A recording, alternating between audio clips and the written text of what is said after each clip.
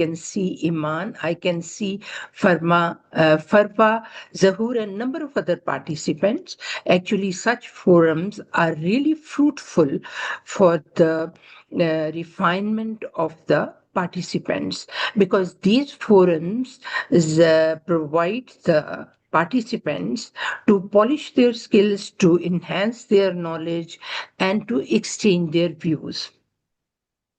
Today, I want to actually, when I started working for this conference, I thought of presenting an extract from one of my own books that has recently been published. And so I thought that I would uh, take a chip from that and present it to the participants and the collaborators. Since I facilitate at postgrad level as well, I thought it would be extremely important to discuss the digital society and the role of linguistic power in today's society. As you might have noticed, the title of my abstract, my talk today, is Language as Power in Digital Age, from the linguistic marketplace to the algorithmic agora. Now, what I believe that number of the participants happen to be from the same university I belong to. Let me share. The title might appear as if it is from linguistics. However, there is a blurring difference between linguistics and literature, because literature relies heavily for its understanding, and it seeks help from linguistics and language. Without code, literature is nothing. It doesn't mean that literature does not have its own entity. These entities are interdependent. Now, let me share. We cannot,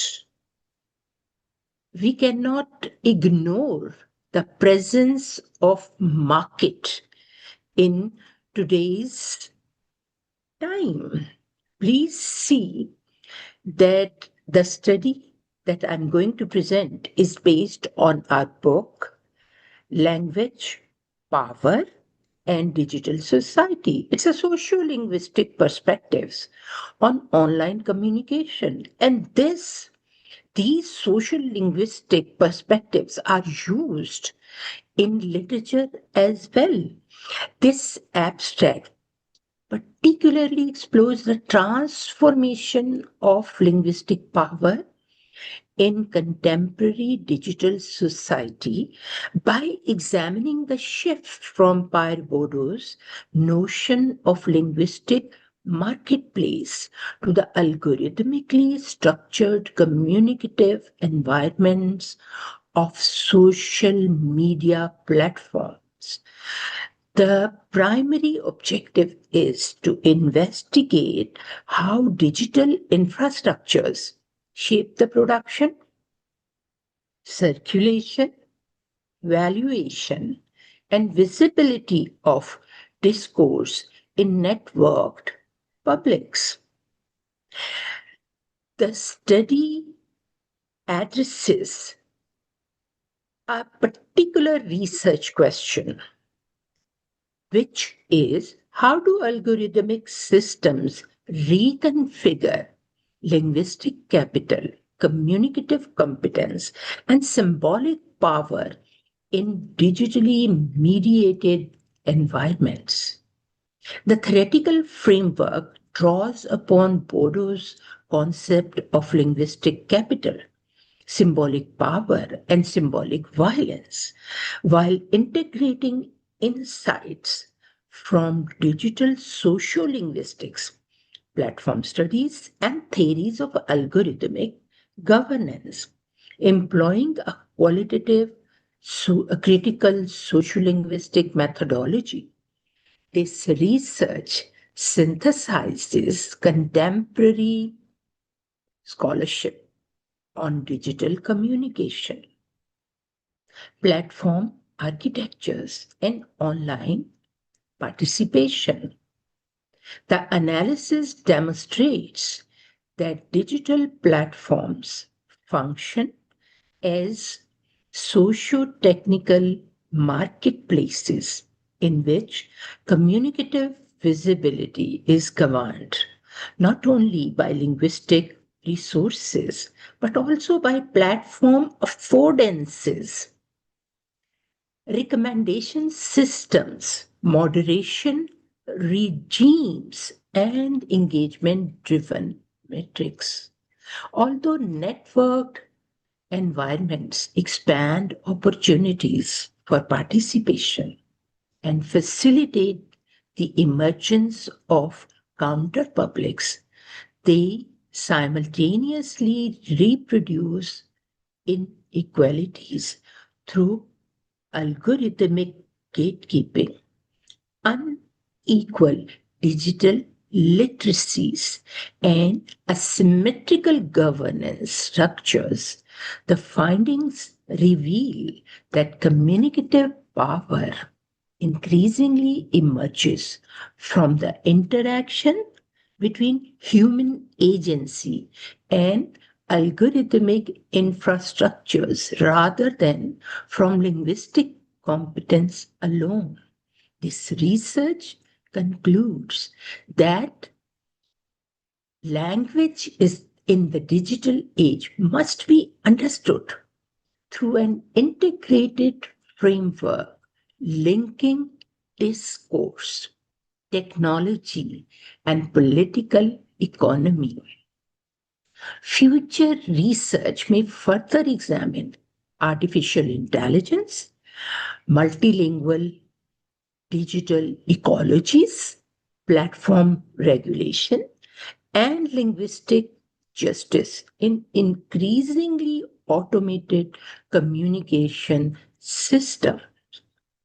What I would like the participants to focus on this communication that I have conducted is linguistic capital, symbolic power, and then symbolic violence. Please connect it with the critical socio-linguistic methodologies and please relate it to socio-technical marketplace in which communicative visibility is governed not only by linguistic resources, but also by platform affordances and recommendation systems. I would like the participants to think over asymmetrical governance structures, unequal digital literacies, and not only to reflect, but to further think how this unequal digital literacy can be reduced. Please see that the communicative power that increasingly emerges from the interaction between human agency and algorithmic infrastructure rather than from linguistic competence. Linguistic competence is just one phenomena. If collaborated with algorithmic infrastructures, it can create unequal opportunities. It can create digital divide.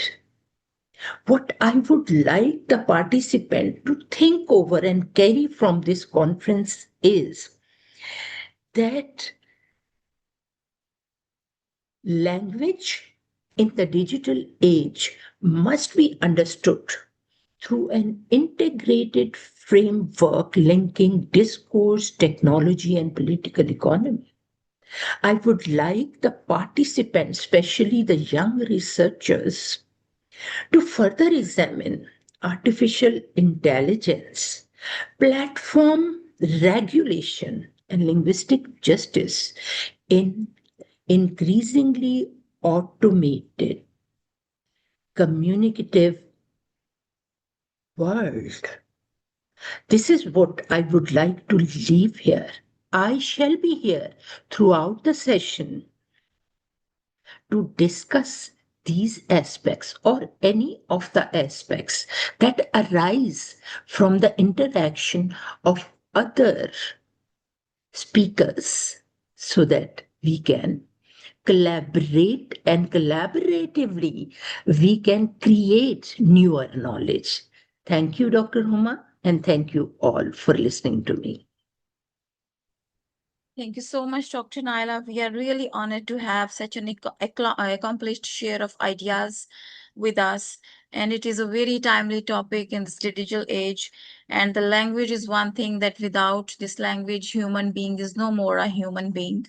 So we are very honored to have this talk. Thank you. Before we just move forward, it is very much, it is a matter of honor for me to introduce you in a more elaborated manner to my participants. So many of you, those who are the students of yours, they already have just familiarity with you and they know you very well. But for all the participants, I would like to tell that Dr. Naila Riaz is a senior academic and research professional specializing in literature and film studies with a demonstrated record of scholarly impact.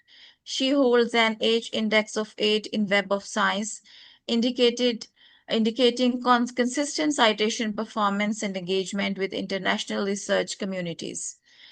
Her research engages with key contemporary debates in mediatization, spatial theory, and cultural studies, positioning her work within globally relevant humanities scholarship. Her publications contribute to interdisciplinary dialogues and reflect familiarity with evolving theatrical paradigms. Dr. Riaz's academic expertise and experience includes postgraduate supervision, research mentoring, and institutional leadership, equipping with her with expertise required for doctoral examination, thesis evaluation, and peer review at an international level. Her profile is compatible with international academic standards and comparable to expectations set by global higher education quality frameworks. Thank you so much once again, Dr. Raz. Okay, so now moving forward to our next participant. So far, I can see that we have Faisal Jahangir with us. Actually, Mr. Faisal Jahangir was supposed to present yesterday, but due to some unavoidable circumstances, he was not available. So today, we would like to welcome him and hope, Mr. Faisal, I'm audible to you. Mr. Yes, Faisal respected is man. there. Yes, Okay. respected man. I am listening to your honor. Okay. So the presentation topic of Mr. Faisal Jahangir's speech is challenging Western narratives of world war and the absurdity of life in selected Western and South Asian war fiction. So over to you, Mr. Faisal. Respected man, I have already humbly requested that please allot me time after 12 or 3. This is my great concern. I am not in position to present. Still, I am trembling regarding my voice. Okay, yes, as we have already discussed that we are not sure whether we'll be able to give you time at 3 o'clock, but if you cannot present right now, it's totally up to you as you like. Thank you. Okay, so according to the Respected man, schedule, can I send you a recorded presentation? Yes, I told you in the morning as well, and in our conversation that you can do so if you want to. Ji, thank you, respected ma'am. Thank you.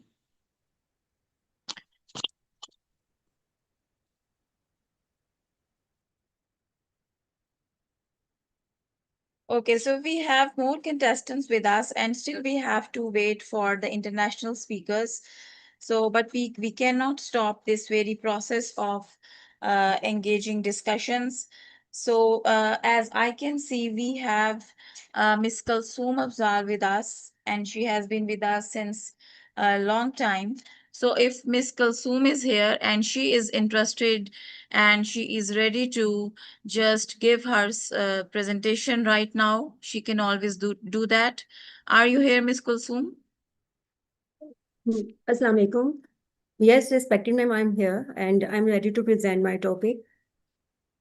Okay, that's very good. Uh, yes, just because of this shuffling. Yes, let me see.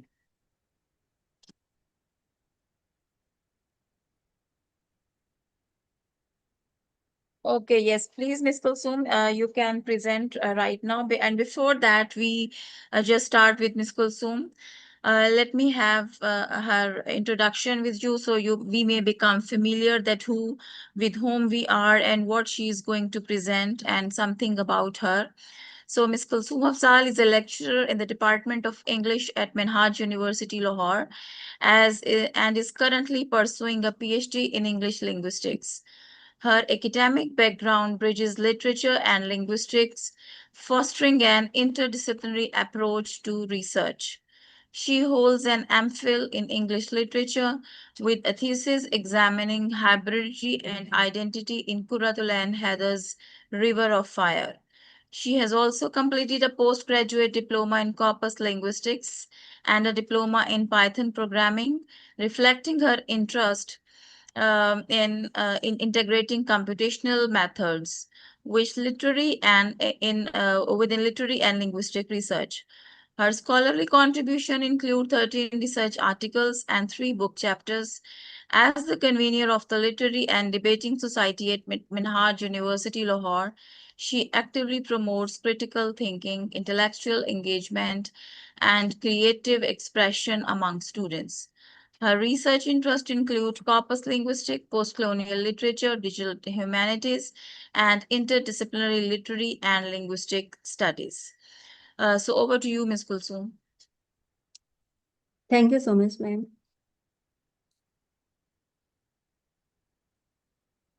So, can you allow me sharing my documents here? Yes, we have allowed you. Thank you.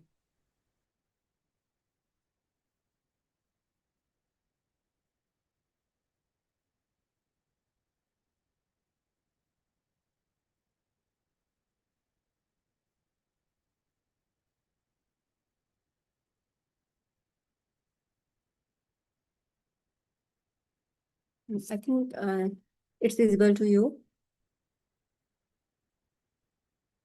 Yes, it is. So, um, good morning, everyone. So today's the topic of my presentation is Urdu lexical insertions in contemporary Pakistani English narratives and exploring postcolonial identity construction through Fair Club's 3 dimensions map model. So I'm too much interested in eclectic type of research work. So over here, I'm applying the 3 dimensional model of Fair Clubs and by the proofs of corpus linguistics. So it's very interesting for me, and I hope that you would also enjoy this research work. So firstly, this one is the sequence of my progression, that how would I go ahead in proceeding my research. So firstly, I will present the background, then research gap and corpus and methods, then corpus findings and CTA interpretation, and then conclusion. So in this way, I would prove that Urdu lexical insertions are not decorative only. They work as systematic markers of religion, kinship, honor, hybridity, and cultural authority in Pakistani English narrative. So hybridity is the core idea that I proceeded in my MPhil thesis as well. So that's why I'm interested in elaborating and going ahead in making a mixed research using the linguistic terms and methods and engaging those methods with the literature. So after that, so firstly, the research background is that so Pakistani English literature operates within a multilingual post-colonial context, and English offers global visibility, but also carries colonial associations as well. Urdu lexical items localize English and resist cultural homogenization, and words such as Allah, Amma, Abba, Namaz, Izzat, and Nikah carry meanings that cannot be fully translated. This one is the intrusion of English lexical insertions by our especially by our diasporic writers to keep a place of their identity in the English narratives. So this is the core idea that I would apply CTA corpus, and I would describe the ideological and identity methods over here. So statements of the problem is that, so firstly, previous studies recognize Urdu lexical insertions as signs of authority and cultural identity. And most works remains qualitative and doesn't quantify lexical prominence, otherwise patterns or semantic domains. So a corpus-associated CTA approach can connect frequency evidence with Fairclough's textual, discursive, and social levels. So this study fills two gaps: a lack of empirical corpus-based measurements and limited integration of quantitative lexical evidence with Fairclough's CDA model.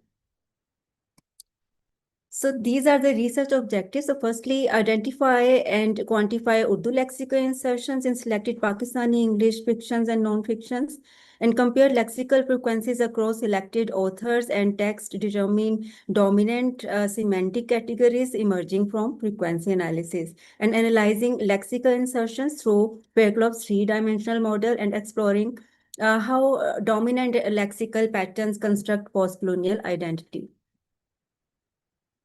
So these are the research questions that what are the most frequent Urdu lexical insertions in the selected corpus, and which semantic domains are dominant by frequency and distribution? How do insertions function at textual, discursive, and social levels? Also, how do dominant lexical patterns contribute to post-colonial identity constructions? So together, these questions connect measurable lexical patterns with large questions of ideology, hybridity, and cultural belonging. So this one is a conceptual framework that it would go from corpus compilation to frequency and keyword analysis, then semantic domains, then Fairclough CDA, then post-colonial identity. So textual analysis, vocabulary, choice and repetition, frequency in collaboration and collaboration, then semantic clustering. And discursive practices, production, distribution, readers, positioning, and authorial cultural authority. After that, social practice, hybridity, religious identity, kinship, honor, and cultural resistance. So we will discuss all of these things here. So research design and methodology is like that. Quantitative stage, corpus compilation, frequency analysis, normalization, keyword identification, and semantic categorization would be included here. Qualitative stage is Fairclough's three-dimensional model used for textual, discursive, and social interpretation. After that, software to support this research, and conc used for word list, frequency patterns, and collocation analysis. Reference corpus, BNC, written sampler used for keyword comparison. So this is the way whenever you would, if someone is purely related to literature, so he or she should know. So what is the role of reference corpus over here? So BNC, British National Corpus, is used here to analyze the more specific Urdu lexical insertions in these novels, whatever I have added in this research. So this one is the combination of three books, Other Rooms, Other Wonders, Mouth Smoke, and Meatless Days. So one is totally a combination of short story, and the second one's Mouth Smoke is about the episodic stories, not purely short stories, but like the framework is like the short stories. But this one is a fiction, and Meatless Day is not non-fiction prose. You can say this. This one is the memoir. So you know that in linguistic research work we have to be representative. Our research have to be representative, so we have to include more and more sites, and we have to collect materials from different sites to make it representative, that how different things are occurring in different fields and how they are combining the main goals and the same goals. So that's why. So reference corpus would tell, so what are the, suppose over here, look at this word mother. So this word is found in reference corpus mostly. So there is a high frequency over there, but Allah and Amma. So this one is not included in reference corpus. That's why we would know that how much specific is this and what is the particularity of these words. So this one is highly distinctive. So this is the pattern that I would go ahead. Corpus composition. So I just told you that this one is the combination of 3 books, Daniel Mohiuddin's In Other Rooms, Other Wonders, and it was published in 2009, and 8 stories are there. So likewise, Mohsin Hamid's and it's Mouth Smoke. It was written in 2016. Units are there, and Sarah Sulari's Meatless Days in 1991 was the publication date, and 9 sections are there. So this one is a combination of 198,450 lexicons. So after that, top Urdu lexical insertion. So after and conc analysis, we find out that what are the frequency measurements of these Urdu lexicons in these calculations. So Allah was used in 312 times, and Amma was used 287 times, Abba was used 254 times. So likewise, this one is the measurement and calculation of different Urdu lexicons that were involved, but that were used in the writings of those authors. So Allah is the most frequent item with 312 counts, and kinship items such as Amma and Abba are highly recurrent. Izzat shows the silence of honor and moral regulations. The top items form a hierarchy of lexical prominence. So mostly the top, when we include the list, we focus on the top 10 elements or lexicons, that we would add in the tables and graphs. So this one is a list of those 10 words. Dominant semantic domains. So over here, so when we analyze that from where those words relate, so this one is the dominant semantic domains. So identity is clustered around religion, kinship, and culture. So religion, 969 words are connected to these ideas, and 668 words are connected to kinships, and likewise cultural rituals and morality and honor, and clothing material, authority, food, and space. So these are different words that are representing the domains of, you can say, the cultural representation and religious representations and kinship representations in our English narratives. So collocation analysis. Collocate means that how much one word is being occurred with neighboring words. So in this way, we can analyze the context of the scenario. So Allah was used mostly with mercy, will, forgiveness, and fear. So MI range is 5.2 to 7.8, and after that Amma was used with sad, kitchen, tears, prayers. After that, Izzat was used with family, protect, lost, and shame. And Namaz was used with mourning, mosque, and perform, Mehndi, ceremony, bride, and hands. So these are the MI reigns before you. So the Izzat cluster is especially important because it links honor with family, shame and protection, showing identity as collective rather than purely individual. After that, Allah collocates with agency, mercy, fear, and divine will. So strengthening the theological register of the narrative. So these are also the basic aspects of our cultural identity. So this one is MI range in corpus, mutual information range. I included this table for those persons and fellows who are not familiar with the MI range in a corpus. So this one is the measurement that how would we analyze the weakness of any combination of semantic words. Likewise, suppose 0 to 1, very weak association and random co-occurrence. So those words who are randomly occurred in any text, so their MI score is 0 to 1, and then 1 to 3 weak association, and 3 to 5 would show moderate association, 5 to 7 would show strong association, and 7 very strong association. So likewise, we would analyze how much strong our word semantic combination are there, and what is the contextual use, and how much strengthens are their contextual uses.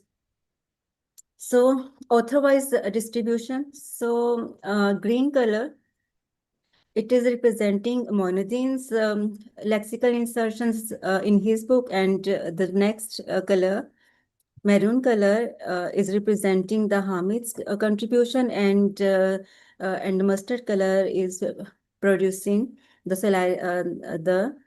Solari's contribution.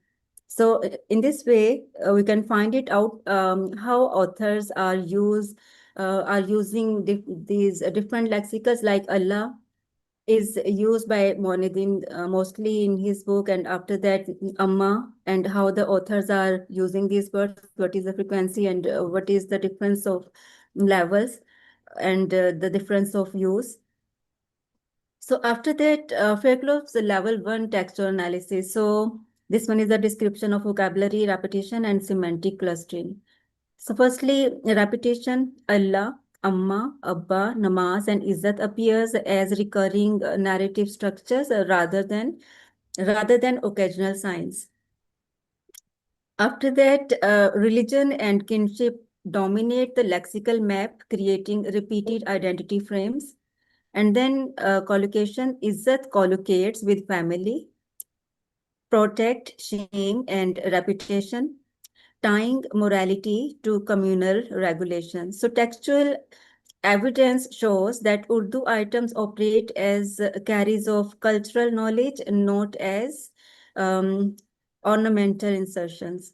So there is a specific purpose to add these words, and you can observe that this one is the representation of identity and ideology. That is a very you can say a very precious thing for any nation. So we have to be focused. We have to give respect to our identity. While if suppose if we are writers, we are diasporic writers. So our identity is everything for us. So we can't ignore it totally. So that's why diasporic writers are using the insertions to put their authority over there.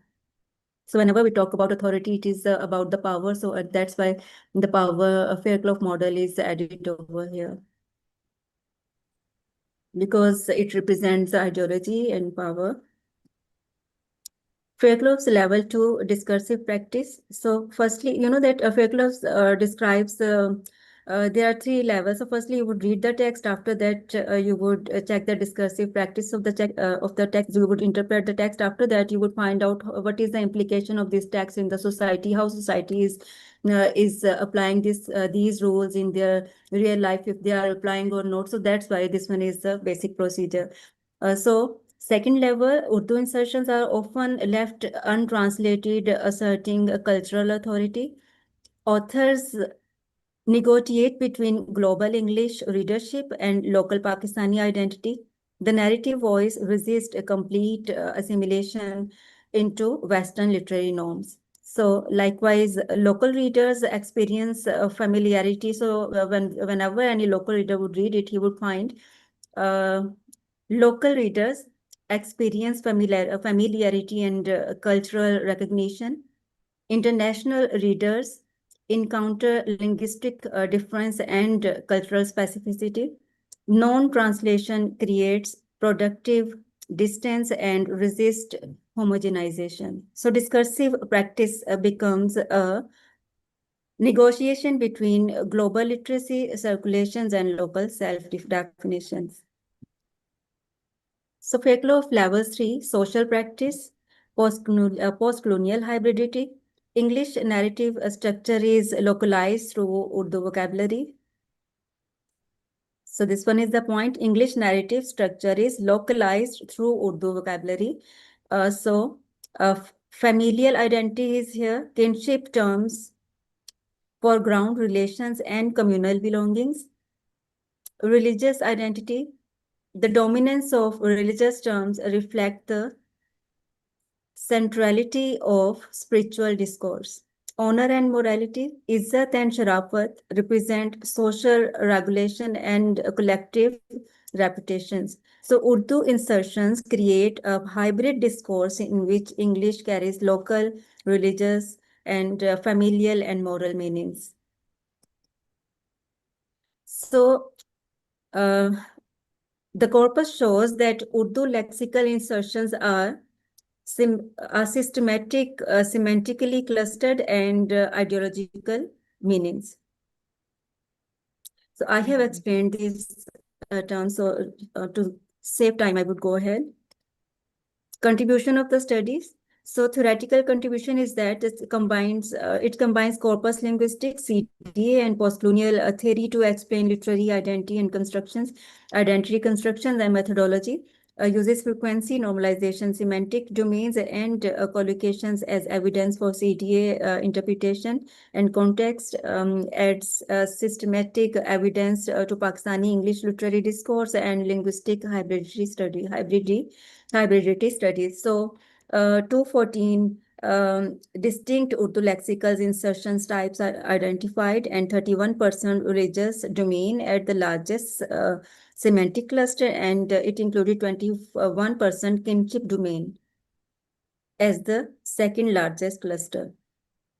So delimitations and scopes are here. So the study focuses on selected Pakistani English short stories and episodic novel and memoir. It analyzes lexical insertions only. Structural and syntactic code switchings are outside the scope. And after that, the CDA framework is limited to Fairclough's three-dimensional model. The findings are interpretive and corpus specific, but the method is replicable for other literary corpora. So Van Dyke model is not used here, or Wardeck model is not used. So this one is the conclusion that Urdu lexical insertion in Pakistani English fiction and non-fiction are not merely stylistic decorations. They function as ideological tools that localize English and construct hybrid Pakistani subjectivities. After that, final takeaways are here. Corpus evidence shows that Urdu words in Pakistani English narratives carry the cultural memory, religious register, and social identity of post-colonial Pakistan. So the words measurable lexical patterns are used here, and discourse, reader, and author positioning is evaluated here, and identity, hybrid post-colonial subjectivity is the main focus. So these are the references. So it was all from my side. I tried to save time. So I hope that you have better understanding of my topic and the research effort. Okay, thank you so much, Ms. Kulsum Afzal. It was really a very nice research, a piece of research, and we are very happy to have you here on this forum. It was Thank well you so much. presented. Your quantitative data was very well managed, and the commendable thing that I noticed is that you kept the qualitative aspects of the research in mind and presented in a well balanced manner. So thank you very much. And if anybody wants to ask something or comment something on this very presentation, you are most welcome. Yes, thank you, ma'am. Can I have a question, please? Sure. Yes, sure. Indeed, it was a wonderful presentation based on the quantitative analysis. in the qualitative domain actually. What particular software Ms. Afzal did really use to make the analysis? If she can AntConc was elaborate. used here, AntConc. Actually, recently I completed a postgraduate diploma in corpus linguistics over there. We learned how to use AntConc and search engine. You know, though, if you want to go with search researches, AntConc or research, sketch engines are too much enough, I think. But other devices are also there. Yes, thank you very much. You are always welcome. Okay, I would like to add something to all of our presenters. Please stick to the time allotted to each presentation, because then we have to make arrangements for others, and it create problems for us being the organizers of the the presentation and conference.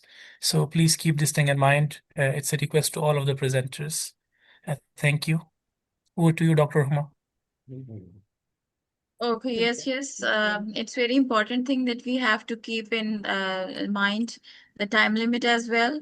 So to be on the safer side, we have just given 10 minutes for the presentation and 5 minutes can be utilized for the question answer session. So we'd really appreciate if you people just follow this.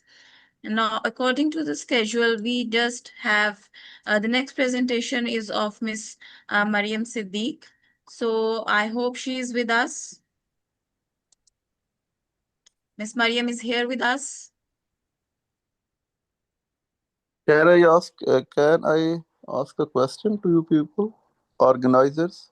Yes, Yes. sir. Yes, sir. Dr. Asif. Yes, sir. You are welcome, sir. So, I have question for you that as per your time when you have closing ceremony and how I think that you have to give a proper time to give a proper time to your uh, presenters. So let them discuss what they want. So I think that our physical session is going on in Braga. And so online, if it's get longer, so there would be no problem. If it's, you can say, feasible for you people. All Okay, right, sir. sir. We will try to All right. accommodate, sir. Thank It's you. just a suggestion. All It's right, totally sir. up to you. So if someone takes a little bit longer, so no problem. Okay, Okay, sir. carry on, carry on. Thank you. All right, sir. Okay, so now moving on to the next presentation, we have Mariam Siddiq with us, and if she please unmute herself, then we will be better able to contact with her. Good morning, everyone. I'm Mariam Yes. Sadiq from Pakistan. Yes, Miss Mariam, are you prepared for your presentation, or you would Uh, like us to play the very recording you shared with us? yes, madam, I would like you, in fact, I would request you to play the recording, please, because the environment where I am is not feasible for me to present. Okay. So on the request of Miss Mariam Siddiq, we are just going to play the recording. Thank And you so before much. just, okay. So before we just play this very recording, let me introduce Miss Mariam. Ms. Mariam Siddiq is a lecturer at Superior University Faisalabad campus, where she also serves as the International Office Manager, facilitating international collaborations, academic partnerships, and student engagement initiatives. With over 10 years of experience in higher education, she has contributed extensively to teaching, academic administration, and student development. She additionally serves as the club advisor and literary society advisor, promoting leadership, creativity, and co-curricular engagement among students. She is currently pursuing a PhD in English literature and has successfully completed her coursework. Her research interests center on psychoanalytic literary studies, with particular emphasis on the application of psychoanalytic theory to literature, human behavior, personality development, and educational context. She has actively participated in numerous national and international conferences, seminars, and development program, reflecting her commitment to the academic excellence, interdisciplinary research, and fostering meaningful scholarly and cross-cultural engagement. The topic of her discussion is Between the Unconscious and the Algorithm, Psychoanalysis and Digital Post-Colonial Features in Pakistani Fiction. So just give me a minute to just play this video plus Thank you so audio. much, madam, for the introduction. You're welcome.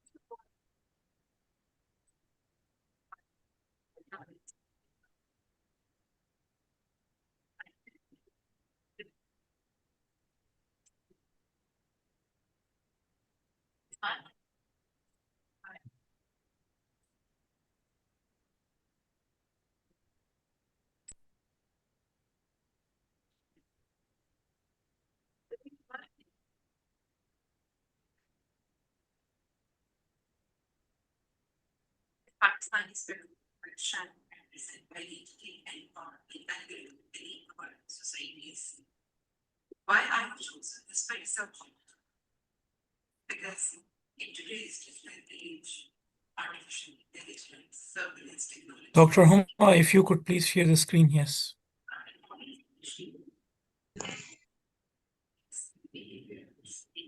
Experiences. Discuss maybe the perspective of political, technological, perspectives, but my research has a very different question. And that question is basically this identity is produced between unconscious desire and my research paper actually leads with many perspective. That is what happens to humans unconsciously. I'm sorry, the voice is not at all clear. Yes, it is not audible.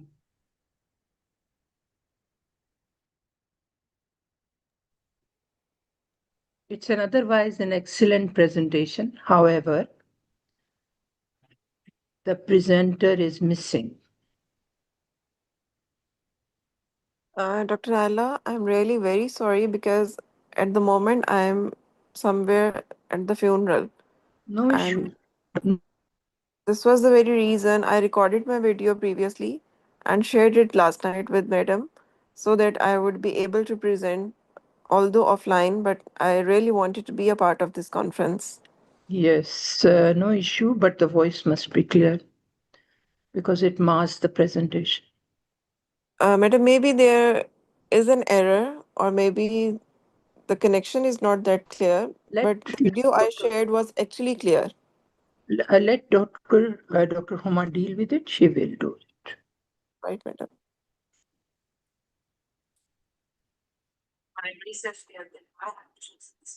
Dr. Huma, if you could please increase the volume button. Probably Yes, it is the maximum one. All right. It is the maximum volume. Then the recorded, probably voice was low, so that's why It's not clearly audible.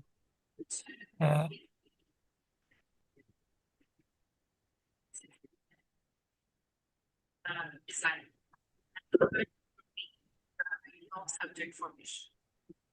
However, when food studies bring these perspectives together and examine how technologies influence student activities. This is the very research area which I would like to mention here. The I choose this subject.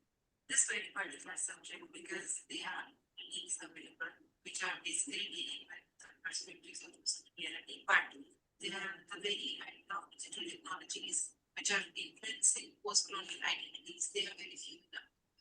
And I really with the key points of my research. First is rise of AI, a very important one. We are all aware of the rise of AI and surveillance culture.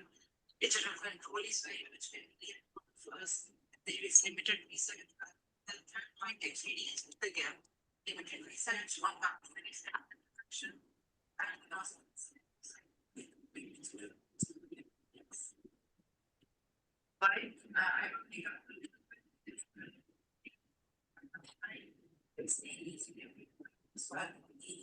very major points of my discussion. Actually, my discussion is psychological segregation. This is a very important point in my research. Then psychological segregation due to AI and artificial intelligence. To analyze psychological anxiety, produce values to the practice and chosen the idea drives idea conscious anxiety and depression basically is very in the words is just human. That is the external reference from the there was a patient, please do not just human mobile as machines are there regulate our identities. They are making us believe as they want us to science conscious and usually by encouraging simultaneously familiar but frightening as well.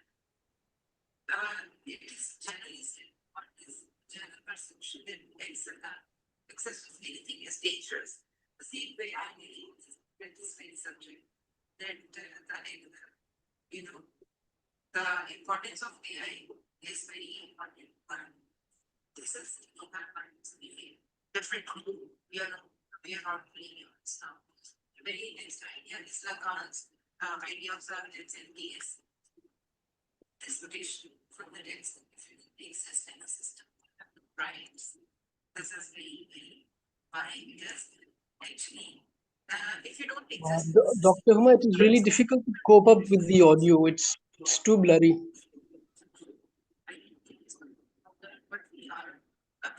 So it's the maximum volume of the audio.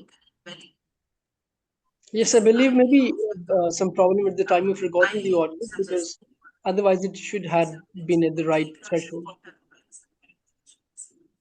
Respected listeners and presenters and scholars available here, may I intervene? Sure. Yes. Yes, please. Okay, for the convenience, I would like to mention my important points here, or I will be able to share my recordings again in the group so that all of you can hear it afterwards. But for now, I can highlight my important research gap, research questions, and the analysis. May I? Thank you very Yes. much. Thank you very much. Because in that way, the presentation would be enhanced. Thank you so much. Thank you, madam. Thank you. Uh, Basically, the idea of this presentation or this paper was to bring in notice that Pakistani speculative fiction is dealing with post-colonial perspectives. Post-coloniality is there. The trauma, the hybridity, the identity crises are always there, were always been there.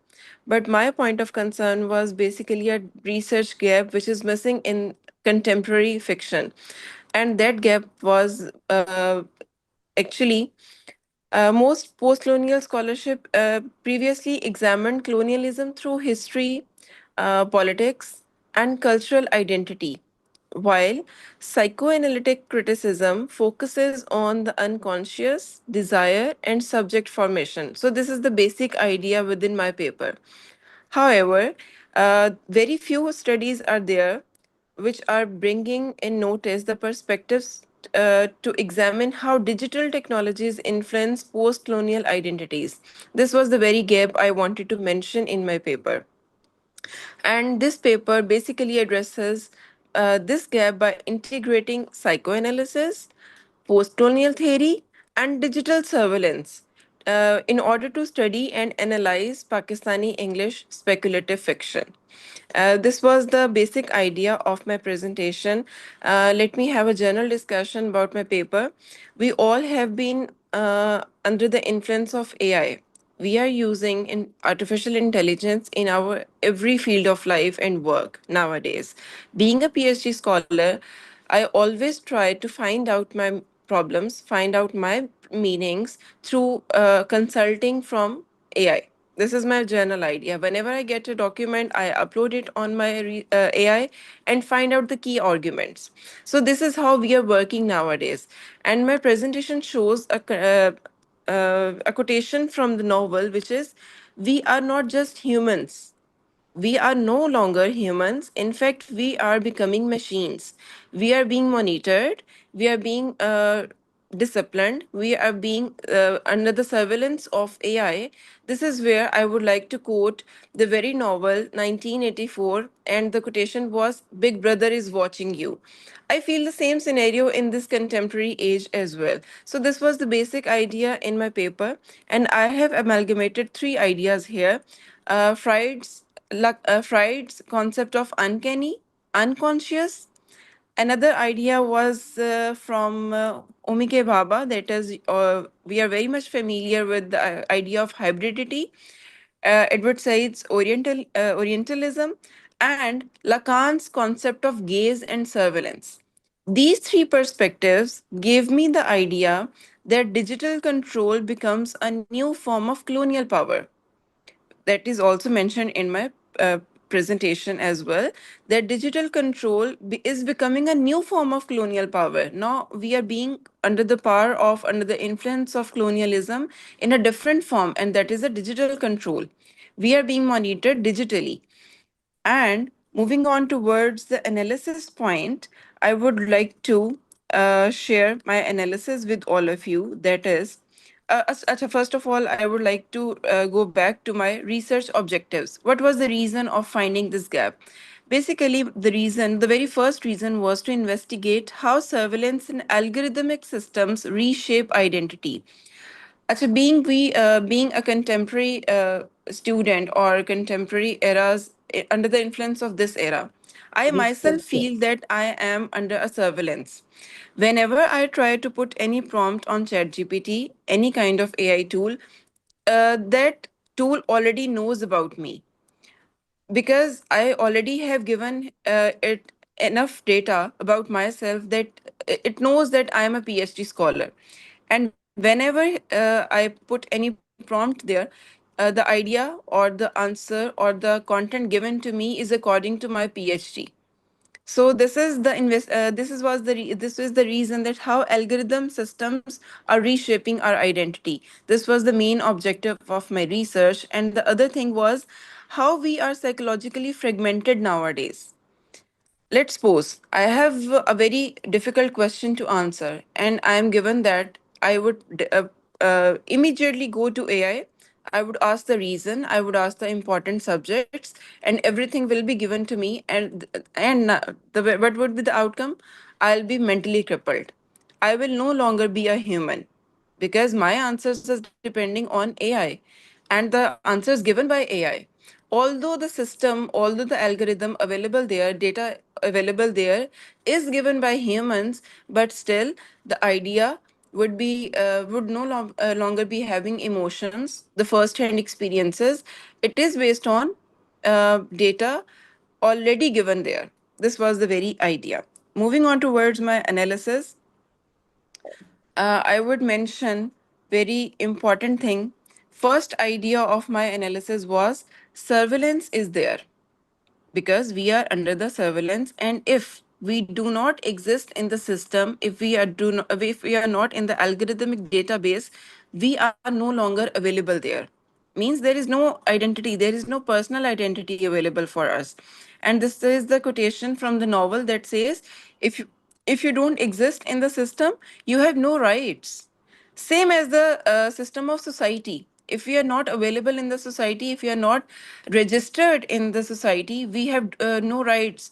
Just taking the example of transgenders previously, nowadays they are getting their rights as well. But previously, what was the basic idea? They had no identity. There are various movies on this, there are various literature available on this, and this is the very idea again. And if you do not exist in the system, you have no rights available. This is the very quotation from the novel. The other idea or the other finding is the Freudian concept. Basically, the Genesis code merges with Ayan's body of consciousness. The very main character of Ayan gives the idea of consciousness. Although he remains biologically human, so please notice this statement. He remains biologically human, he gradually becomes technologically transformed, as we are all being transformed nowadays. So, this reflects Freud's concept of uncanny, where something familiar becomes unfamiliar. Our own identities are becoming unfamiliar, and the very identity given by the AI or dictated by the AI is becoming a new familiar entity. Technology is becoming psychologically intimate, creating anxiety. Definitely, we are in this age, every one of us is having a sort of depression. Why? Because our our personalities are fragmented. We don't have streamlined conscious ideas. We are giving this idea at one moment and we are negating our own idea the very next moment because we don't have solid reasons to prove ourselves. And technology becomes psychologically intimate, creating anxiety because the boundaries between human and machine begin to disappear. Again, the same idea is there. The other very important idea that is related to Freud. The Freud's concept of superego is basically dealing or leading us to do or not to do. Again, one of the central arguments of this paper is that the algorithm functions like Freud's concept of superego. Traditionally, the superego disciplined human behavior through guilt and moral regulation. In this digital world, what is now happening? Algorithms regulate behavior through surveillance, prediction, and continuous monitoring. And moving on towards the last outcome, the last my analysis is post colonial sovereignty. This is highly significant because technological futures are imagined from Pakistani perspective rather than a Western one. The novel, which I have chosen, the Genesis, the novel suggests that colonial power has evolved. Evolved instead of territorial occupation. We all know, we are aware of the idea of territorial occupation because the boundaries were territorially. Territorial dominance was the reason of coloniality. Now, domination has now or is now operating through information, surveillance infrastructures, data extraction, and technological dependency. If I'm not wrong, Dr. Naila, we are technologically dependent. This reflects contemporary forms of neo-colonial digital governance. And the sorry, I'm taking so much time, but the last idea is hybrid identity. Another important idea. What is hybrid identity?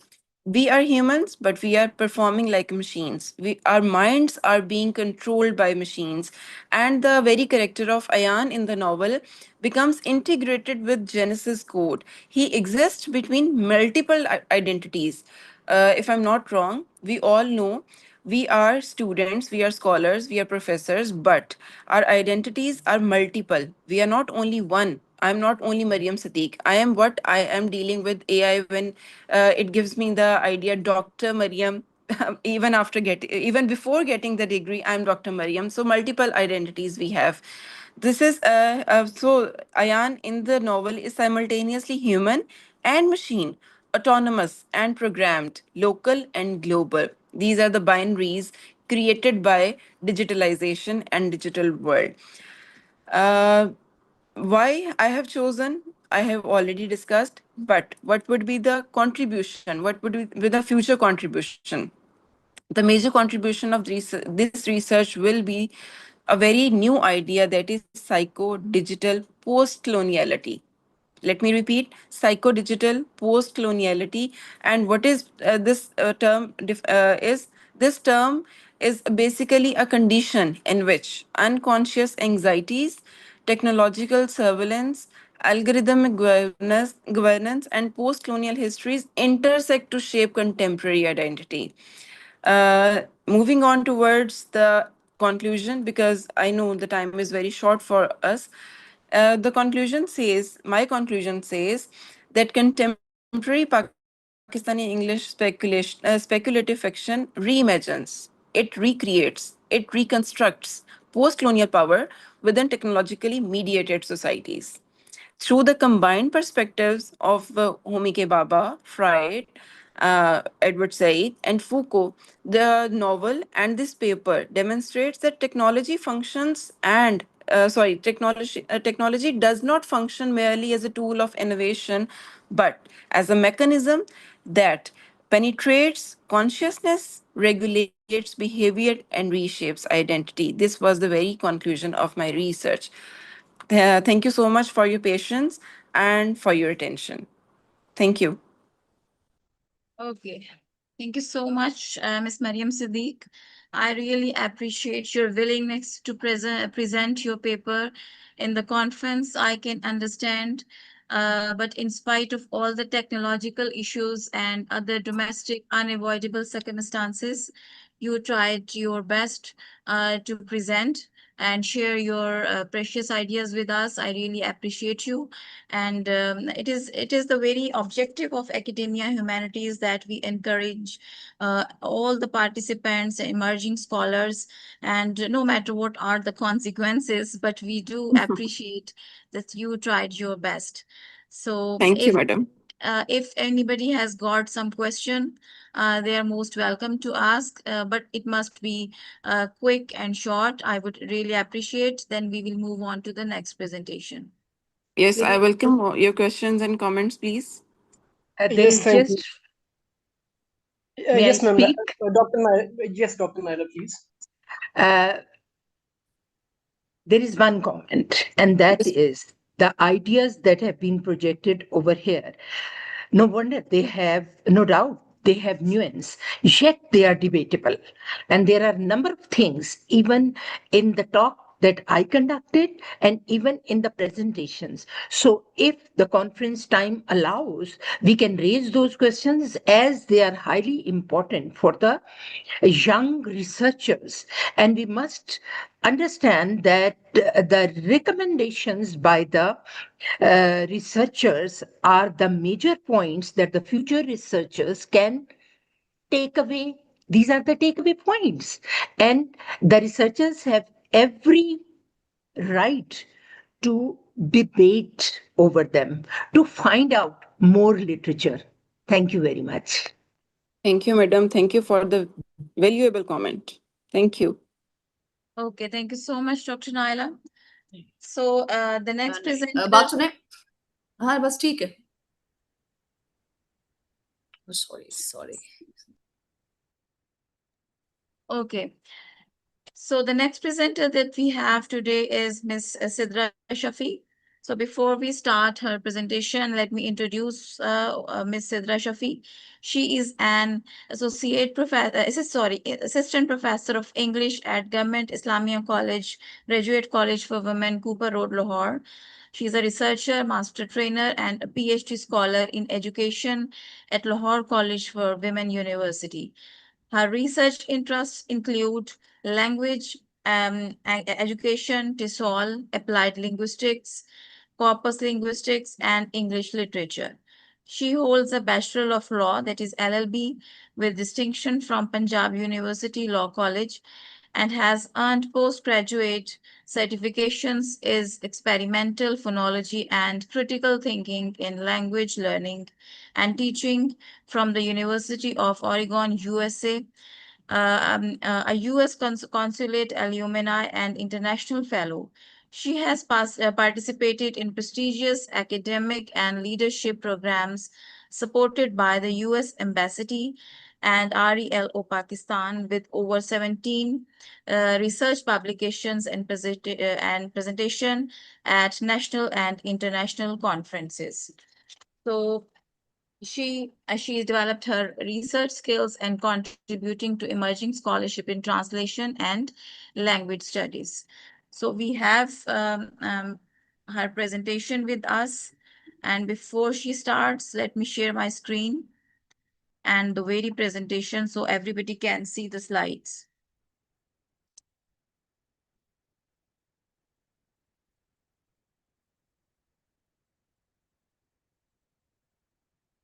Yes, Ms. Sidra, over to you.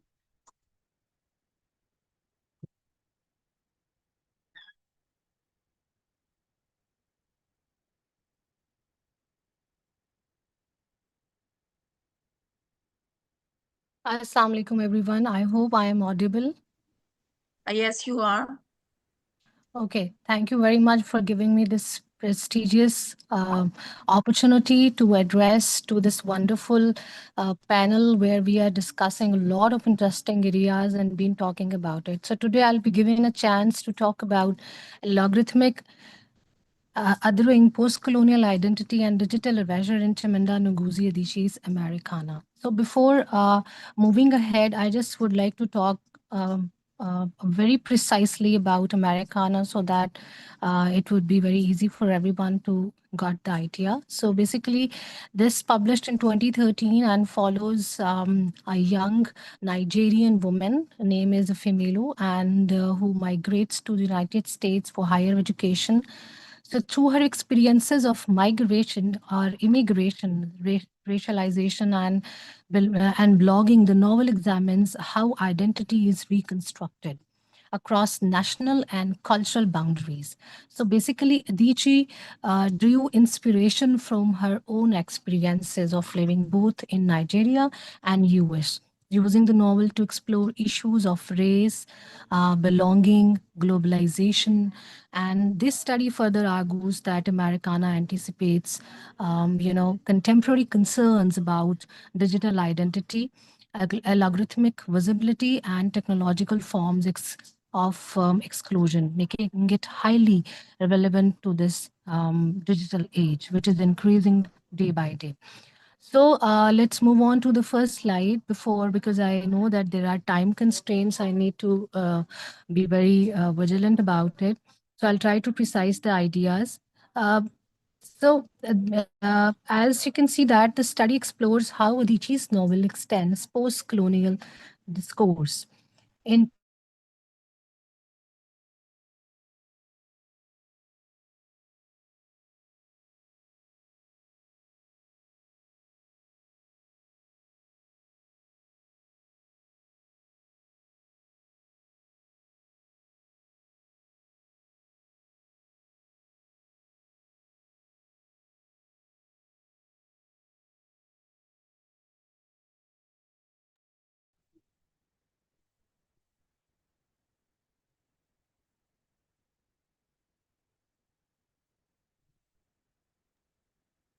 Yes, Sidra, you are not audible to us. Are you here?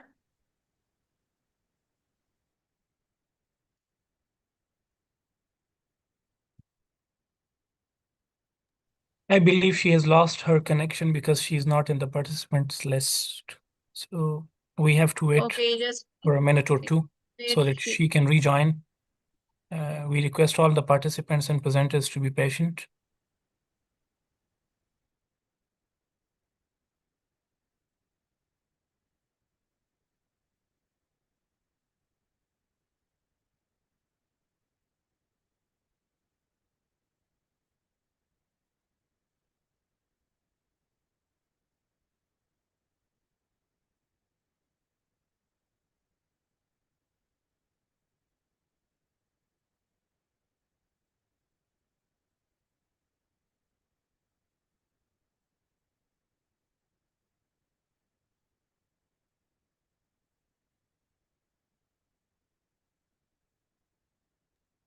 Dr. Huma, please note that we are joined by Dr. Iman, and she is currently located in Canada, so we need to have her Okay. presentation right after this. She is one of our keynote speakers, and we welcome her to our, conference.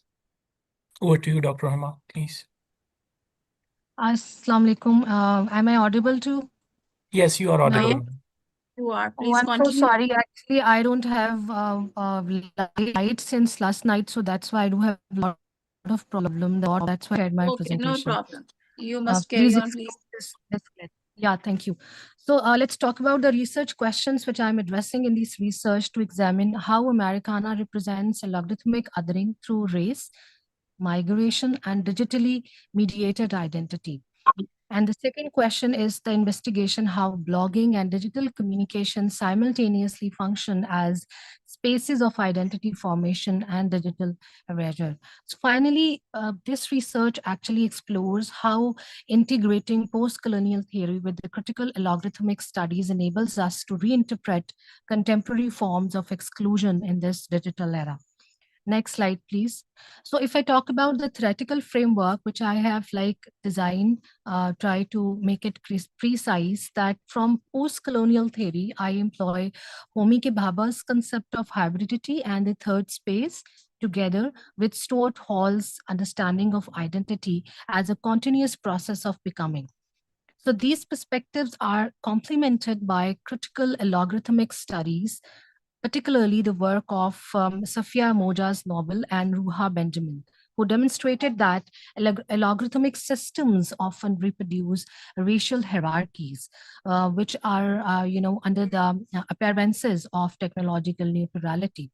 So together, these theories, basically the founding theoretical framework of the concepts of logarithmic othering is underlined. Next slide, please. So a literature review is all about the existing scholar live work, which has been interpreting Americana through migration, race, diaspora, and political post-colonial identity. And these recent studies actually dig into the digital humanities, reveal that how digital humanities reveal that a logarithmic influence, visibility, identity, and belonging works. So there remains a significant gap, which I try to address extensively. Americana, very little works on it, because very little research has examined it through the lens of logarithmic power or digital exclusion. And basically, this is the gap which motivates me to work over it. So next slide, please, slide number 5.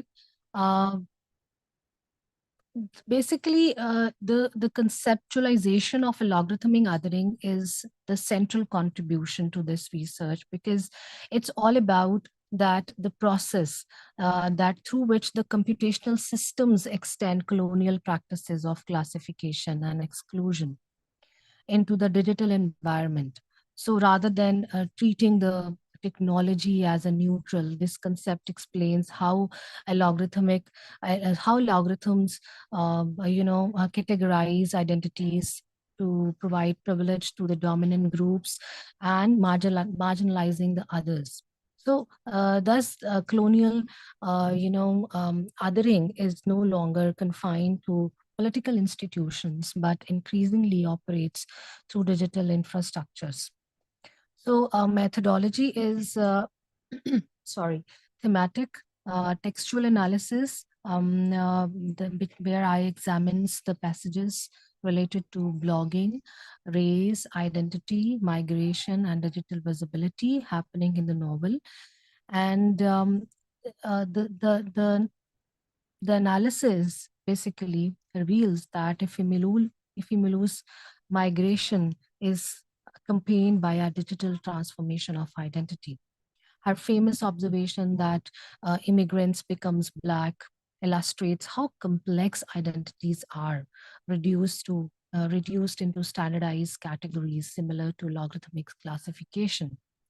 At the same time, her blog functions as a powerful act of digital resistance, challenging dominant racial narratives.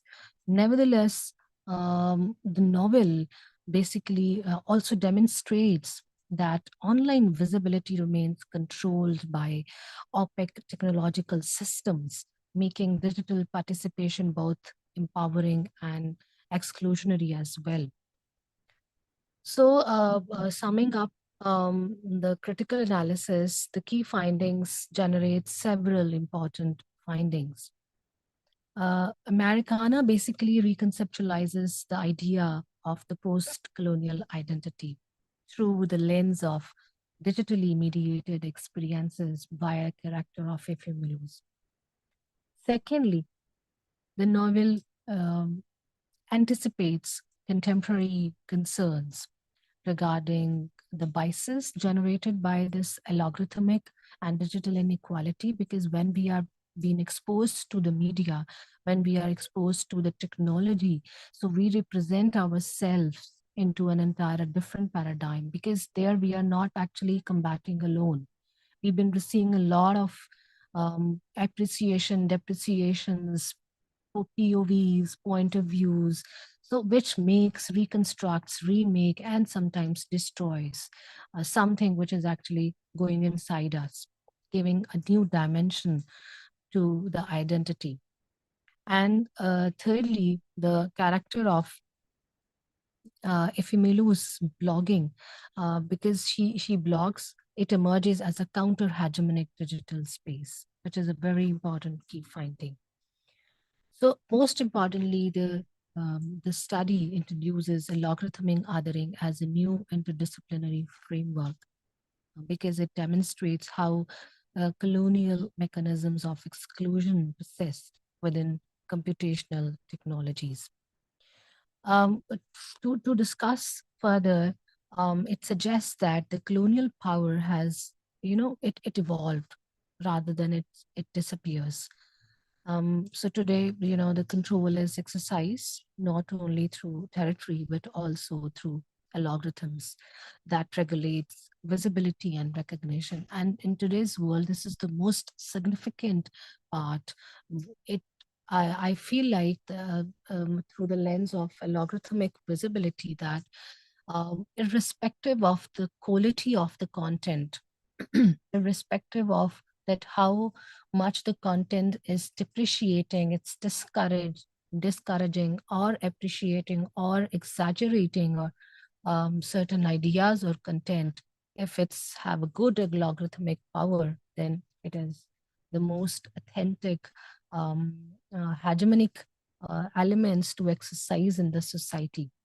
So the study, therefore, extends Bhabha's notion of hybridity and Hull's theory of cultural identity into digital contexts, which have started to be, talk over.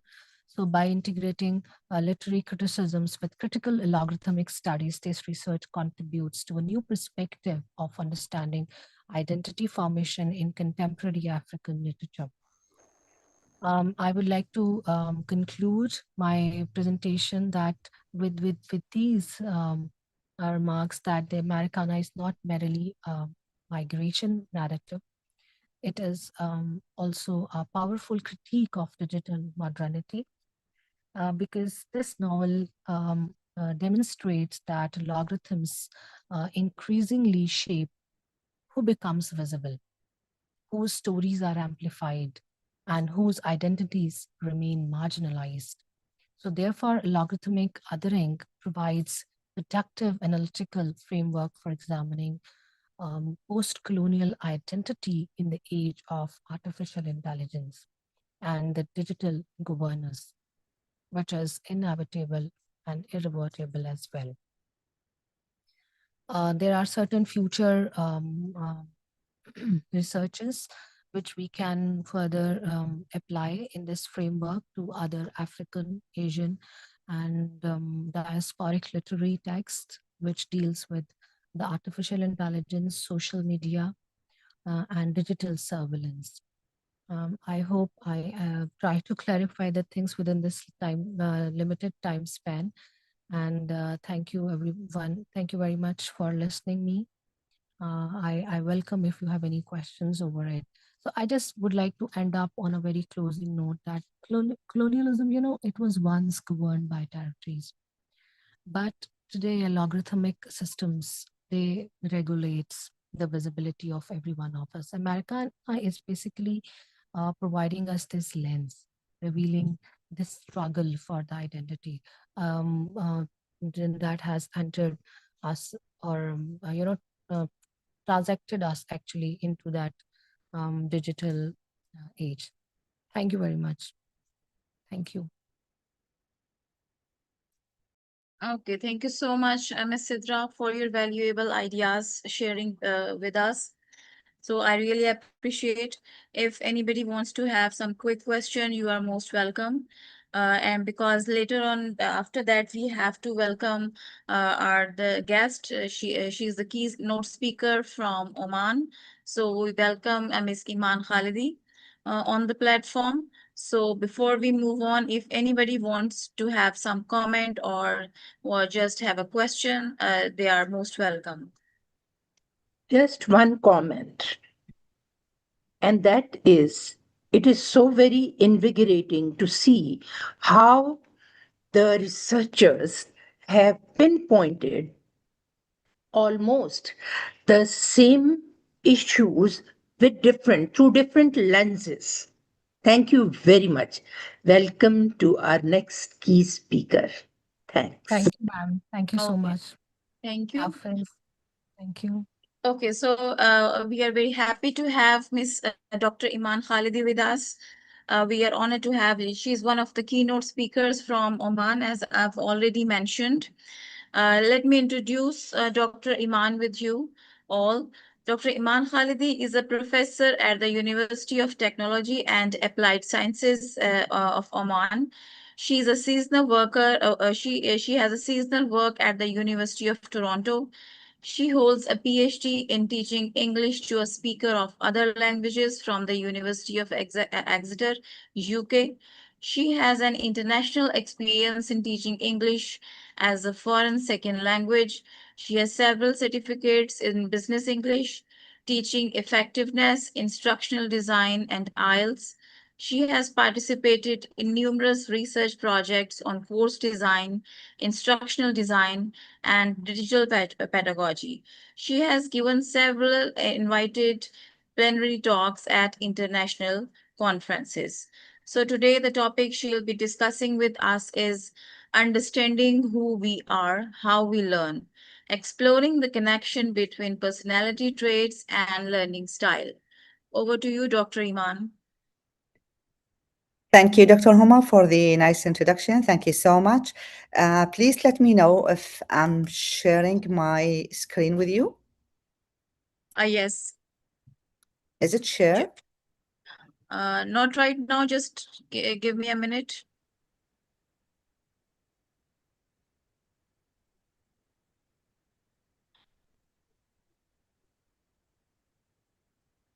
Is it shared? Please let me know. Yeah, your screen is shared now. Oh, thank you. Okay. Good morning, everyone. Thank you for inviting me to this conference. I'm Iman Al-Khalidi, and today I'm pleased to present my research study entitled,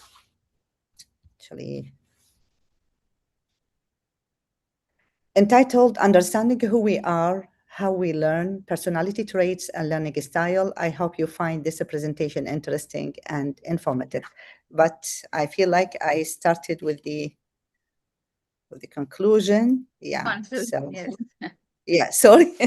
Yeah. So this is my topic, understanding who we are, how we learn, exploring the connection between personality traits and learning style. This is the outline, an overview. It includes an overview, personality, definition of personality, objectives of study, personality traits assessment, learning style framework, findings, and conclusion. So I'd like to start first with providing you with an overview. This is a quantitative study. Actually, it falls within the scope of educational psychology. It's based on three objectives. The first objective is exploring personality traits among a group of students at our university.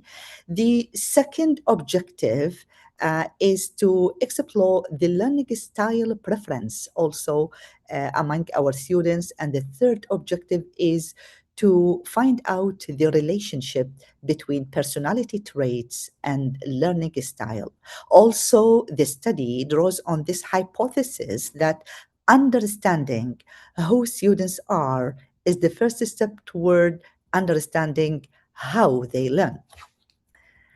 Objectives, okay, I'm going to skip it. So the statement of a problem, of course, as a researcher, I started with this a problem. The problem is that we teachers, especially teachers of English, teacher overload. So teachers invest heavily in preparing materials, activities, and teaching strategies designed to be more effective and engaging for our students. But unfortunately, in return, what do we have mostly? We have student disengagement. We have students who appear demotivated, less engaged, and this disconnect ultimately leads to low academic performance.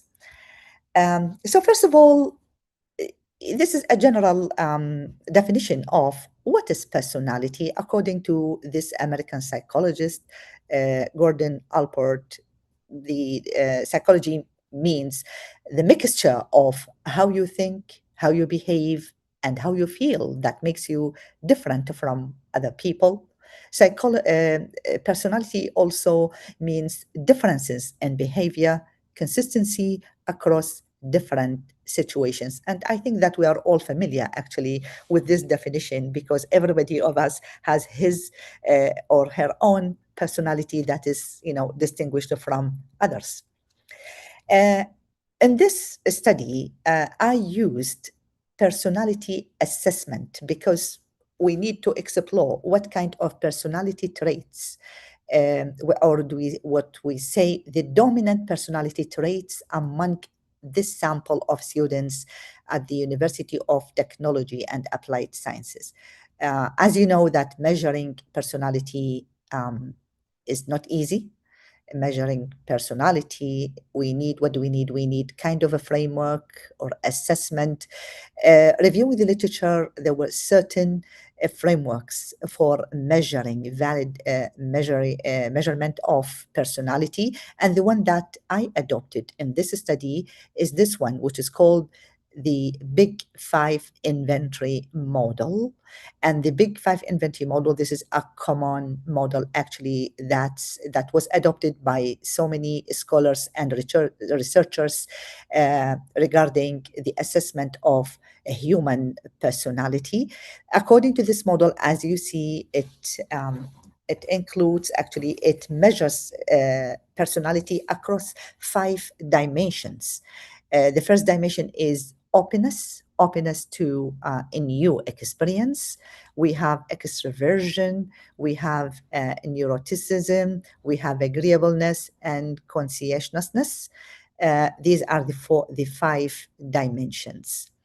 And then the same model is also called the ocean model because it's it includes the 5 features: openness, conscientiousness, extroversion, agreeableness, and neuroticism.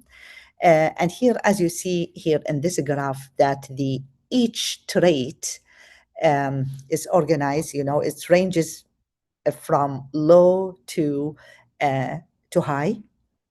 And each person of us possesses actually all these features, all these traits, but varies, in degrees. Now, we might argue that what are the benefits actually of measuring the students' personality traits? What are the points? What are the advantages? These are some actually of the most important advantages. Is that we have self-awareness. And if we conduct this assessment, especially at the beginning of each year, every semester, the self-awareness, because students need to know their personality, the dark side about their personality, for example, the bright side of their personality. It helps students gain a deeper understanding of themselves. It Also, the other benefit is the empathy, because it fosters compassion and cooperation, especially from teacher side.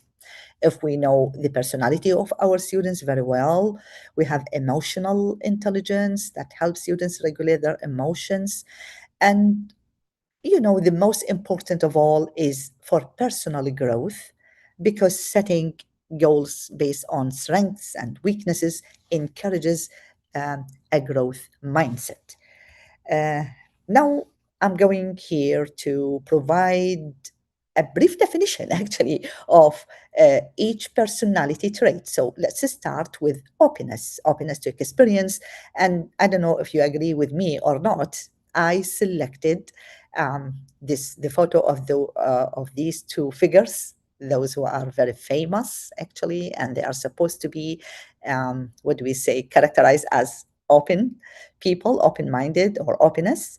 Curious, the key characteristics are curious and imaginative, creative and innovative, open to new ideas and experiences, adaptable in different situations. And hopefully that we can find these traits in our students. According to the agreeableness, I also picked up this picture, including these two famous ladies. The agreeableness include characteristics such as kind and compassion, empathetic toward others, cooperative and supportive, friendly and polite. The conscientiousness, the key characteristics, organized and responsible, disciplined and dependable, goal-oriented and hardworking, especially the third characteristic that is really important, for students, careful in decision making. Extraversion also, this is an important or one of, let's say, the positive personality traits that we really appreciate to find in our students, because it encourages for outgoing and energetic, social, enthusiastic, enjoys teamwork. This is especially the last characteristic that is important in for classroom practice. Enjoys teamwork and interaction.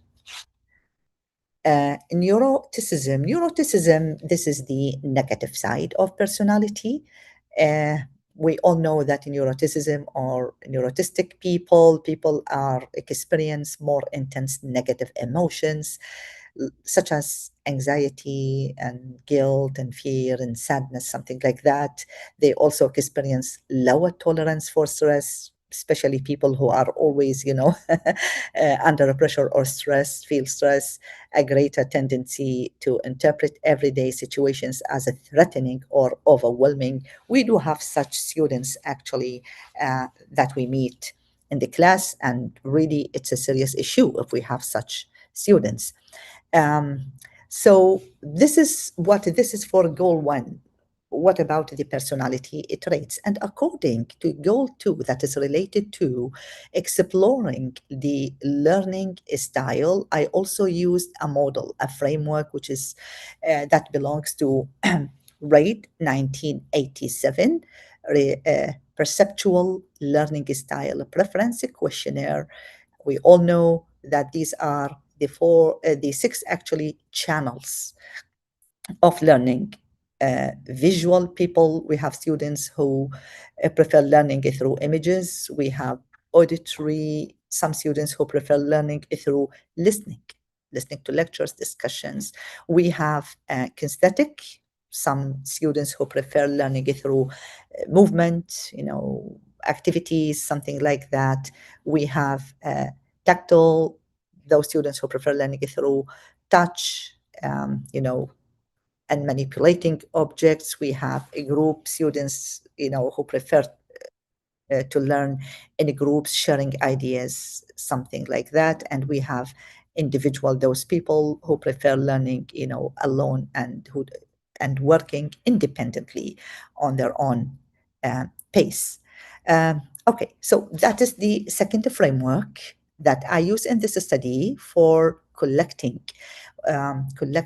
information from students regarding their assessment of their learning. I came up actually, after the quantitative analysis, etc., I came up with a set of key findings, and one of these important findings is related to personality traits. So the question was, what was the dominant personality trait among this group of students? The results showed that agreeableness, that was the first, actually number one, followed by conscientiousness, followed by openness, followed by extroversion, and neuroticism. That was the last one. And this means, or actually this implies that students exhibit high level, really high level of positive personality traits. All of the four traits are positive, especially agreeableness, while maintaining low neuroticism. The level of neuroticism was low based on their based on completing the survey and indicating emotional stability and strong potential for academic stress. So that was finding one, a relation to objective one about the most dominant personality trait, okay, among our students. And according to objective two, that is related to learning styles, preferences, we have the second finding, we got it like kinesthetic learning, followed by auditory learning, followed by individual learning. It sounds like the students prefer these types of learning. Finding three, which is related to objective three and question three, what is the relationship between personality traits and learning style? And we got, actually, there is a meaningful relationship between personality traits and learning style. So, for example, here, agreeableness correlates with kinesthetic and group learning. Openness here associates with kinesthetic and visual learning styles. Consciousness correlates with visual and auditory learning. Extraversion, definitely it goes on with a group learning. So that was finding three according to the relationship. In conclusion, so what I concluded from this study is that understanding who students are is really important, because this is considered the first step toward understanding how they learn. As a teacher, if I know who are my students, definitely it facilitates so many things from curriculum for my students, so that I will design, I will prepare, I will tailor the activities based on their needs. The second conclusion is that students differ in their personality traits and their preferred ways of learning. Definitely, we as teachers, educators, professors, we all expect that there are individual differences among our students, and we have to take this into consideration. Also, we have the results suggest a meaningful connection between personality and learning style preferences. The outcomes highlight the importance of recognizing individual differences within academic settings for addressing the diverse needs and challenges of learners. So thank you. And that is the end. If you have any question, I really appreciate it. Thank you for listening. And Okay, thank you so much, Dr. Iman. Yes, it was really enlightening for all of us. We all of us are deal with students in one way or the other, and the question of personality traits and learning style are in close connection with each other. And really, it was very much helpful for us as teachers as well. So anybody from the presenters, if they have some comment or they want to ask some questions, please carry on. May I ask a question? I'm Nadia from Oman as well. So with that very perspective, I would like to ask from Yeah, Iman. sure. Thank you so much for the insightful presentation. And it's really so many new areas are there to learn and work accordingly. But obviously, as a teacher, we have some concerns. So you have presented some of the ideas, and we believe that we all somehow or the other, in our limited capacity, are trying to inculcate all that in the classroom.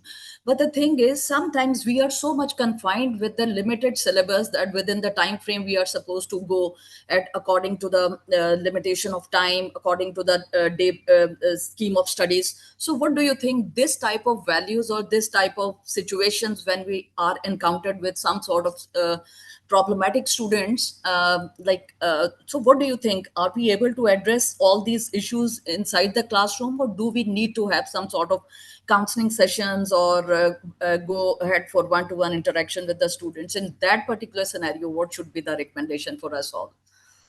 Well, thank you so much for your question. I really appreciate your question. And this is the reality that we are facing in the classrooms. We Exactly. teachers, actually, yeah, we teachers, we are limited. We are limited with the curriculum because the curriculum is imposed on us, actually. We cannot choose, the curriculum. But let's say my suggestion is only in terms of materials and activities. I think we have the freedom, in the classroom in terms of activities, particularly assigning activities or tasks to the students. And also we have the freedom of choosing the material sometimes, especially with the AI tools and methods and like that. So I myself, for example, when I conducted this study last year, I I somehow managed, the situation. I had an idea about the students who are extrovert, the students who are on the opposite. No, not extrovert, introvert. I know that some students in my classroom, they are not interested in teamwork. They are not interested in, for example, sitting with other classmates. So I already have an idea about those students. When it comes to the part of activities, I know that who is interested in group work, who is not interested. This is one thing. In terms of materials, sometimes I know my students, for example, the students who prefer, let's say, audios and videos and like that, those students who prefer, what do we say, kind of authentic, whereas other students who don't. And yeah, so my answer to your question is in terms of some components of curriculum, not assessment. No, assessment, I don't think that we can touch it, because according to my college in Oman, we have decentralized assessment. So I Exactly. cannot touch, I cannot touch that part, only inside the classroom in relation to, let's say, activities and materials. Yes, I can actually adjust this, according, or tailor it according to their preferences, learning preferences, and personality traits. Yeah, Thank you so please. much. Thank you. You're most welcome. Okay, thank you so much. Do we have some other question? Yes. Dr. Huma, I have a query actually. One of my colleague is waiting for her turn. Her name is Maha Makram from the same university, the University of Islamabad. Okay. Actually, She is. she missed her turn, so we will just accommodate her. Okay, thank you so much, Dr. Iman, for sharing your precious ideas with us. And we would really appreciate if you will stay with us throughout the session. It will be so nice of you. And thank you so Yeah, much once again. thank you so much. It's my pleasure. It's my pleasure. Thank you. I wish the success to your to this conference. Thanks a lot. Thank you so much. Thanks. Good luck. Okay, as I have just mentioned that Ms. Mahamakram had missed her turn, so we will definitely take her and we Respected will. madam, excuse me, Secretary madam, I have shared my recorded video as well. Okay, you have shared right now? No, yesterday. Okay, so right after the next presentation, that is of Ms. Farwa Zahoor, we will just play that recorded video. Sure, madam, sure. Okay. Yes, I hope Ms. Farwa Zahoor is here with us for the presentation. As Ms. Farwa Zahoor gets ready, Dr. Huma, would you like me to just to drop one comment? Yes, sure, ma'am. Why not? the key person was wonderful. And as he said with conviction, that different personality traits of the students can be worked out and they can be given a chance to work in groups individually and through different filters. The class can be managed as well as the curricula can be managed. Just let me assure all the teachers over here or the researchers that teachers are powerful. They can manage. Thank you very much. Yes, no doubt. Very well said, Dr. Naila. Okay, so now moving on to our next presentation, that is of Ms. Farwa Zahoor. So before we start the presentation, let me introduce her. Ms. Farwa Zahoor is a UK-based business development executive with a strong background in education, leadership, and program development. She holds an MSc in Business Strategy, Leadership and Change from Heriot-Watt University, UK, along with the advanced qualification in English literature. She is a gold medalist with over 8 years of professional experience. She has worked as a trainer, educational leadership, and stakeholder engagement. Currently, she is working as a business development executive in the United Kingdom, supporting business growth initiative through client engagement, market analysis, and strategic planning. Her research interests include leadership, education, gender studies, identity studies, and social inclusion. The topic of her today's presentation is Impact of Strategic Leadership Practices on Achieving Competitive Advantage and Dynamic Capabilities, a comparative study of the UK and Pakistan fashion retail industries. Over to you, Ms. Fava. And let me share the screen for her presentation as well.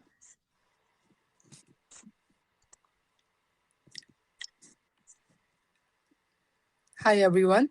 I hope everybody can see me and I am audible to everyone. So I know you already given very well introduction of mine. So I just want to give a brief introduction of myself just to affiliate everything with my current topic actually. So I'm Farwa Zahoor. I completed my master's and then my MPhil in English literature from Pakistan. And 2 years back, I completed my another master's actually in business strategy, leadership and change from Heriot-Watt University, Scotland. So before I was working as a team leader and as a trainer, and I used to train school principals, leaders, executives, managers, and owners of school on different modules like early childhood education, WASH, gender studies, and teacher development program, school leadership program. So I would definitely say some of the leadership element I gained from my experience actually, and then my UK-based degree that was in that was in business strategy, leadership, and change. So I was always talking about and I was always thinking about leadership and how important a strategic leader can be. And right now I'm working as a business development executive. That's an energy company where I interact with different executives, with different owners, different company managers, and we used to talk how we can improve our company, how we can commit different things, how we can satisfy our customers. So right now what I'm going to talk about, that's also an impact of strategic leadership. But it's not just about leadership. Uh, I'm going to align this leadership with competitive advantage and dynamic capability, which is, I think, the core of everything. And I think if I talk about strategic leadership, I would definitely say if it is at the right position, then everything would fall into place. So if I talk about leadership, this is obviously all about vision, the commitment, and the goal and the focus to achieve something, to gain something.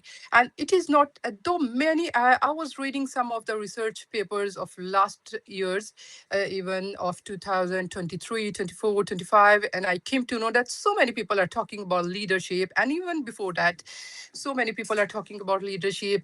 And also, they are talking about how the changing circumstances are affecting leadership. So here, what I'm going to do, I'm not just going to talk about leadership separately. I'm not just going to talk about dynamic capabilities separately and not just competitive advantage separately, but I'm going to align all of these. And I'm going to tell everyone that strategic leadership is so important and how it is directly related to dynamic capability and competitive advantage. So yeah, if I talk about dynamic capability and competitive advantage, so we definitely know that how time is changing, how circumstances are changing, and people are more aware now. Customers are more aware. This is the time of the digitalization. AI is very rapidly changing and coming into our life. AI, innovation, e-commerce, and customers changing behavior, their demand. So there are a lot of things. So I'm going to talk about all of these things in fashion industry of Pakistan and fashion industry of UK. So right now I'm based in UK, so I know how the fashion industry is playing its important role in the economy, and so as in Pakistan. So because I'm from Pakistan, so right now I'm based in UK, so I want to take my knowledge, take my new findings into my home country and just want to align everything. And also I want to represent a woman voice because I understand that there are less people from Pakistan less females actually from Pakistan who can have this opportunity to work on a fashion industry, and while knowing the importance of fashion industry and how it is creating an impact on human life. So this is all about my topic, and what I'm going to talk about competitive advantage, which is the core of everything. This is very significant, I would definitely say, because if I talk about Pakistan, there are so many fashion industries. And if I talk about, let's suppose there are different brands. If I talk about Khadi, and if I talk about Nisha, they are more into competitive advantage because they are competitive each other. When we come to competition, then we want to innovate more, then we want to struggle more, then we want to achieve more and more, which is very important. And it is not just about UK fashion industry or Pakistan fashion industry. It is all about every leadership is actually, it's everywhere. That's all rounder. It's in every enterprise, is every company, every organization, every institution. They all need a strategic leadership. So I think this topic is just goes directly into my heart, because I think leadership is very beautiful if we play it properly, if we realize the importance of leadership. And I would definitely want to share one of my experience. I just don't want to give you that this is what I'm going to. I want to give you a proper concept of what I'm going to do, because this is my heart. I'm just just telling you what I feel, I'm feeling, what I'm struggling with.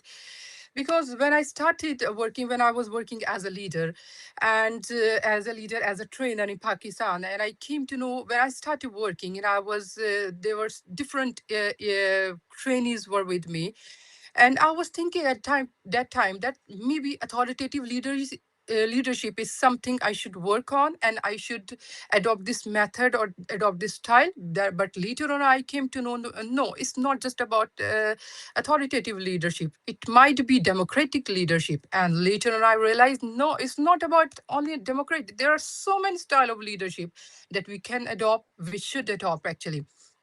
So with the teaching circumstances, a leader should be a quick decision maker, which is very important.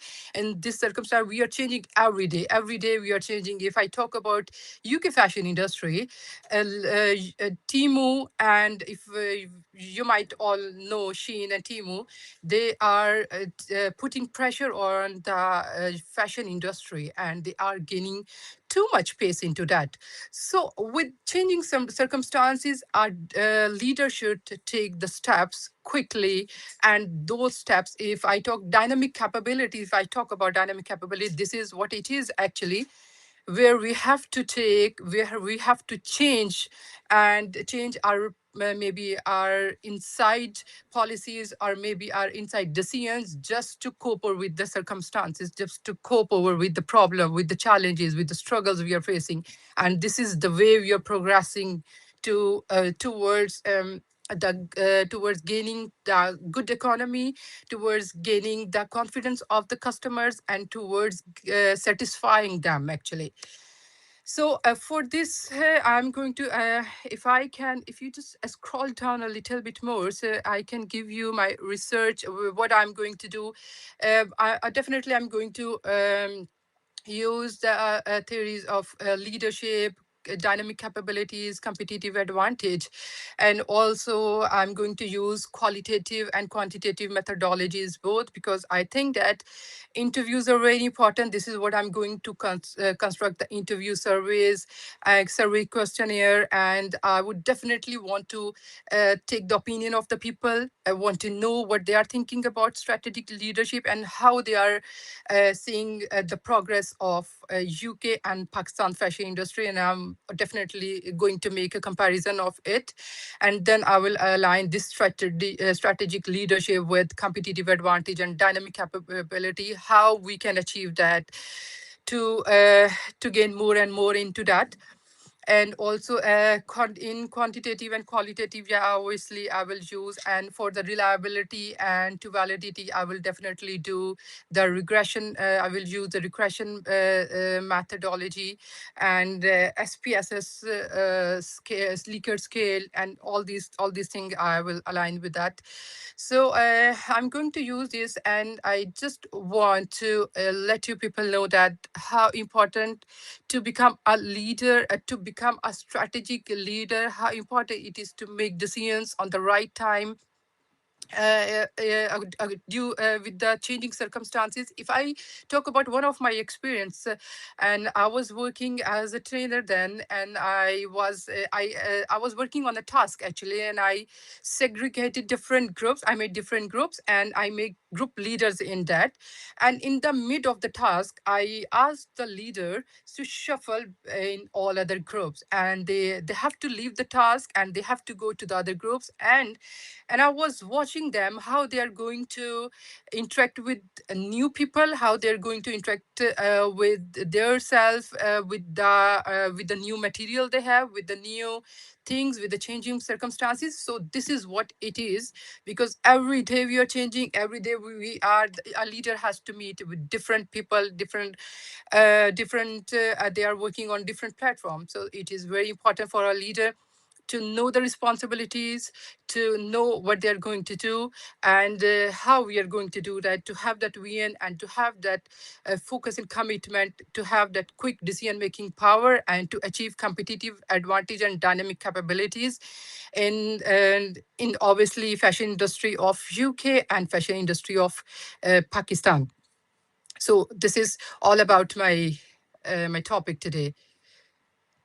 Thank you very much for having me, everyone. It was a very nice meeting. It's early morning Sunday in UK, so that's my only holiday. That's my Sunday only holiday. I was up. I wanted to see more and more presentations I could see, because yesterday I was working, so I couldn't see. So thank you very much, everyone. Have a nice day.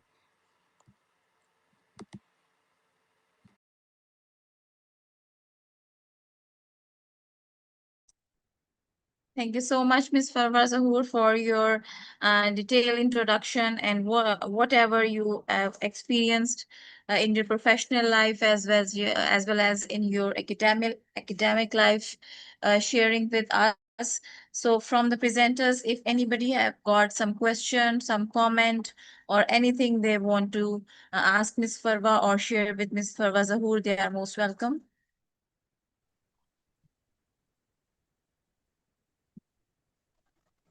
Miss, can we actually see the presentation? Yes, I shared the screen with you people. but this is how she wanted to present. She didn't ask me to just moving forward with the sharing it one by one. So whatever she said, that was the part of her presentation. So this is what she wanted to present, and in that manner. And we have to consider the willingness of the presenter as well, that how and in what manner she or he wants to share the ideas.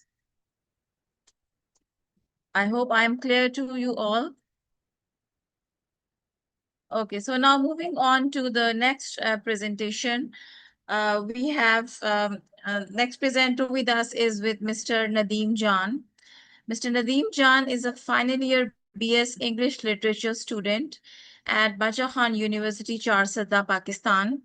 His academic interest primarily focuses on novels and poetry, with a growing interest in literary criticism and contemporary literary studies. He is committed to furthering his research and academic pursuits in the field of English literature. Yes, next presenter, please, Mr. Nadeem Jan, over to you.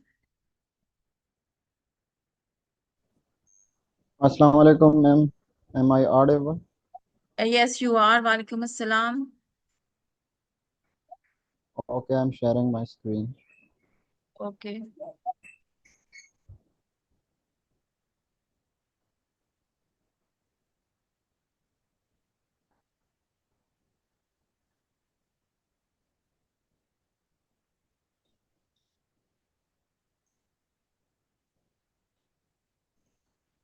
Okay, is my screen is visible? Yes, yes, we can see.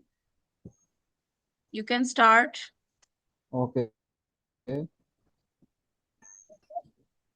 I'm Muhammad Nadeem Jan, student of the Department of English at Bachahan University, Charsadda, Pakistan.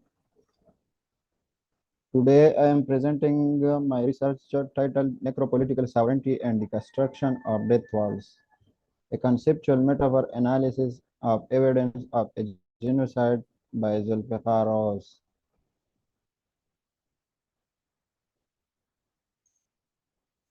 So the background of my study is genocide literature upon uses symbolic and metaphoric language to represent trauma and violence. Poetry communicates violence through imagery, silence, and environmental description rather than direct narration.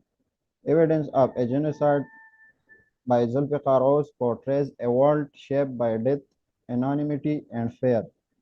Images such as heavy air, faceless victims, and eerie silence create an atmosphere of destruction and vulnerability.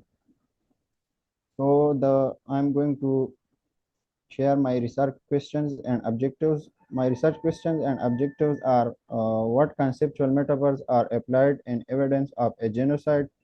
The other question is how do these metaphors construct and represent necropolitical death worlds within the poem? The research objectives are to identify the conceptual metaphors employed in evidence of a genocide, and the other objective is to examine how these metaphors construct and represent necropolitical death worlds in the poem. Literature review is necropolitical studies how sovereign power creates death worlds through violence, fear, and social exclusion, which is previously studied by Santos and Rocca in 2025 and Sharma in 2024. Research has applied necropolitics to dystopian fiction, refuge narratives, post-colonial literature, and war-related poetry. Poetry has been identified as both a representation of violence and a form of resistance against oppression, which is studied by Ali et al.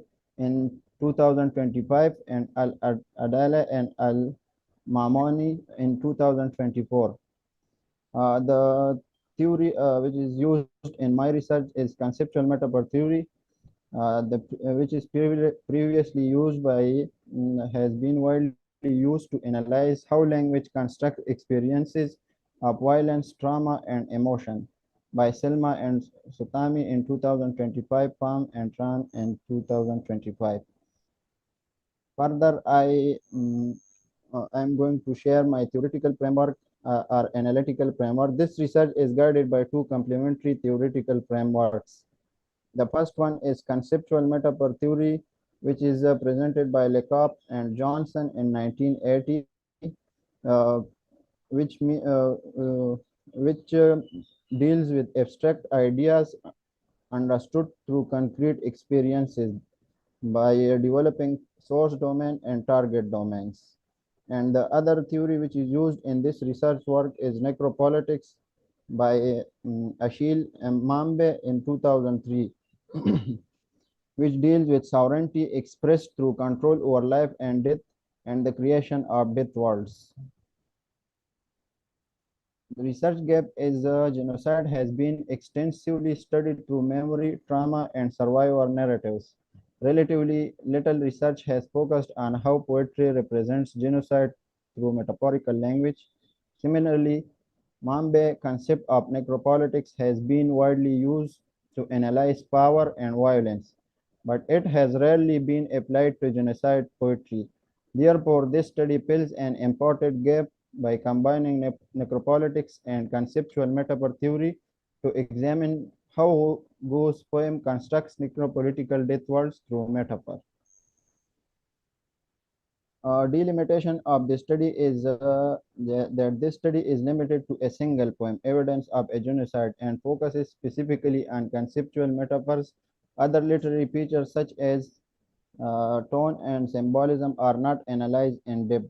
The analysis is conducted through the framework of conceptual metaphor theory and necropolitics, and other perspectives such as trauma theory and post-colonial theory uh, re- regrets outside the scope of the study. Additionally, the research is purely qualitative and text-based. So I'm going to my most important section of my research, which is analysis and discussion. I have taken 5 metaphors from the poem, which are discussed in the analysis and discussion section. The first one metaphor is the stream slows to a trickle and almost stops.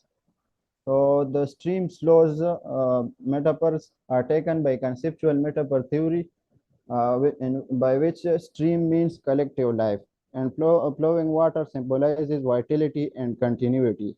So the slowing stream represents the decline of social and communal life. So how these ideas are defined through the necropolitical view and our lens. So the necropolitical interpretation will be the slowing of stream symbolizes slow death, which reflects gradual erosion of survival, stability, and cultural continuity. Demonstrates how necropower weakens life through prolonged deprivation and instability. The another one metaphor is which is taken from the poem is the air is heavy with the stench of death. So the heaviness of air is taken by through the lens of conceptual metaphor theory as heaviness as emotional burden. And physical weight is mapped onto psychological suffering. Death contaminates both the environment and human experience. So the necropolitical interpretation will be which represents Mambe's death worlds, that violence transforms everyday spaces into a zone of mortality. Survival occurs under constant exposure to fear and death. The third metaphor is the ear calm, which is taken through conceptual metaphor theory lens, that calm or silence is something which is hidden fear and psychological trauma. Physical silence is mapped onto emotional and psychological tension. So the metaphor suggests that silence is not peace, but evidence of unresolved violence and fear. So this lens can be interpreted by necropolitical view as it is something that represents internalized fear produced by sovereign violence, which reflects a society controlled by the constant possibility of death. And the absence of visible violence does not indicate freedom, it reveals the lasting effects of terror, which demonstrates how necropower extends beyond physical killing into psychological domination. The metaphor which is taken from the poem is soldiers' laughter and jubilation. In the ending lines, Rose tells about that soldiers are laughing over the people, and their laughter is taken by through conceptual metaphor theory as celebration. Celebration is something in the poem killing and destruction. Laughter and jubilation normally express happiness and triumph. Positive emotions are mapped onto the acts of violence and death. So this metaphor highlights moral inversion and the normalization of brutality. The necropolitical interpretation will be that it reflects the spectacle of sovereign power. Killing becomes a public performance of dominance. Death is transformed into a source of triumph and authority, which demonstrates how necropower normalizes and glorifies violence. The last one metaphor which is taken is that victims perish faceless and unnamed. So the conceptual metaphor theory face and name uh, is something that is used for identity and humanity. Physical markers of recognition are mapped onto social existence. So the absence of a face and name symbolizes loss of individuality. So the metaphor represents dehumanization and anonymity. So the necropolitical interpretation will be it reflects the reduction of people to disposable bodies. Victims are stripped of political and social visibility, which identity erosion makes violence easier to justify and administer. So it demonstrates how necropolitics operates through both physical and symbolic annihilation. So the last slide, which is conclusion. Conclusion of my study is that this study demonstrates that those poems portrays genocide not only as physical destruction, but also as a psychological and social condition. So through conceptual metaphors, the poem constructs necropolitical death worlds where fear, silence, and dehumanization dominate human experience. By combining conceptual metaphor theory and necropolitics, the research provides a new perspective on how poetic language represents organized violence and the disposability of human life. So that is the ending of my presentation. Thank you for giving time, and I will be happy and welcome for the questions. Thank you so much. Okay, thank you so much.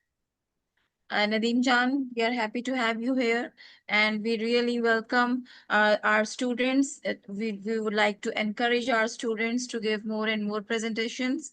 So you did very well. I appreciate you. So after Nadeem Jan, we have another student from the same university. His name is Zarar Bukhari. Zarar Bukhari is an undergrad student in the Department of English at Bacha Khan University, Charzada. He is also currently pursuing a BS in English. So the presentation he is going to give today is on the topic of an analysis of discursive practices by male and female Twitter users regarding Palestine conflict. Over to you, Zarar.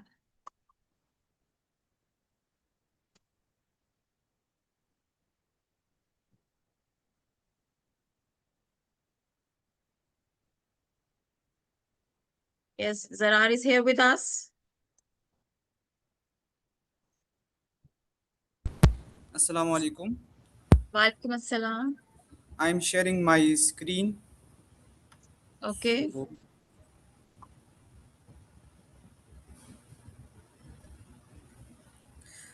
in my screen is shared.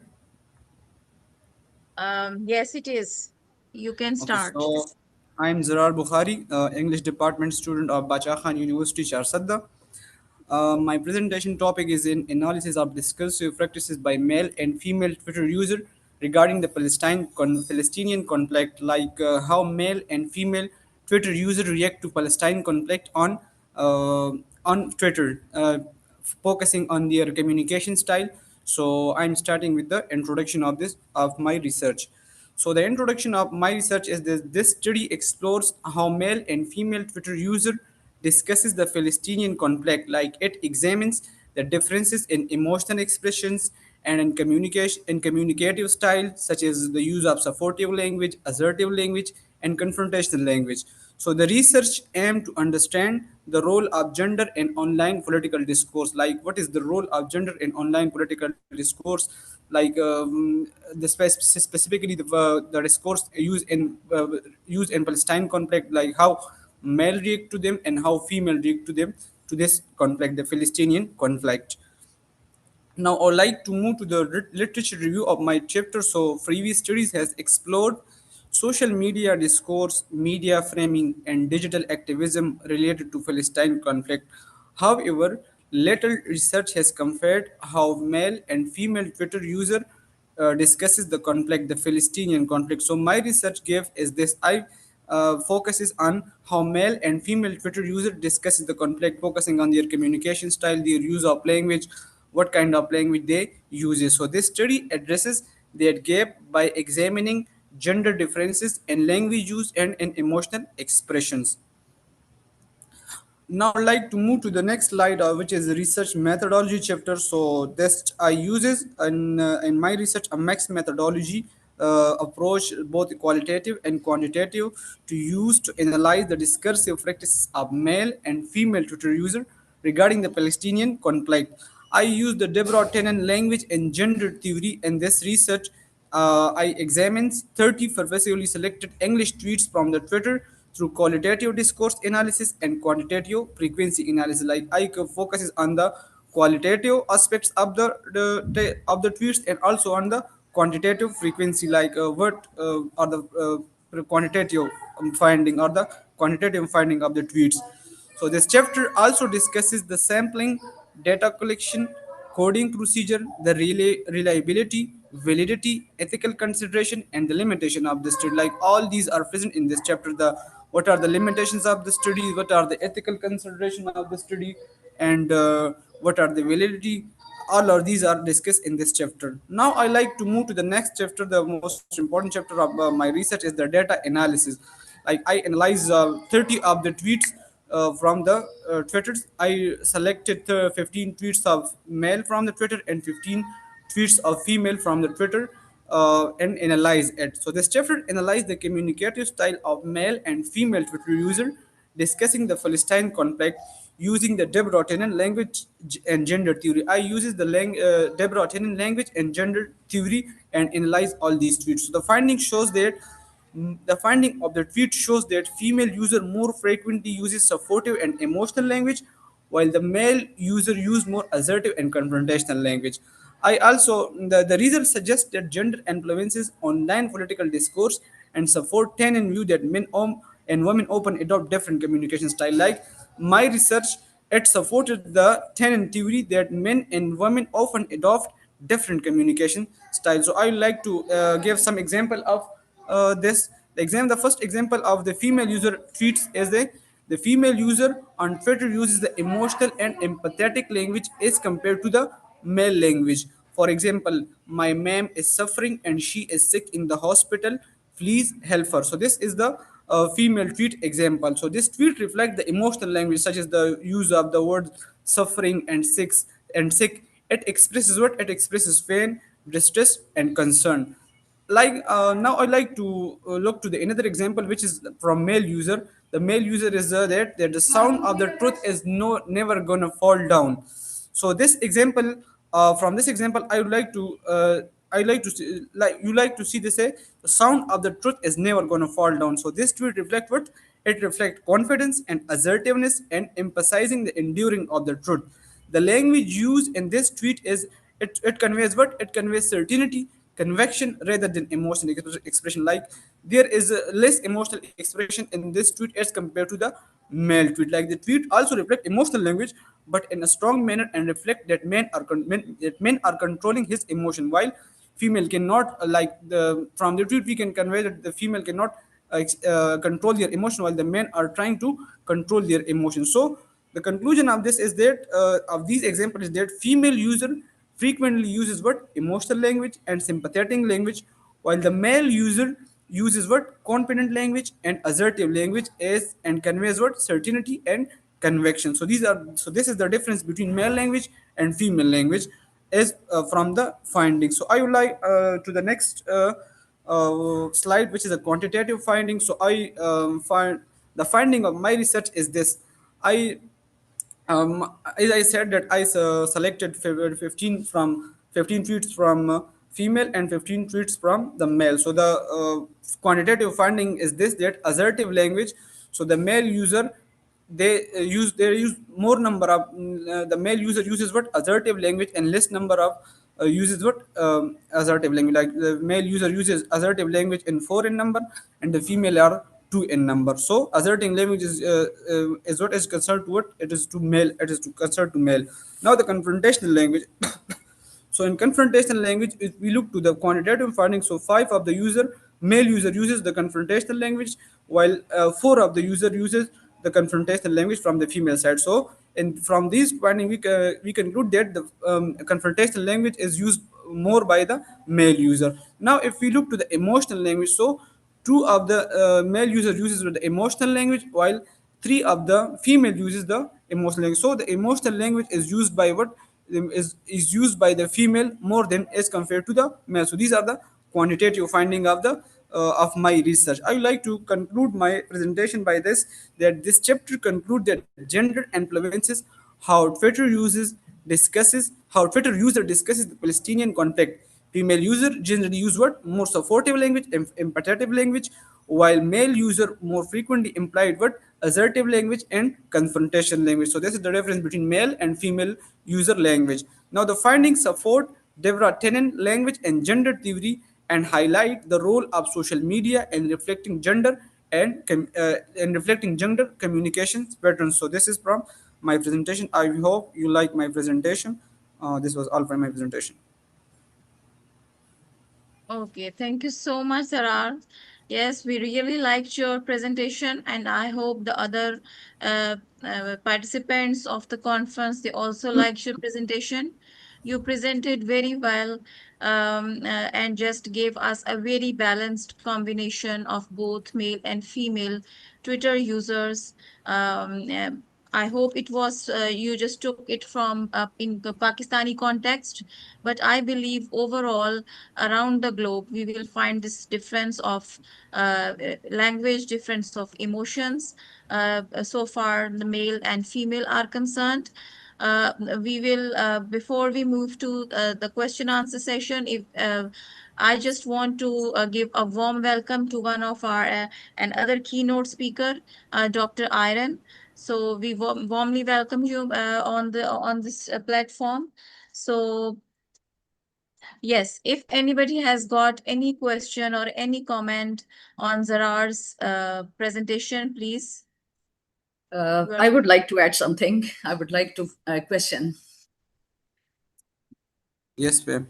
Yeah, Zara, thank you very much for the wonderful presentation. Technically, it was nicely structured, but here exactly the same standpoint I have as is stated by Dr. Huma, that it's what I perceive, it could be too much generic because limitizing the females and coming up with the notion that they use this sort of sentimental language, emotional language, and again, your research should have been narrowed down, because obviously the ladies who are working, they are quite strong and they also use the same sort of language which are full of emotions. And again, it needs to be narrowed down to a particular strata of females who might not be quite educated, or who are just confined to within the four walls of households. So this could be the narrative of those females, the empowered females, the females who are working somewhere and they are building and they are working side by side to the men. I think their expression of emotions, and even there is a power in their words, in their tone. So that's again a debatable point. I disagree with that stance. Yeah, I like to add something like there are number of males and females. Like some are educated and some are uneducated. Like if we look to the educated women, so they are means they are very confident and they are side by side to men. But if we look to other, I I just not took this from the Pakistani context. I took all these tweets from the international context. Like I searched for all these things. So not that much assertive or empathetic language by the female, but I compare all these. So there are the differences. Like there are the female who use the emotional expression. I I also add something that there are more male there. They are using emotional language. Like they are not more stable. So yeah, you are right. But I quite I quite said this on my findings. Like I conclude all these things. So that is why I saying this. Thank you so much. Thanks a lot. I just want to add one comment. I just want to appreciate these BS scholars a lot, Yes. and I want to give them a big hand for their Thank courage. you. And I guess they are from Bacha University. Yeah. Thank you Yes, very they much. are from there. Thank you. Thank you. Yes. Thank you, Dr. Naila, for recognizing their efforts and for encouraging them. So now moving on to the next, our keynote speaker. I hope Dr. Iron is here and she has been listening to all the discussions over here. So before we start with the conversation and with the speech that she is going to deliver and share with us, let me have a brief introduction of Dr. Iron.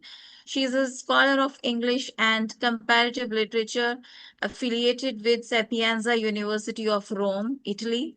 She earned her PhD in English and American literature from the University of Rome, Tor Vergata. Her research interests include comparative literature, science fiction studies, utopian and dystopian literature, narratology, cognitive linguistics, second language acquisition, and translation studies. Dr. Iron has authored numerous scholarly publications and has contributed extensively to international journals, edited volumes, and academic conferences.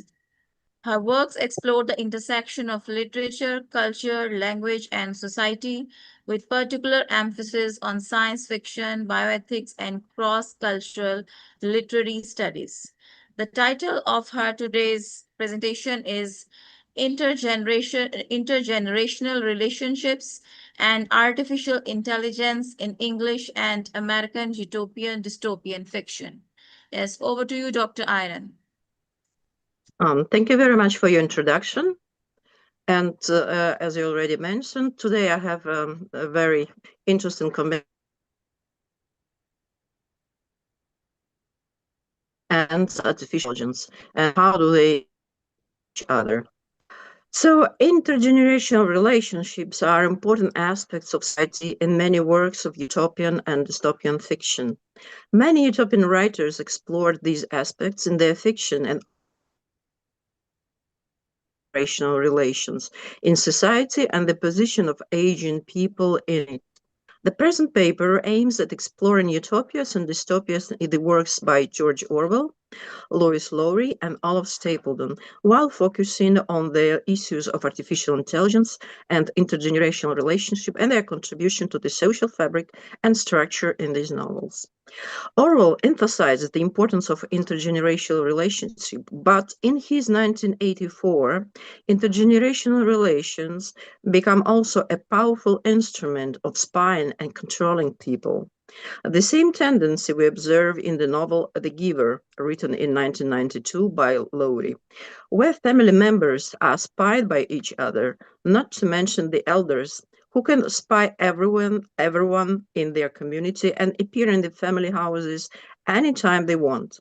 In this community, children are born of women who are assigned that profession, and there are no strong natural intergenerational emotional bonds between children, parents, and grandparents. At a later stage of their life, babies are given to adoptive families, which are not based on love or emotional bonds. In fact, they are called family units, not even families. To make the life of the community easier, older people live separately, but they're helped by volunteering children. At a certain age, they are also killed. On the other hand, some cooperation between generations is observed in this novel, between the giver and the receiver. The former usually is a very old person enriched with almost unlimited knowledge, while she has to transmit to the young receiver of the memories. The author emphasizes the importance of healthy intergenerational relations for the well-being of the community, but it's also pointed out that the giver and the receiver need to understand each other for the sake of the community, of the system, and sometimes they fail to do so. Also, Olaf Stapledon emphasizes the importance of intergenerational relations for the improvement of the human species in his fiction, especially in Last and First Man, published in 1930, which the present paper is also going to explore. Why were these three novels chosen for the analysis? In one or another way, they embrace both the concepts of utopia and dystopia. In The Giver, published in 1992, we observed the telepathy used to transfer memories from the giver to the receiver. Also in Last and First Man, we also observed telepathy used by the 16th man onwards, which was used to improve the human society as well as for time travel. So I'm not speaking about telepathy because you can see my chapter on Stapledon in the edited collection Passages Through Enclosures and the Space-Time Continuum in English and American Science Fiction, published in 1922. The problem of intergenerational relations is dealt with in all these narratives. Now let us analyze intergenerational relations in a family, for example, a functional and dysfunctional family. In Last and First Man by Stapledon, examples of very dysfunctional families can be observed among the fourth man called the big brains. These species were created by the third man with the idea to create, quote, nothing but the man, end quote.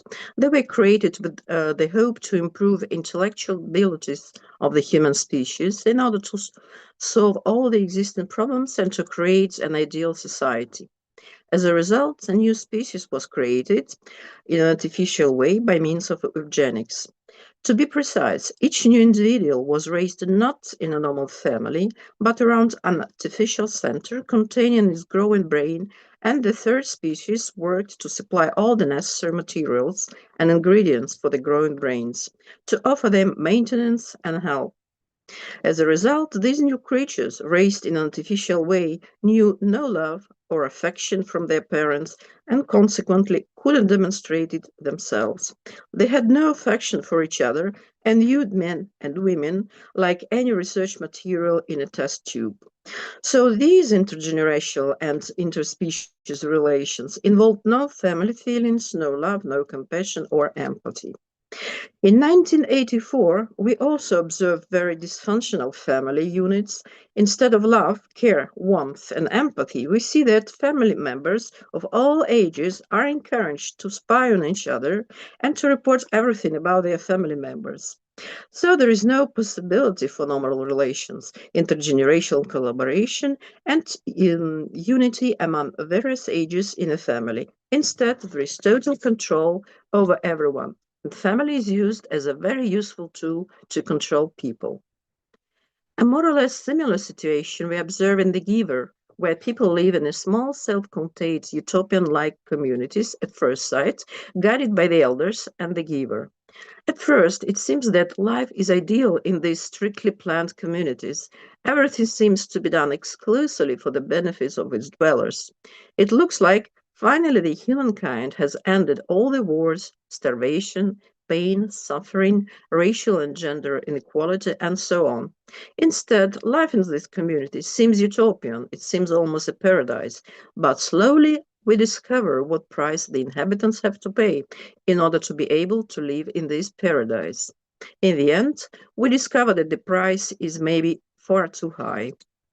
In the giver, there is no starvation anymore, but the abundance of food for everyone is reached not by increased productivity, terraforming, improved agrotechnology, etc., but simply by strict control of the population members and by birth control. The number of kids that each family unit is allowed to have is limited to 2. If twins are born, for example, a smaller one will be killed. Also, if a newborn baby doesn't meet certain biological or other standards, it will be also killed or released, as we are told, but we learn its real meaning only at the end of the novel. Hence, this is the price everyone in the community has to pay in order to have food delivered home punctually every day, and the leftovers are taken away in the morning. Also, there is no racism or racial discrimination in the novel, but not because people became suddenly good-hearted, kind, understanding, and intelligent. No. In the novel, another remedy is found for these disadvantages of human race. People can no longer discern different races simply because they cannot see colors anymore. They are simply colorblind and see only various shades of gray. Colorblindness also helped to end some wars that were caused by racism or greediness and envy, since the proverb, quote, the neighbor's grass is greener, end quote, is no longer valid. Needless to say that colorblindness maybe solves the problems of racism and racial discrimination, but deprives people of joy to see life in its full colors. Interestingly enough, that specially selected people in these communities predestined for the reception of memories are able to see colors. It's an indispensable quality for them to have. So it is demonstrated that people need also colors if they want to be able to give good advice, as if it's expected also from the receivers and the givers in this novel. It's a common belief that various feelings can provoke anger, jealousy, aggression, and they destabilize society. For this reason, it was decided in this community to abolish more or less all feelings, and it is achieved by daily medication of people in the community. They receive it every day, and thus the stability is maintained. Also, intergenerational relations are very particular in the novel. To begin with, in The Giver, family was not based on mutual love, since any kind of choice and feelings was forbidden. The spouses were chosen for each other by the elders. The units were not called families, but family units, which could not have they couldn't have their own children, as the kids were delivered to them by the community after they had some adaptation in the special centers. Here we also see some indebtedness to Huxley and his The Brave New World. Again, it's worthwhile to emphasize that if a newborn babies didn't meet certain standards after a year at such a specialized center, they were simply killed.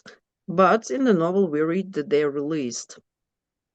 A very important aspect of intergenerational relations in 1984 and The Giver is lies.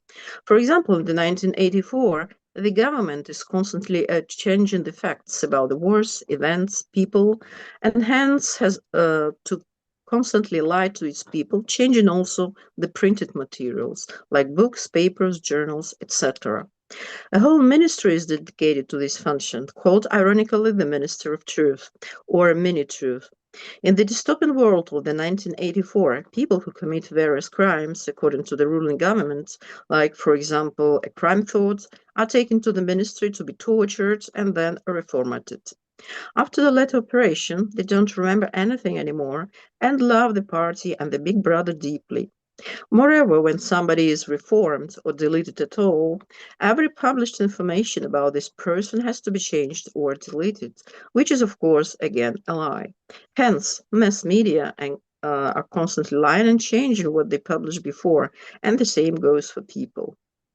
In The Giver, at first glance, the relations between generations seem smooth and healthy, and we don't perceive any lies or falsity in this relationship.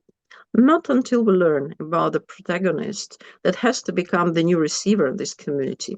In the beginning of the novel, we observe that teenagers under 12 do volunteering in various activities in the community. They help to take care of newborn babies and of the old in nursing homes. In other words, they take active part in intergenerational relations. The elders observe young people during this volunteering and to make their observations and notes about the young people's performance. On the basis of these observations, later the elders give recommendations about the future occupation for young people. After the results of these recommendations are known, all the young people are assigned their position in the community at the ceremony of 12. After the ceremony, an intensive training begins for the newly recruited young people. All the generations help them to master their future profession. At a first glance, this method seems very efficient, since only the most gifted young people get professional training, and no economic resources are wasted in this way. On the other hand, we see that young people cannot refuse to do the job they were assigned by the elders of the community. So, actually, they have absolutely no choice. And the choice of the profession is not the only absence of choice they face. Actually, there is no any opportunity of choice for them in any spheres of life in these communities. So, actually, the question we may ask, is it really worth it? Coming back to the question of lies in The Giver, when the protagonist receives his instruction for the training as the receiver in the community for the first time in his life, he is allowed to lie about anything to anyone. Usually, kids are not allowed to lie. And after becoming the receiver, the protagonist realizes that grown-ups do lie to each other, and very often, every day. He gets very disappointed by this fact. Actually, he also realizes that his family unit often lies to him, and also this fact upsets him. The protagonist observes the recording in which his own father kills a baby with an injection in a nursing home and gets profoundly shocked by this event. Needless to say that father constantly lies about such events, otherwise he will also be punished for disobedience, as in 1984. Only after this event, the protagonist realizes that neither newborn nor the old people move to elsewhere, as described in the novel. They are simply killed mercifully. The giver can be viewed also as a complex metaphor or a parable, and it can even be viewed as various parables intertwined together. In the novel, no super technology is used to create similar utopian communities. Most of these technologies we have already at our disposal. Both birth control drugs or hormone regulating drugs, behavior control drugs are already available to control conception and human behavior. Also, some people show a certain degree of abilities for telepathic communication, though this data is disputable. In The Giver, telepathy seems to be used for the memory transfer from the giver to the receiver in the community. Also, this ability to see different colors, as in The Giver, can be achieved easily. So, actually, it's possible to create such utopian communities as in The Giver already now. Only in this case, people have to abandon any freedom of choice, forget about colors and feelings, in order to forget about wars, fights, starvation, racial and gender discrimination.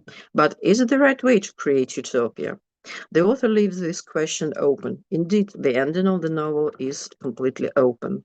However, the protagonist of the Giver is the only one who has a precious right of choice. In fact, he chooses to abandon this utopian community and return to the world in which people lived a long time ago, in the time of wars, memories, starvation, and different colors. So he decides to return to the world in which we live today, with all its wars, pain, difficulties, death, and so on. But he chooses to accept all this evil in order to experience love, freedom of choice, bright colors, vivid memories, and many other things in his life. Now, the giver also offers an invaluable insight into the discourse of advantages and disadvantages of artificial intelligence, although artificial intelligence is never mentioned in the novel.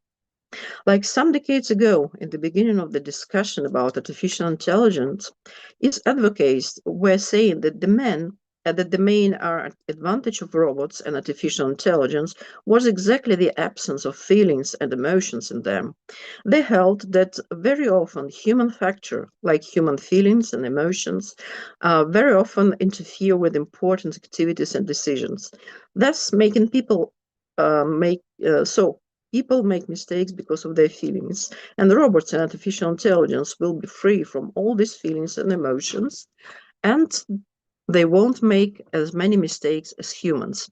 Also, they won't fight or make wars since they know no hatred, no jealousy, no envy, no greediness for money, power, etc.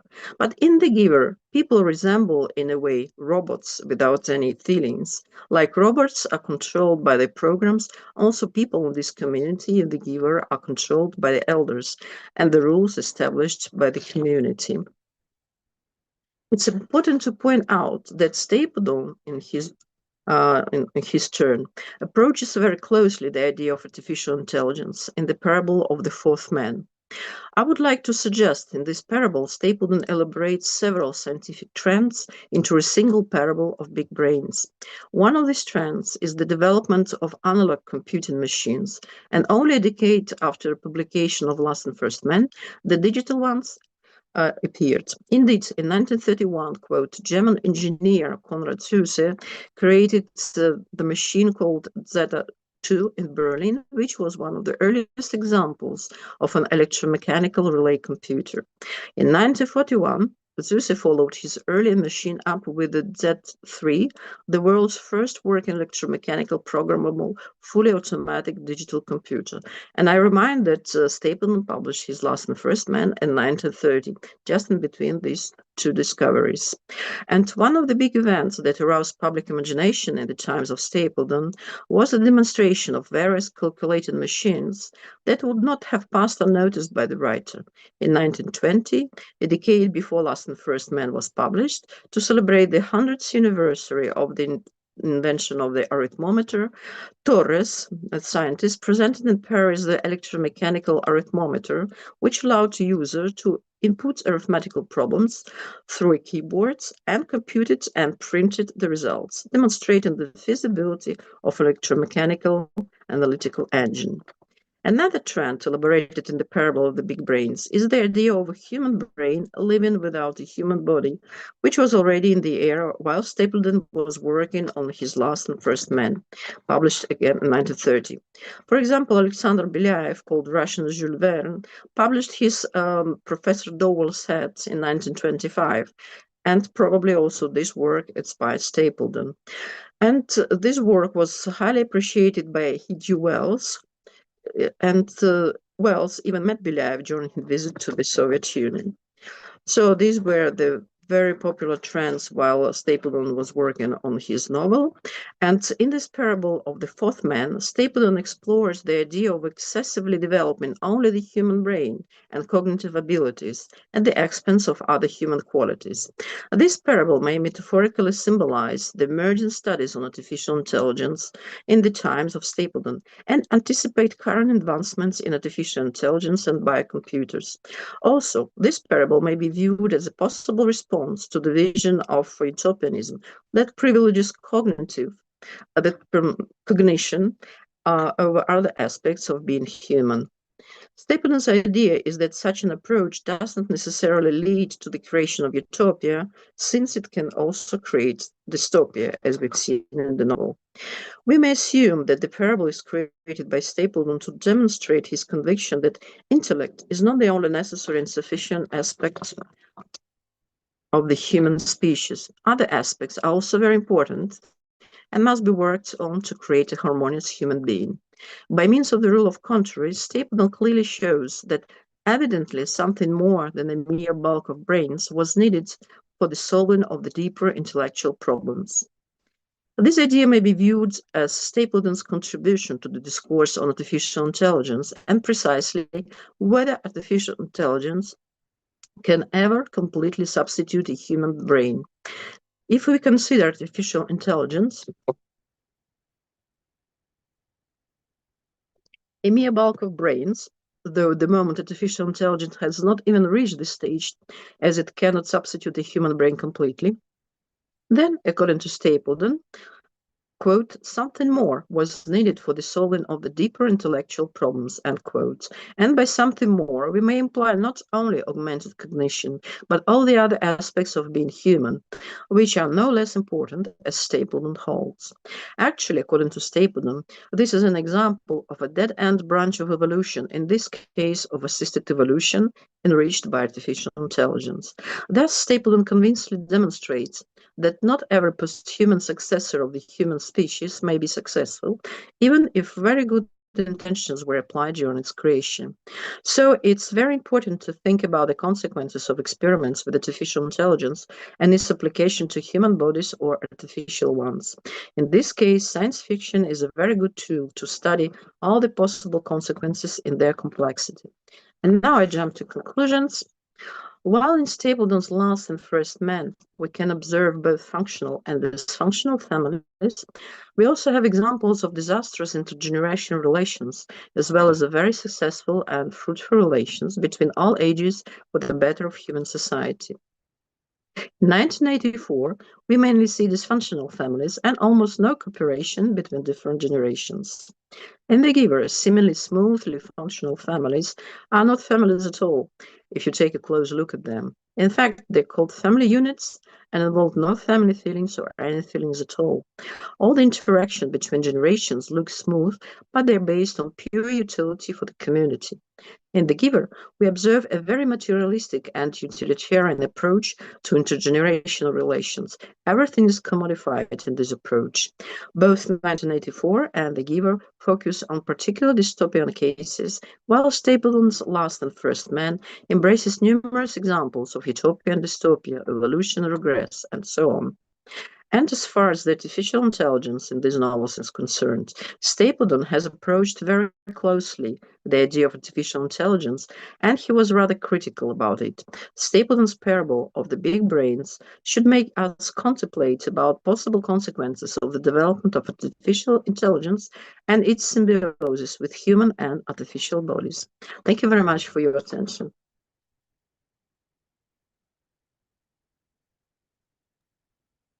Okay, thank you so much, Dr. Ryan, for your insightful ideas. We are happy to have you here today. So just before moving ahead, I just want to ask something. It was very interesting in terms of intergenerational discussion in the age of AI. So the question that is in my mind is that many dystopian narratives portray, AI as a force that widens the gap between generations. While it has come to know by different more deaths, though those are utopian deaths, they often imagine it as a bridge, right? So based on your research, which of these perspectives do you think it is more convincing, that whether it works as a bridge or it works as one that widens the gap between generations? I think it widens the gap not only between generations, but between people in general. So it's created just to make society very disunited, and unfortunately, it's going in that way. And I'm working now on another edited collection dedicated to artificial intelligence, and we are researching exactly this tendency, this trend in the society. So people are using artificial intelligence not to be united with the others, but to be isolated. And unfortunately, I think it's prevailing. However, recently I know that OpenAI, they published their a kind of a decree or a kind of a proposal for the world. They want people to be united, but they have proposals like general basic income, free access to artificial intelligence. So it's a very interesting document, but you should know that all the giants in the research of artificial intelligence, they're competing very strongly with each other, and we don't know which tendency will survive or will win at the end. So, but I agree with you that it's more a kind of a disunifying instrument than a bridge. So it's widening the gap. Okay, thank you so much. So, You're do we welcome. have some other question from the audience, from the participants? Yes, ma'am. Thank you. May I? Yes, sure. Please. Yes, thank you. My gratitude to dear doctor. Indeed, it was an inspirational presentation, and I can Thank testify you. to the element of activism actually as well. And just to add, as an opinion from my side, I believe AI or this technology seeping into the society, one way how we can really use it productively, perhaps, is the concept that doctor introduced, the functional family, because the family can regulate in the right way how to use AI or this technology, and they have a good bonding or a good relationship with their siblings or whatever the number of the family members are. I believe that can convert it into a much optimistic tool rather than obviously the pessimism that we observed. Actually, yes, it's possible also to use artificial intelligence to personalize the teaching projects for differently gifted children. So we can tailor the teaching materials, we can trace their progress better, but still don't forget, Jan, who is the owner of the artificial intelligence projects, and it depends on that strictly, because also the use of artificial intelligence for the military purposes, I think, is a very dangerous trend. While OpenAI, as far as I remember, was rejecting signing the contract with Pentagon, agreeing to the use of artificial intelligence for military purpose, another artificial intelligence giant who owns also ChatGPT signed the contract, so they completely agree with the use of artificial intelligence for military purposes, and I think that's a little bit dangerous for us all. Yes, very right you are. So, do we have some other question or comment? I have just one comment, and that is that this issue is debatable. That's all. Assalamu alaikum. Yes, ma'am. A little comment and a question from my side. Rabia Atif here. Ma'am, yesterday in a dinner, some lady asked to me that is AI dangerous? So I was also a professor of English, but I was just saying that the prompt is necessary, engineering is necessary. How we are asking that for the kids also, whether they should give permission to use AI or whether it is harming the brain or the creative ability of the students or the things. So still we are confused that what we should do, what we should not do.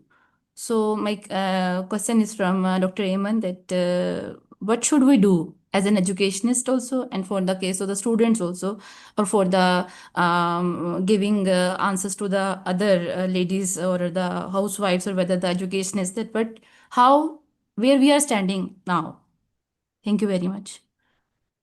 Ma'am, just adding to that, isn't it like the scenario like the knife in the kitchen? Like it can be put to the right use, or it can be put to a very dangerous one as well. So maybe the regulation, the family regulation, that I would say, and but when I use the word family regulation, I believe West and East, we have a very different structure of how families really are in these two domains. So perhaps it is much of a problem at the family level when we look at West, but when we look at the military level, then obviously it would be more advantageous in terms of the domination, or maybe some sort of I don't know if that would be a neo colonial times if AI would be into military. Yes, sure, ma'am. But in other case, in military, that for the creative ability of the students, how much it is useful AI? Well, Probably. it's again a very debatable question. First, let's remember that if you it's a rule, we don't discuss it anymore. If you don't use a muscle, at the end it doesn't work, right? So now I see tendency that students are using every 5 minutes ChatGPT. So at the end, what will happen? They will lose the ability to think critically or to be independent in an intellectual way. So I think I don't know. in Europe, at least, we see the tendency of overusing artificial intelligence for everything without even thinking about that. So that's, of course, is the wrong way. And also, I would like to say that it depends onto the user. Again. I would like to mention some of the researches which have been conducted in different countries, especially with reference to America, UK, and Sweden. The use of AI has been banned to the school-going child, because after research, it's been identified that it has snatched the creativity, thinking power, and it has added negative tendencies as well. And according to my that's own what I'm saying. experiences, yeah, exactly. So this is what, and especially with reference to military use, again, it is being used as a tool to identify your identity, what, where, and how do you manage the things, and what is your agenda. Algorithmic reactions, your responses, all are being monitored, right? So with this very perspective, I would like to say one should be quite careful in giving response and reaction to anything, because it's all being monitored. It's a tool of unveiling your identity in a way. Yes, ma'am. Thank you very much. So nice of you, all of you. Thank you very much. Okay, thank you Thank so you. much. We have one last question from one of our present audience, Mumtaz Ahmed. So just before taking the question, I would like to say welcome to Dr. Majol. She is with us. Yes, we are really happy to have you here on the forum, and I hope you are enjoying this discussion as well as finding it very interesting for all of us. It's very interesting, so we welcome you all. So before moving to the presentation, it's the last question from Mumtaz Ahmed. Thank you very much, Dr. Huma, for giving me a chance to ask a question. And my question to Dr. Iron is, the talk was really very intriguing. The way she has traversed the whole journey of the intergenerational relationships between the generations, and also the way the AI was anticipated by H.G. Wells and so on, and especially the two novels that she dilated upon and very rigorously and vigorously discussed. I mean, 1984 and The Givers.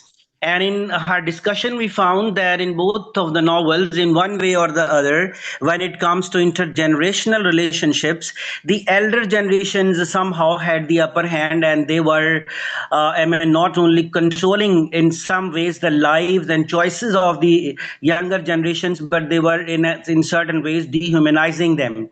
But when it comes to real life situations, particularly in the present age, I want to point out and ask Dr. Iron that isn't some kind of paradox that whereas in both the novels Givers and 1984, the elder generations were snubbing the younger generations and commanding and controlling their choices, and it was community, I mean, which was really crippling the younger generations. But now these are the younger generation who, with the use of AI tools and digital devices and so on, I mean, they are using it as a kind of liberating tools, and they are becoming more independent and more free in terms of exercising their choices and living their life and getting out of the crippling influence of the society and the communities. So isn't a kind of paradox, Dr. Iron?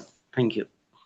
No, thank you for your question. No, I don't see it as a paradox, because the liberty or the freedom, what you're speaking about, the freedom of these young generations, I think is just illusory, because you are controlled nowadays by algorithm. Whatever you see in your phone is based on your previous choices. So you're always in a circle of the circumstances you created before. So you can move to different countries, you can work online, but it's not really the freedom. There is no stable freedom. There's also stability, and the young generation, they have no future stability. They have no future pensions inside. So I think the situation is still the same. So the owners of artificial intelligence, one day will change the conditions under which we can use the artificial intelligence, and then we'll see how much freedom will be left to each of us. As I told you, that there are several trends at the moment. The companies who are researching or developing artificial intelligence, they have different ethical standards. So let's see who is winning at the end, and then let's finalize this discussion. Is really young generation free, or they are inside of an algorithm? Thank you. Okay, So that's my answer. thank you so much. You're welcome. Thank you for your Okay, attention. so now I would like to take this opportunity to introduce our next keynote speaker. She is Dr. Bhutina Majol, and she is I just sorry for the disturbance. I want all the participants just mute their mics.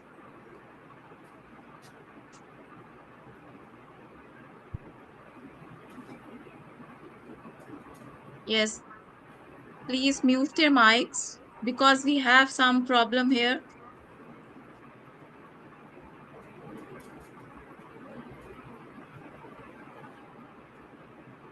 Yes, Miss Kuratulan, please switch off the mic.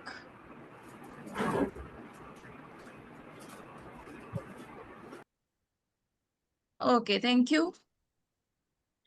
So I would like to introduce Dr. Bhutina Majol. She is currently Associate Professor of English Literature at High Institute of Languages of Tunis, University of Carthage.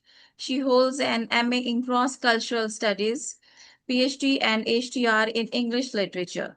She is a former member elect of ISLT Scientific Council, former coordinator of a professional master in English for Communication, ISLT.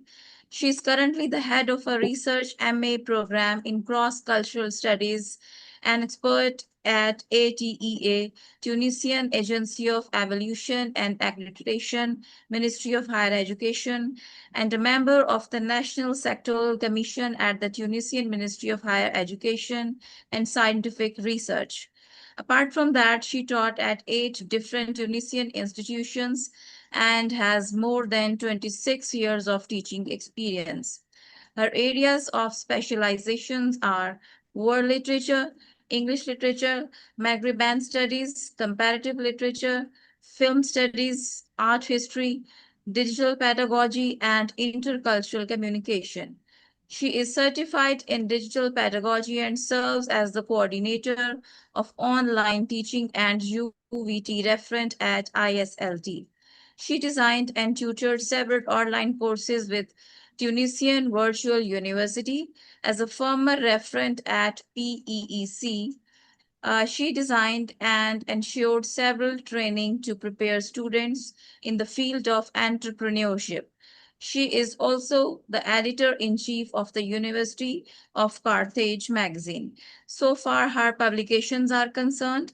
She published 2 books, Doris Lessing, Politics of Being and Time, 2016, The Genetics and Generic Affiliations of Rushdie's Satire in Midnight Children, 2017, and she edited 3 volumes on trauma and traumatic memory, 2017, and terrorism in literature, examining a global phenomenon, 2019, and roots of Maghrebine vices in literature and art, 2024. She also co-edited 4 volumes on history and memory in Arab literature and Western poetics, 2020. Uh, Precarious Lives, Uncertain Futures 2023. She also co-edited a special edition of Gitanjali and Beyond, Volume 8, 2023. She is the author of several academic articles and collections of poems. She delivered presentations in several national and international conferences in Tunisia and other foreign countries. She also organized several academic events, conferences, workshops, study days, and webinars. She is the founder and chair of Arts and Humanities Global Network, vice chair of the International Research Network, Global Network of Liberal Arts, steering committee member of the International Research Network, challenging precarity network, member of the scientific committee of the research laboratory, language and cultural forms, University of Carthage. She is an executive committee member of Doris Lessing Society and founder and chair of DLS North Africa chapter. She is the part of the research group TRADE, translation and adaptation from into English, and of the International Society of Boredom Studies, Madrid International. She is a member of LEAD Academic Network. So the speech or presentation she is going to share with us, the topic is blank space, blank ink, mapping the dolorous cartographies of war narratives. Over to you, Dr. Majul. Thank you, Dr. Yuma, for this generous presentation, for taking the time of reading all my biography. So I would like to thank Dr. Rashid for the invitation and for allowing me to be here today. I'm thrilled and honored. I would like also to thank the organizing committee for putting together this groundbreaking program. So my talk today, and I would like to put it full screen. I hope you can see it, and stop me if you cannot see my slides moving. This sometimes happens with technology. So my talk is the project of a book in progress, actually, that I wanted to share with you, and maybe the discussion will enlighten certain parts of it. The title of my talk is Blank Space, Black Ink, Mapping the Dolorous Cartographies of War Narratives in Selected Works, Selected War Narratives. Today I am going to focus to give just a glimpse at some of these works. The Wind Blows Away Our Words by Doris Lessing, I Saw Ramallah by Barghouthi, Earth and Ashes by Rahimi, Le Retour Imaginaire as well, et Il y a sur cette terre ce qui mérite vie, which is an anthology, 17 writers for Palestine.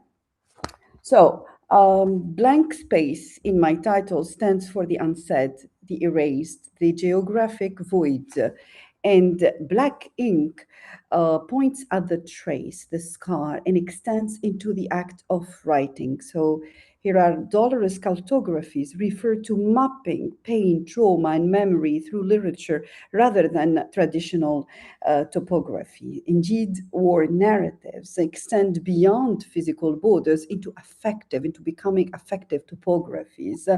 So by rewriting history through the lens of trauma, the selected texts give agency to the silence and challenge hegemonic historical accounts.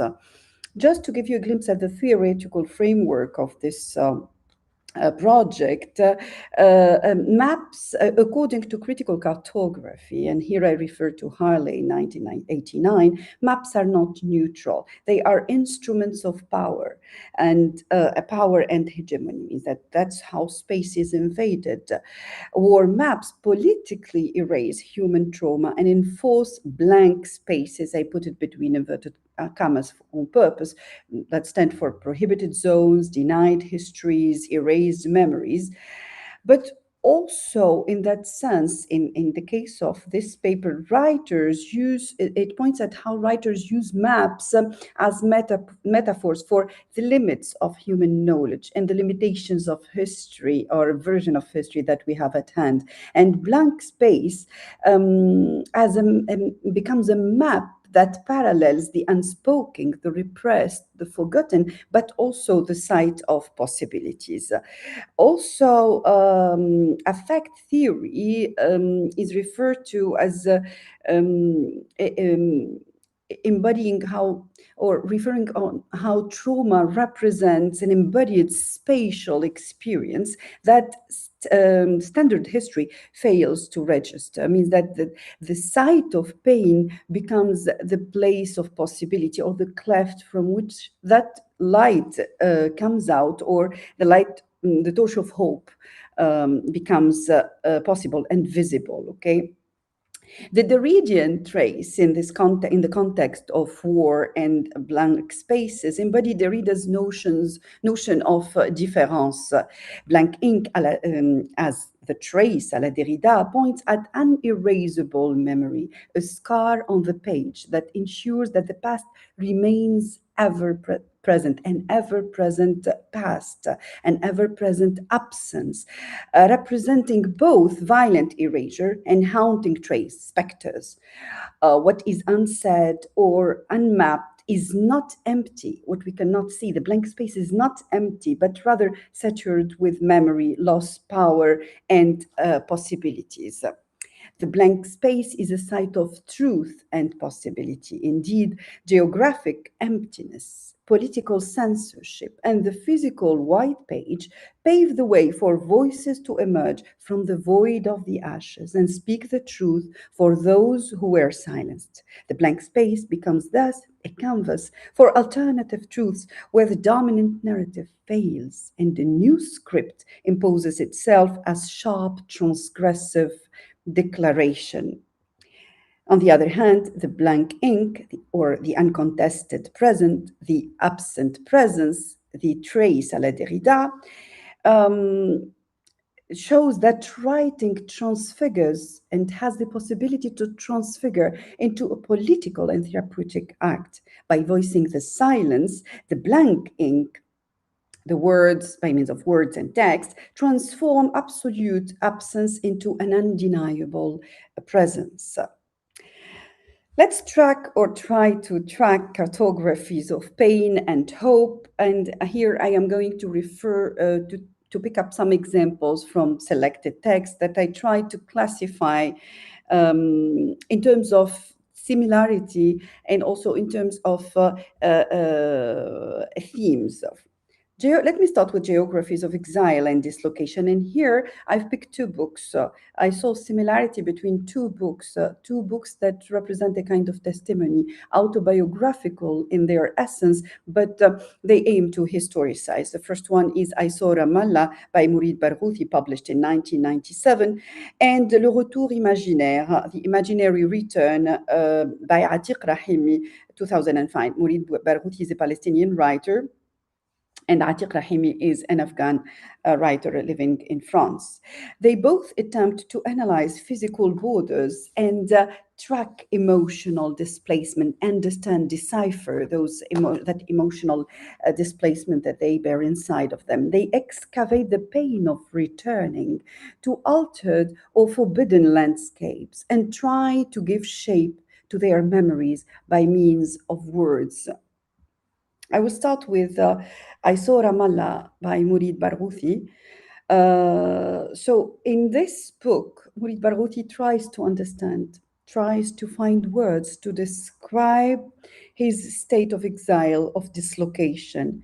And you are going to notice that in this quote that he really tries to close his eyes and to find a shape, to give a shape to what he feels inside, to his situation. I'm quoting, I had to divide my memory between the absurd past, the concrete present taking shape with Tamim and Rauda in our house, and the future that could not be determined but by our decisions alone, means that the decision to leave. And dividing the memory between an old weariness and a newfound comfort was impossible. See how they are torn. Memory is not a geometric shape drawn with instruments, mathematical decisions, and a calculator. An area of glorious joy next to an area of pain means that this is how geography works. This is how maps work. Pain is different. Feelings are different. The scales of need were balanced despite us all. The three of us needed the same nearness at the same time, to the same degree, sensations of a new beginning and of the assumption of a broken past jostled with each other. The clarity of the return to the house, not the homeland, the house, was crowded by the uncertainty of the common future of the family and those close to it in faraway places. So you can see that he is lost within his own feelings, within his own words, unable to trace, to draw a cartography, to how he could describe his state of dislocation. The same thing happens to Atiq Rahimi with his book, Le Retour Imaginaire, The Imaginary Return, which is a book of photography in which he tried to put blurry pictures done on purpose, because he is a photographer himself, of his homeland when he returned back after years and years of exile. Je veux revoir ces lieux de la ville dont je porte encore l'empreinte dans mon souvenir et les blessures dans mon existence. I would like to see all those places in the city that I have like a print in my memory, and like an erasure, or like a scar in my existence. Cette ville dont tout le monde parle et dont tu rêves, c'est une ville invisible. C'est une ville dont les désirs sont déjà des souvenirs. That city that everybody talks about, that you're dreaming of, is an invisible city, is a city that whose desires are rather souvenirs now. They are gone. So their respective homelands resurrect from ashes and turn into, that they try to, by means of words, to turn into beautiful stories, memories, to transmogrify into alternative versions of history. This is history, of testimony history from below, that should be read as history, as the official version of history. Yet this is the true version of it, transcending the narrative imposed by hegemonic forces, by means of art, by means of photography, by means of descriptions, by means of metaphors. Might they reach the readers? Sure. They remember. They put members together. They remember. They restore and historicize by means of narratives. This part, entitled The Debris of War and Reconstruction, is going to focus on rather two other works, which are The Wind Blows Away Our Words by Doris Lessing and Terre Cendre by Atiq Rahimi, and you are going to notice the similarity. And I see a poetic connection between the two titles, though one was published in 1987 and the other one is in 2000, which is A Wind That Takes Away All Those Ashes, but the land still remains. And the text, here it is. The Wind Blows Away Our Words or Other Documents Relating to the Afghan Resistance, this is the title of the book, was published in 1987 by Doris Lessing in London. And it was dedicated, I quote, to the gallant people of Afghanistan. Lessing explains, I have been involved with Afghan for some years, but had not been in Pakistan, which is the refugee camp she refers to here. I was born in Persia and lived there until I was 5. Yes, all kinds of scents and sounds came back. You can see that this idea of smells, scents, sounds are recalled in all these works, and they are stored by means of texts in their books. During her visit to the refugees camp, Lessing discovers that what we read in newspapers was not mirrored in the people we met or in the life we experienced. She blames the West for its indifference to these people, and then suddenly, the indifference of the West. Silence. Even if you have expected it, it's a shock, painful. She asserts, now I read history with conditional respect. And I am going also to read another quote in that book, which is very, very, I think that it's a kind of testimony for me rather than just mere reporting of that experience in Afghanistan, in the refugees camp in Pakistan. There are about 10 million refugees in the world, and half of them are Afghan. You never see figures of Afghan refugees as a headline, but very often indeed the headlines, so and so many thousand refugees in Sudan and Ethiopia. What determines the newsworthiness of a catastrophe, she's asking, is that some lives, as Butler says, some lives are grievables where others are not. Why has the horror of Afghanistan never been considered important? To answer such questions, it seems to me, would explain a good deal of assumptions of her prejudice that govern or our organs of information. This article I wrote about what I saw in the refugees camp in Pakistan, about what I heard from the Afghan fighters, have been refused by all American and European newspapers they were sent to, end of quote. And here I refer to Deconstructing History, published by Manslow, who asserts in his book that written history is always more than merely innocent storytelling, precisely because it is the primary vehicle for the distribution and use of power. The very act of organizing historical data into a narrative not only constitutes an illusion of truthful reality, but in lending a spurious tidiness to the past, can ultimately serve as a mechanism for the exercise of power in contemporary society. I will move to Earth and Ashes, where Rahimi keeps insisting on the shape of pain. Still those cartography of pain. Tu es incapable de décrire ton chagrin. Il n'a pas encore pris forme. You are unable to describe your grief. It has not taken form yet. It is still too early. Or, and then later on, when the character realizes the horror that went on, la tristesse a maintenant pris forme. Elle s'est transformée en bombe. Elle va exploser. Elle va te faire exploser. Your sadness has now taken form. It has turned into a bomb. It will explode. It will make you fulminate.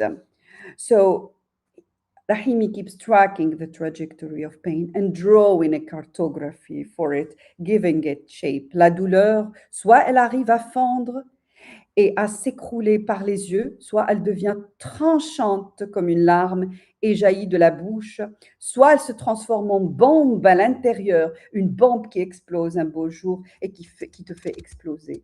Pain either manages to melt and flow out through the eyes, or it becomes like a tear spring from the mouth, or it turns into a bomb inside, a bomb that explodes one fine day, and that makes you fulminate. These two texts explain the literal and figurative dust ashes of war and show how narratives capture the immediate, raw sensory trauma of conflict zone.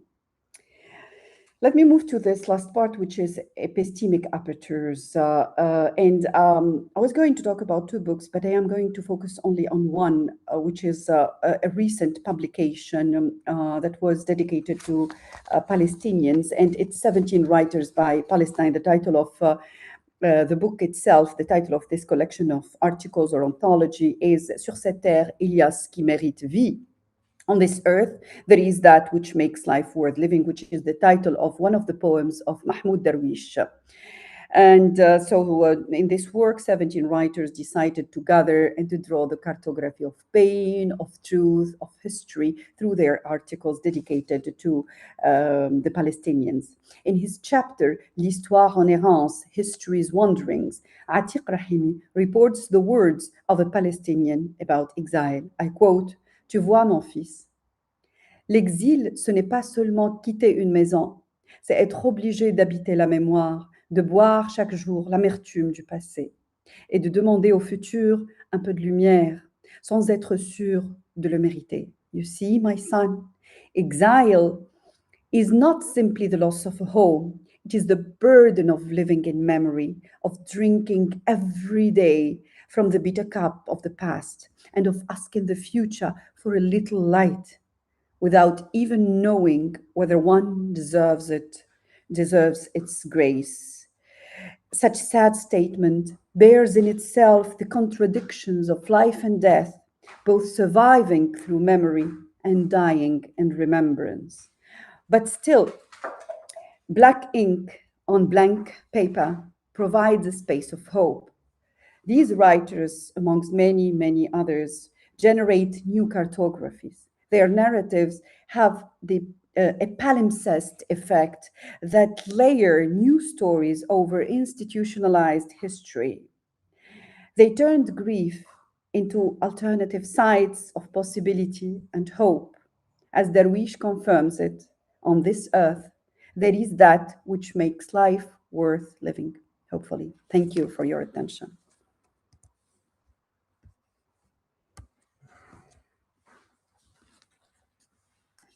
Okay, thank you so much, Dr. Majol, for your insightful discussion and very well presented. We all appreciate it. And I would like to ask my audience if they have got some comment or some question, they can go ahead, please.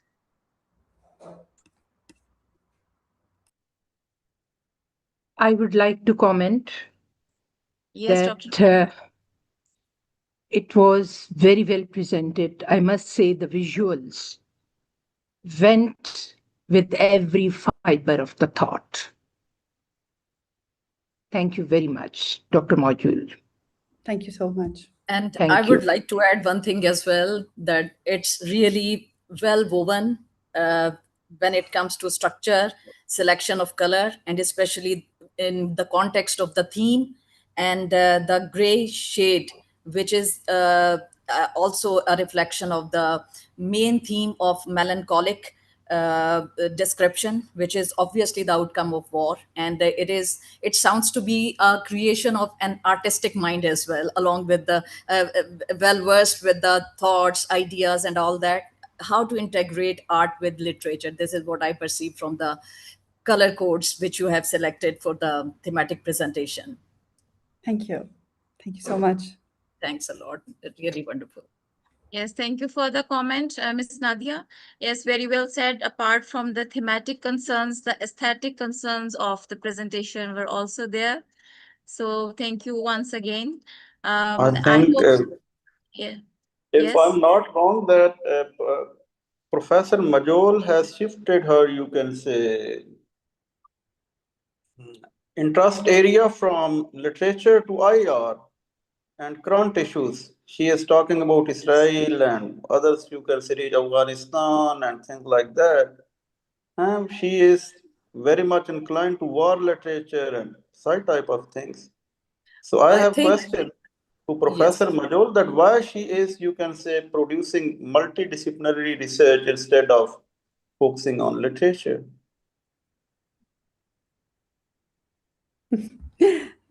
I'm always asked this question, means that because actually everything is interconnected. We live in a globalized era, and I relate it to, that's what literature is all for. Literature tries to give answers to the world around us. It helps us understand the world around us. And actually, I am not away from my discipline.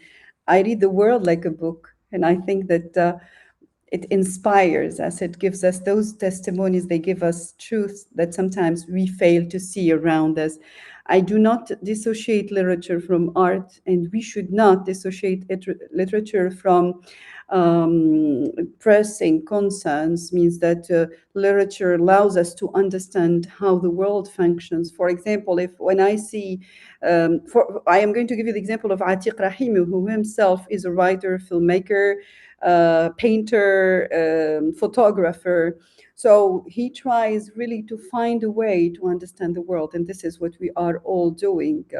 Because as you mean that in even I just caught this conversation that you had with AI.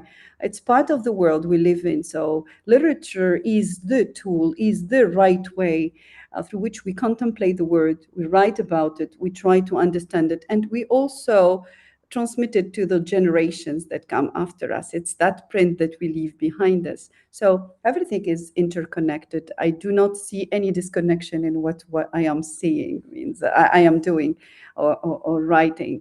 We cannot see you, Dr. Rasib. You can't see me? I can see you. You've turned your camera, so maybe if you turn it back, we can see you. We can see you sitting, but we cannot see you. You cannot see your face. You can turn your camera. Just turn your camera. Turned my camera. We can only see his foot. Yeah. Oh. Yeah. It's okay. It's okay. No, I will. Now you can see me? No. Yes. Now, yeah. Now you are. Oh, I'm visible. Okay. Again, the face is not visible. Thank you, Professor Majol. Thank you. Again, I think that is the you have requirement turned of your the back task. camera on, sir. Could you please turn your front camera on? Is it on now? Now, yeah, now it's okay. Well, We can see you. It's perfect. Okay. I'm asking you that it's the requirement of the time.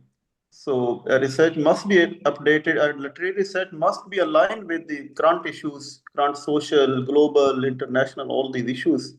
So I have raised the question just to highlight that you are doing a great job and great And work. that is So contemporary literature. yeah, that is contemporary literature. That's the field of transnational literature, which Yes. does really entrap us in one literary trend, but rather opens to the world. And that's even the very idea of the master's program that I'm directing is related to that. Is that it's multidisciplinary, but at the same time involving literature in every aspect of student studies. Nice to see you after a long time. We are all concerned with blank spaces. I think that Yes. this erasure, but also this existence, those invisible spaces, the visible and the invisible. In this era of scrolling screens, we have to find a blank space on which we can put some ink. Excellent. Assalamu alaikum. May I can say something, ma'am? Yes, please. Yes, sure, please. Yes, yes. Ma'am, Dr. Majul, thank you very much.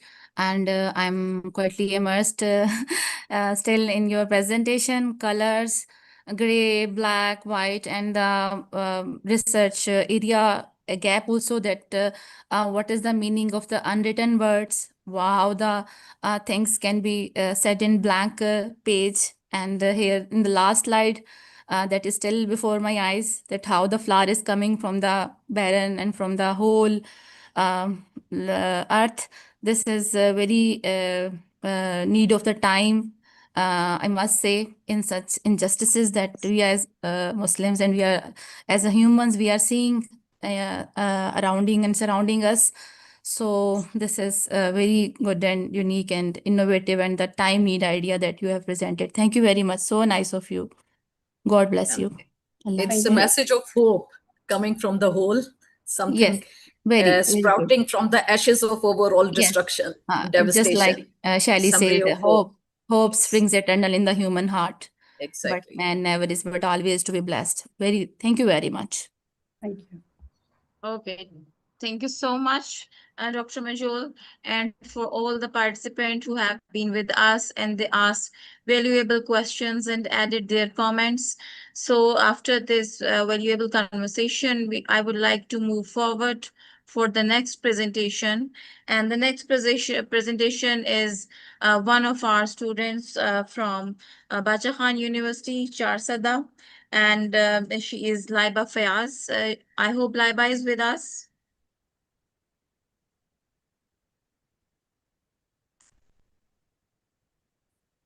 Yes, I can see Laiba is here with us. Yes, ma'am. Okay. So let me introduce Laiba. Laiba Fayaz Khan is a BS student at Bacha Khan University, Charsada, Pakistan. Her academic interests include translation studies, linguistics, comparative literature, and digital language technologies. Her research explores the comparative analysis of human and machine translations with a particular focus on the linguistic dimensions of literary translations. She's a committed scholar, and today she's with us to present her research with us. Yes, over to you, Laiba. Assalamu alaikum, everyone. Sir, please share my Walaikum assalam. present. Okay. My name is Laiba Fayaz Khan, and I'm a recent graduate from Department of English Language and Literature at Bacha Khan University, and I'm here to present my research on human and machine translation. My focus is on a famous Chinese poem by Li Bai called Chang'an Ballads, and for this study, I compared two English translations. One is done by Meta AI, and the other one is done by a famous poet, Ezra Pound. I want to see which translation keeps the poem's original beauty, emotions, and cultural meaning. So let's start from the background of the study.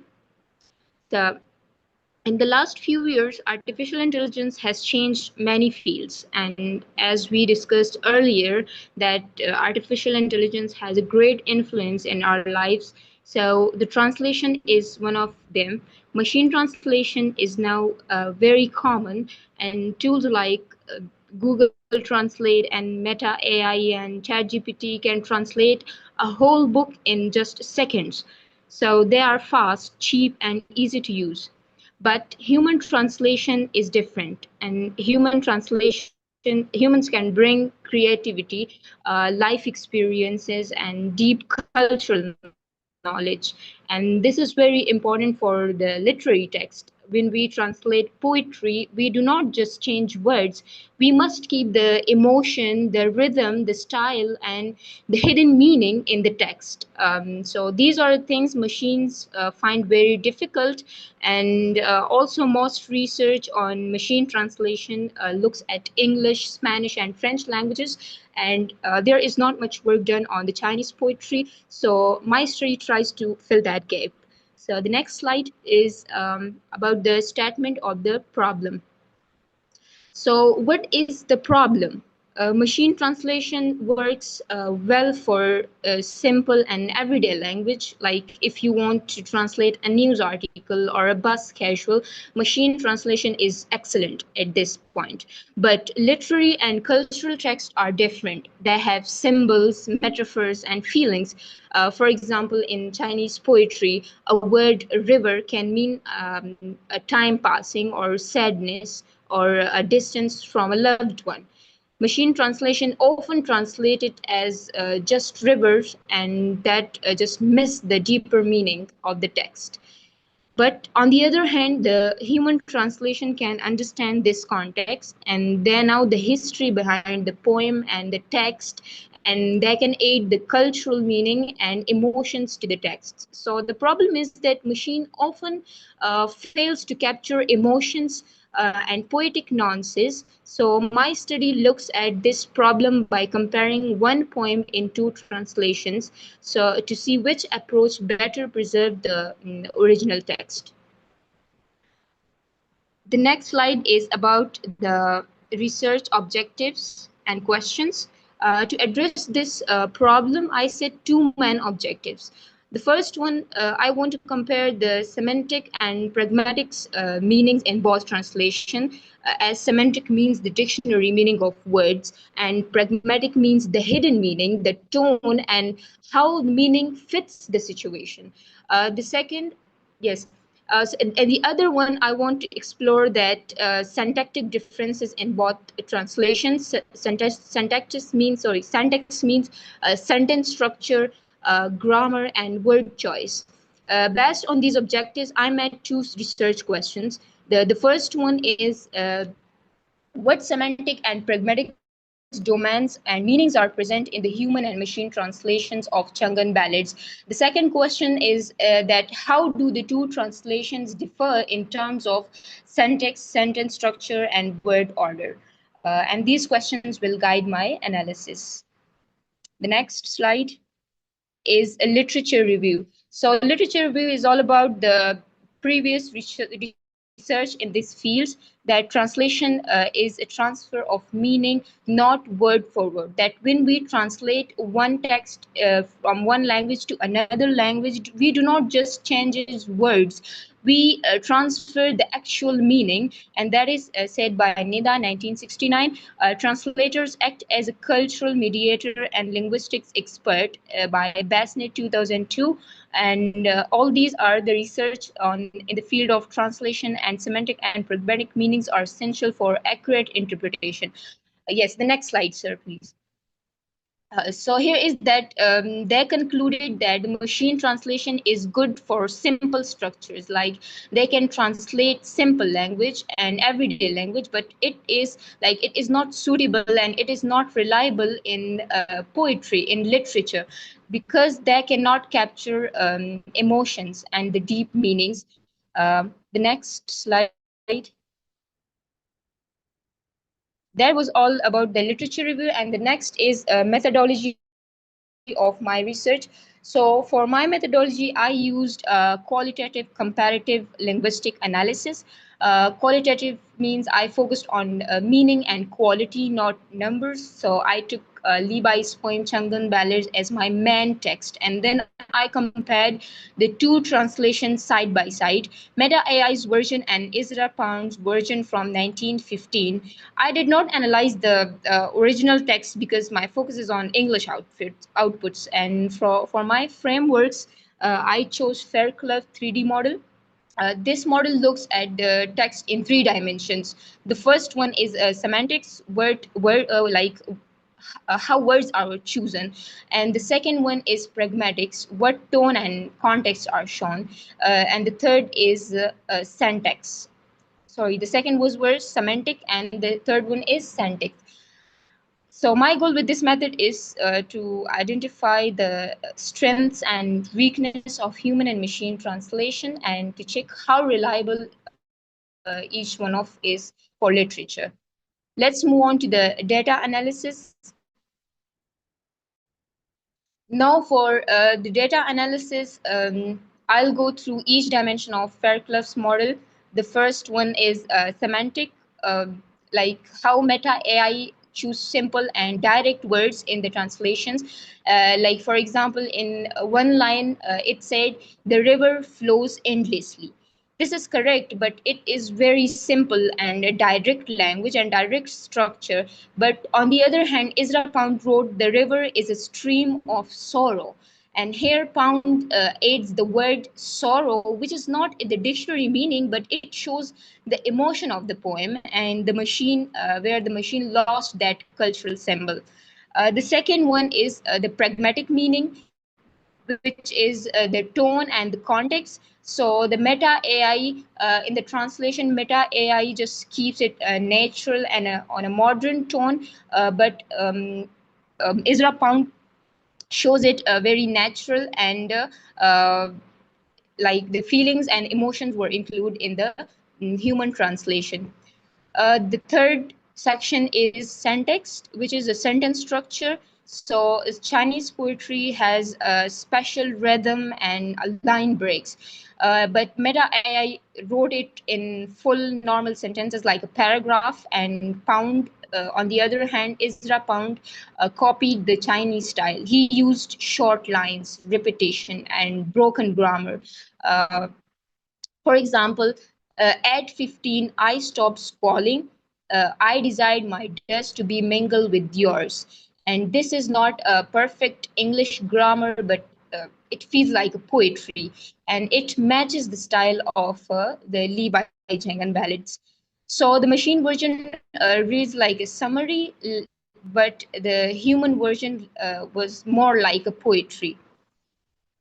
Overall, using Fairclough 3D model was, I found machines are weak in pragmatics and semantics, but their structure and syntax is too normal and ordinary for the poetry writing. The next is conclusion. So what are my conclusions? That I have three key findings, which were, the first one was that machine translation still struggles with the literary complexity, like it cannot handle emotions and cultural symbols, and the second, human translation is quite better at preserving cultural and emotional meanings. A human knows like why the poet used certain images, and machine translation is excellent for speed and volume and for fast, like if you want a fast work, you can use machine translation, but if you want a quality work and like a deep meaning and a full beauty in the writing, you can use human translators. So that was all about my conclusion, and the next slide is about the references that I chose from the literature review. And uh, if you have any question, you can ask. Okay, thank you so much, Laiba, for your valuable insights on the very topic, a very important topic. So questions and comments are welcomed.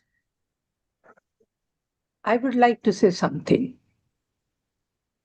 Yes, I'm really impressed with the students of Baja University at BS level. They are uh, doing this much. However, I have a comment to make. Again, machine translation depends on to the prompts that are given to the machine, the algorithm. And I would like the young researcher, Laiba Fayaz, to try it. And you would see how emotions flow out of machine. You have to prompt machine to do that. And then we can have this discussion carried on. Thank you very much. Okay, ma'am. Thank you. Okay, thank you so much, Dr. Naila, for being so creative. It's a very novel idea for me that even machine can become emotional if the prompts are emotional. Thank you so much. Okay, so any other question? Excuse me, Yes. I have a question to Dr. Naila. Yes. Well, it's again one of my areas of specialty, translation studies. The question is, I would totally agree with Dr. Naila that, if we give a proper prompt to AI, it will definitely give us emotions. But don't you think that, the way Laiba mentioned that she has, actually given the prompt in Chinese, which is a poem, right?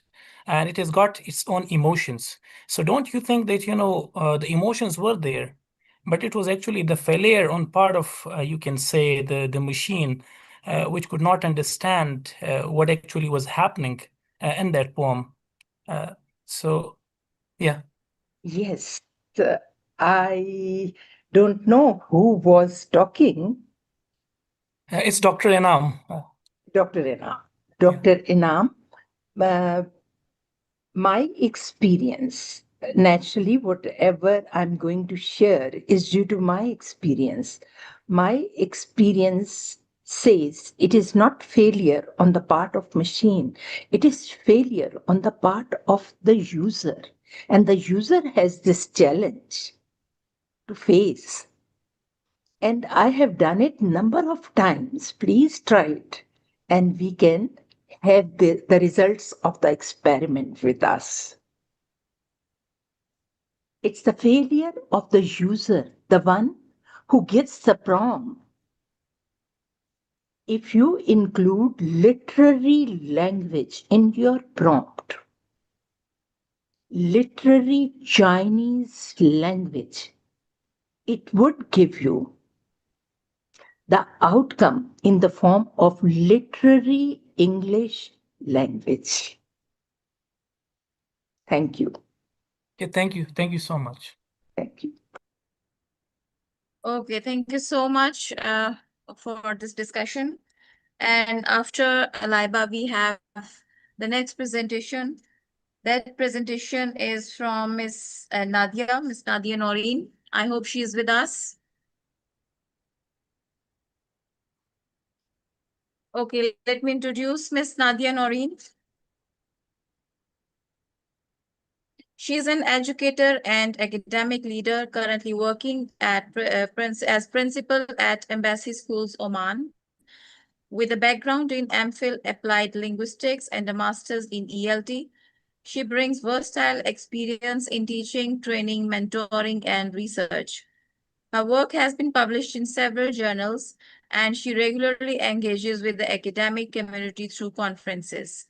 Her core domains are leadership, sustainability in academia, quality education, and quality assurance. She is passionate about building institutions that deliver equitable, high-quality learning experiences.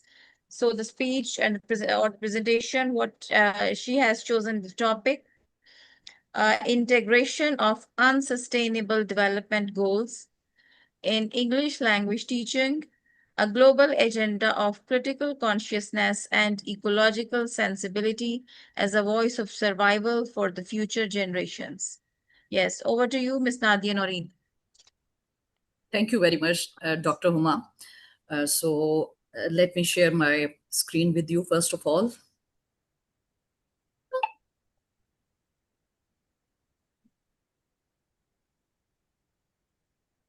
Okay, I should be allowed. I think it is restricted or I'm unable to. Dr. Inam, can you please enable it? If she can request us, then we can. Yes, Has she wants to share. She hasn't requested. Yes, she is Click on the share requesting. button, and then we will receive the request, and I will allow you. Enter entire screen. I need to click on. This is what I need to do. Whether you want to share your entire screen or just the slides, just click on the share button, and then we will receive the Yes, is there. Yeah. I think now it is visible, right? So yes, it is. Yeah, right. Okay. So thank you, first of all, for providing me with the opportunity to present my stance, especially at this very forum where I can see people from different communities, people from different countries, especially belonging to the English language domain. And here we are coming up with our innovative ideas. And basically, it's a platform of sharing where we can come up with some mutual agenda of unanimity for the betterment of generations. And especially with reference to the same stance, I'm here to present my stance, and this is related to integration of United Nations UN Sustainable Development Goals, SDGs in English language teaching, ELT, a global agenda of critical consciousness and ecological sensibility as a voice of survival for the future generation. Basically, this presentation of mine has a reformative plan of action to be presented, especially with reference to the people who are engaged in the field of English language teaching. And it's not merely linked with the English language teaching. It can be it can be expanded to all the people who are linked with academia. So whatever is the domain, it's the need of the hour to align all the teaching and learning academic practices with the United Nations Sustainable Goals agenda, right? So this is the voice of survival. This is the important need of the hour. Why it is important, why it is the need of the hour, what is the rationale? I would like to talk about the reason as to why it is important to think for all the academician to think on this very level when we are here to talk about the global issues and aligning of all these global issues with the ELT practices, with our teaching and learning practices inside the classroom. The research paper presents a transformative model for English language teaching. It asserts that integrating the United Nations Sustainable Development Goal, SDGs, into curriculum is not merely a curricular addition, but a voice of survival and a global agenda for cultivating critical consciousness and, ecological sensibility in the future generation. So the paper outlines a pedagogical shift from traditional skill drill to a sense of planetary ownership operationalized through several key frameworks. So what I have added here, sorry, just a minute. Is it visible now? Screen is visible? Yes, the screen is visible. Yes, it is. Right. Yes, it is visible. Right. Okay. Right. Okay. So the significance of the study, transformative mode for English as a ELT, and integration of UN Sustainable Development Goals moves beyond a mere curricular addition to a fundamental pedagogical shift. It's a voice of survival, and it focuses on cultivating critical consciousness and ecological sustainability through language instruction. It all depends on the instructor how to inculcate all these SDGs into to the teaching and learning practices. This is how we are going to talk about it. And contextualized language use, it helps in contextualizing the language use development. It's the need of the hour for the 21st century skills, and especially important for fostering global citizenship. This is very important to That's why it's important to align all these SDGs into academic practices, right? So the research questions, the basic purpose of conducting this research is to analyze the theoretical shift from skill drill to planetary ownership, to evaluate the effectiveness of three-tier expose, examine, enact model by aligning ELT in the pedagogical practices, to investigate the current development of language proficiency and sustainable competencies, to explore ELT as a voice of survival for future generations, and to define the synthesis of linguistic proficiency, social stewardship, and civic sense of responsibility. So these are the basic questions, and my research and the theoretical framework and the investigation mode and all the it goes in practicality. I have conducted research on the students, and the model which I have applied here as a theoretical framework is related to the UNESCO Agenda for Sustainable Development Goal Education. Right? It serves as a structural lens for aligning the 17 SDGs with curriculum, content, pedagogy, and learning outcomes, meaning thereby reshaping from skill drill to planetary ownership. That's the main agenda. That's the main focus of owing to the planet Earth through academia, through academic practices is the main agenda of this very presentation. And theoretical foundations which are embedded in this very framework given by UNESCO Education, EST, is aligning critical pedagogy presented by Freyr's conscientization theory, and then three-tier expose, examine, and enact model. Right? In this very scenario, what are we supposed to do? We will have to give the situation, give the realization to the student about the emerging issues, international issues. The obviously the themes can be taken again. It depends on the choice of the teacher and the classroom as well, the students as well. What are the areas of interest? And it should be aligned with the global issues and global challenges which the world is facing nowadays, right? And also, it's not merely be talking about the challenges, it should come up with the solutions. That's the main outcome of ELT practices, to enable the students to analyze, examine, and come up with some solution. Because the Freyr's theory of conscientization talks about finding the solution, talking about equalities, talking about injustices, and coming up with some agenda of equality. That's the main concern. And then we have here, I will share some of the, I will go fast in coming up with this very theoretical framework. It's a pedagogy, it's a critical pedagogy which talks about finding solution, reflection, cultural literacy, transformation, critical media literacy, social consciousness, and then teaching. And so all the contents should be integrated in the class of ELT to impart awareness to the students about all these global challenges and how to find the solutions. And operational framework number 2 is three-tier model.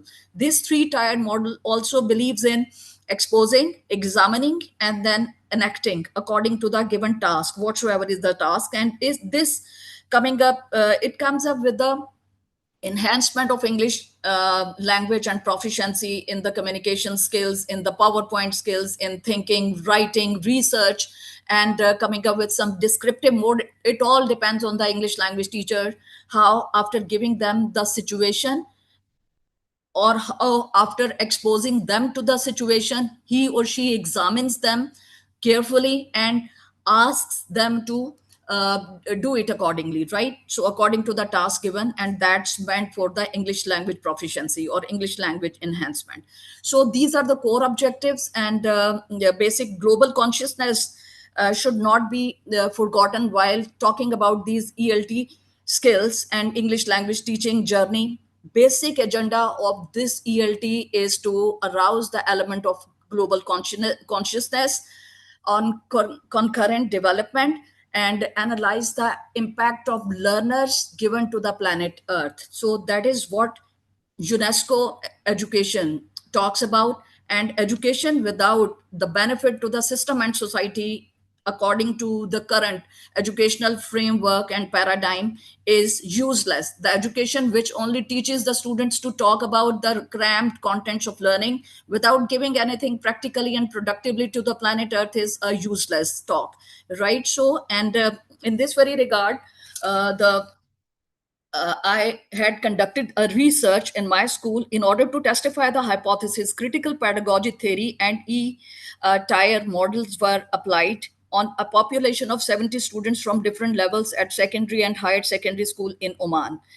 Right, so the students were engaged in different STEAM project-based learning activities and activity-based learning projects in the ELT classroom. This research highlights how this model is applied through specific school activities in the concurrently building language proficiency, practical implementation through ABL and STEAM, oracy and confidence. These activities enhanced engagement of the students into these activities, imparted confidence, and they were able to speak about their presentation. They were able to communicate and give the answers to the students in the morning assemblies or even during the classroom teaching and learning practices. And it also added up to creative and cathartic expressions of the students. Students were able to speak about international issues. They were able to talk about some of the issues and challenges which they were not allowed to speak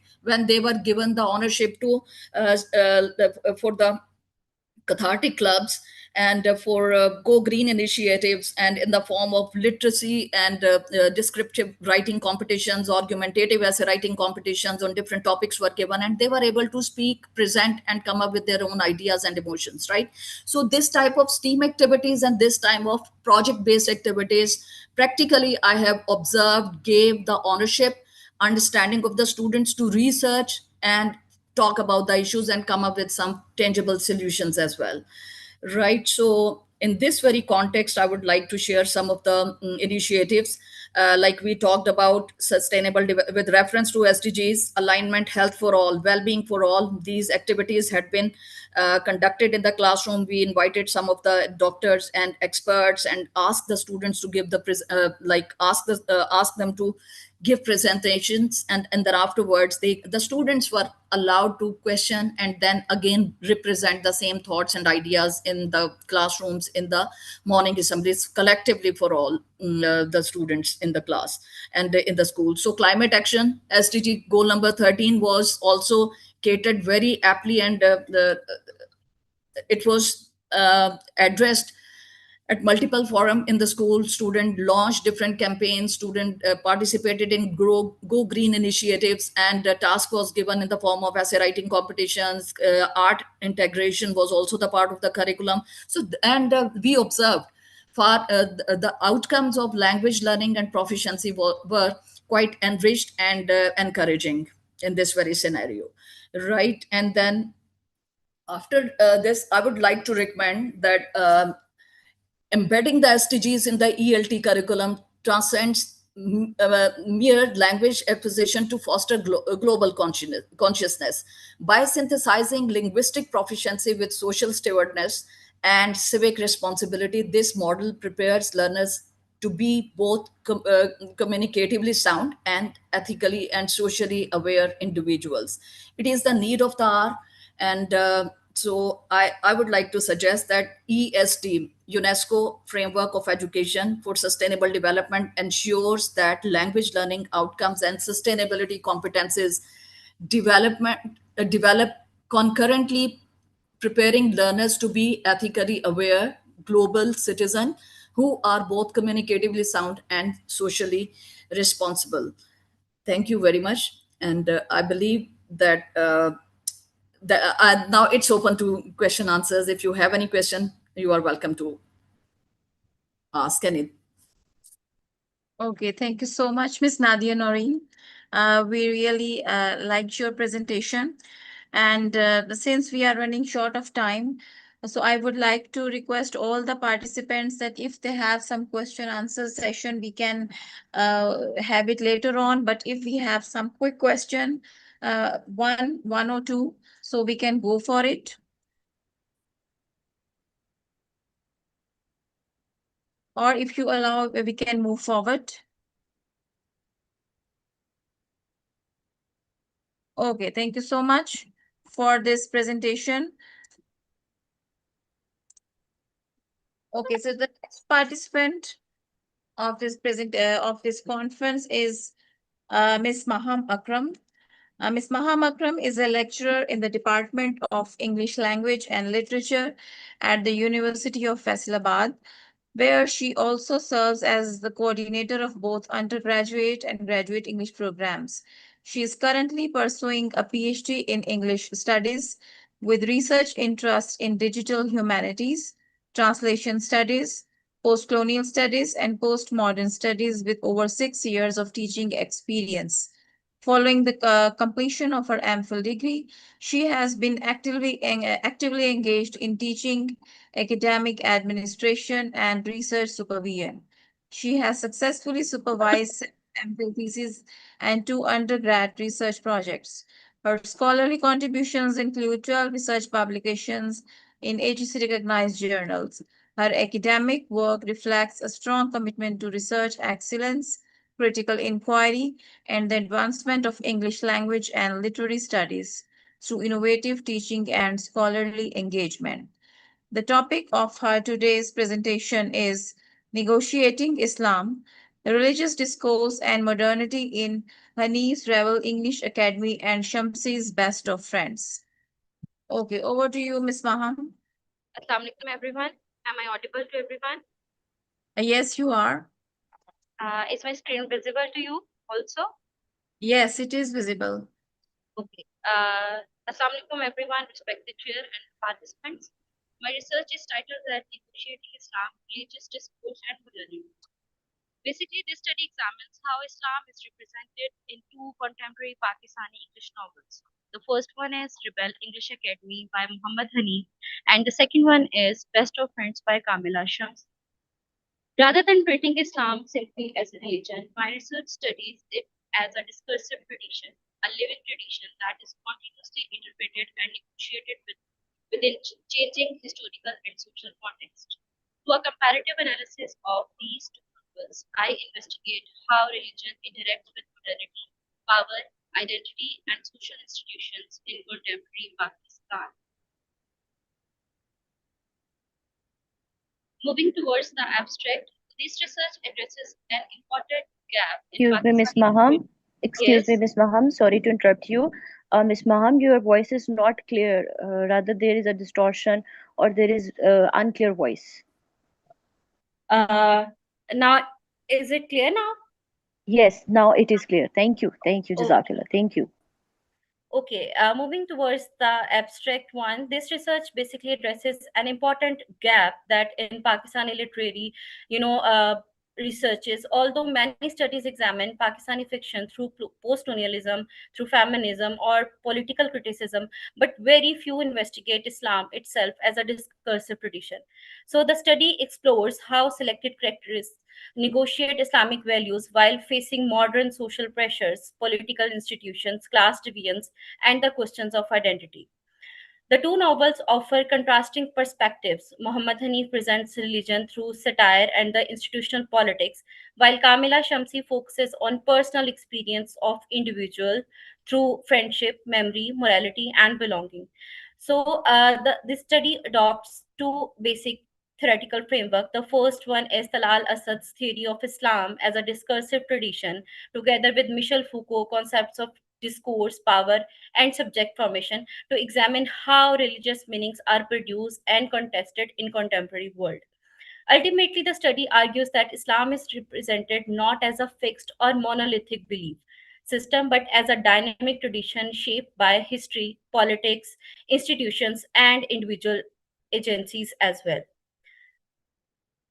The research problem emerges from a noticeable gap in existing researches. Most studies on Pakistani Anglophone fiction focus on issues such as colonialism, nationalism, gender, terrorism, or politics. However, they often overlook how Islam itself functions as a complex discourse that influences everyday life and identity. Therefore, my study asks, how is Islam represented as a discursive tradition in contemporary Pakistani fiction? how do power structures, social institutions, and individuals negotiate Islamic meanings according to their life? To answer all these questions, I comparatively analyze the selected novels using theoretical perspectives of Talal Asad and Michel Foucault. The study has four major objectives. First, it examines how Islam is represented as a discursive tradition rather than a fixed religious doctrine.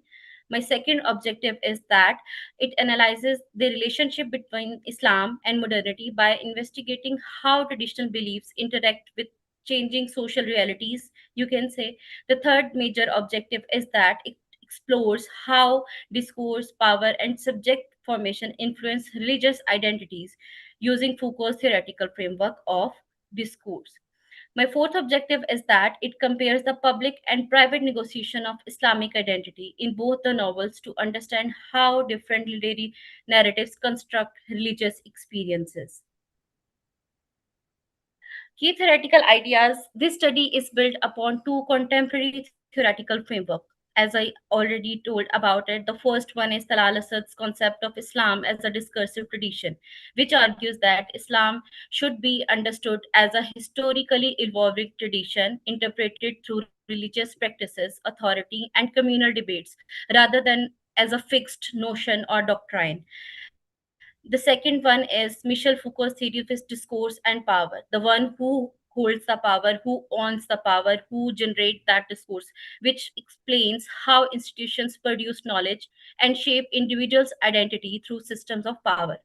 Together, these both theories help explain that religious identity is neither fixed nor purely personal, rather, it is continually shaped through historical processes, institutional authority, and social interaction.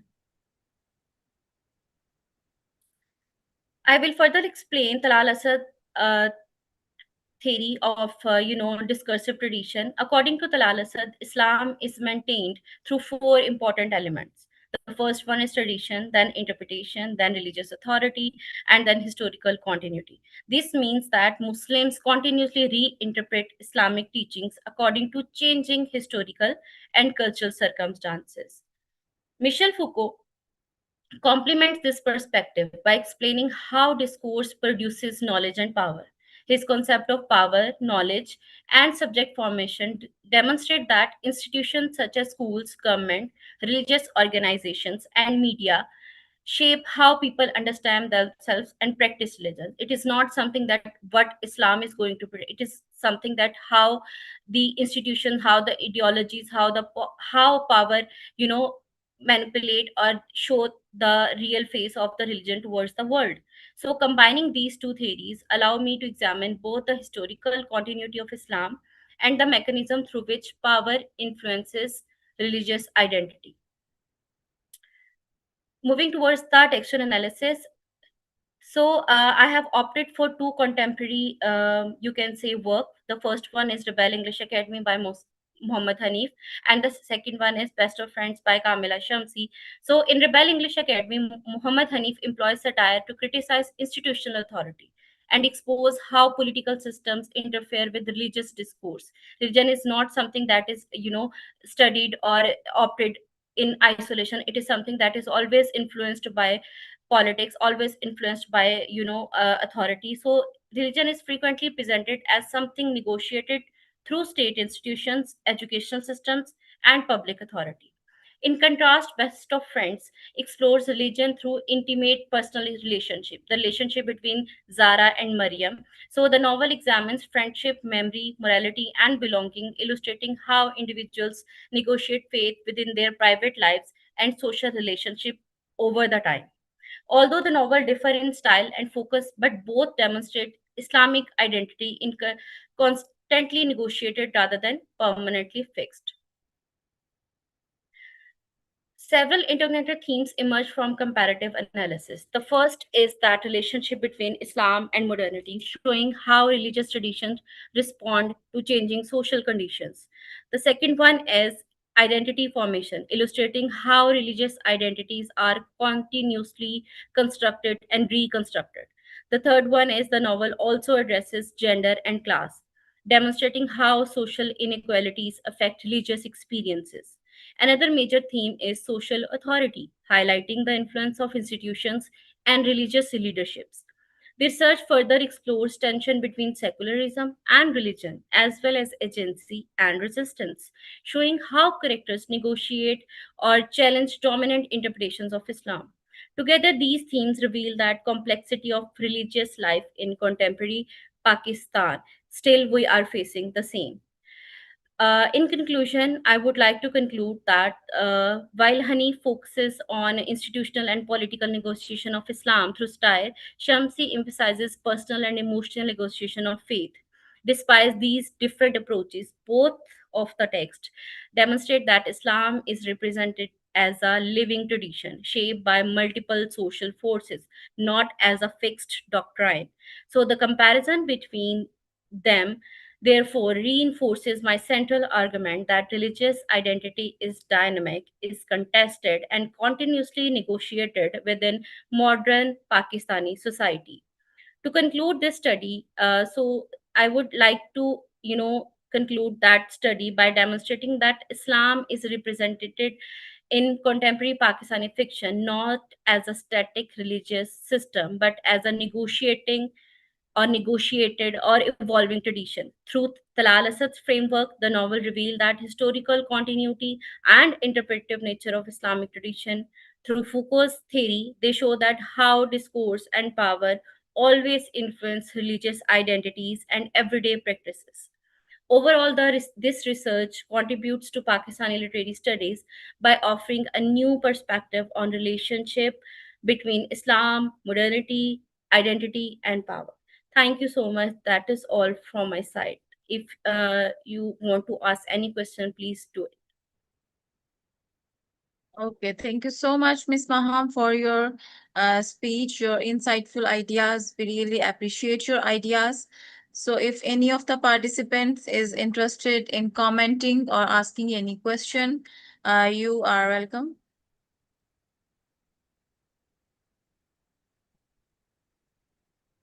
Okay, thank you so much.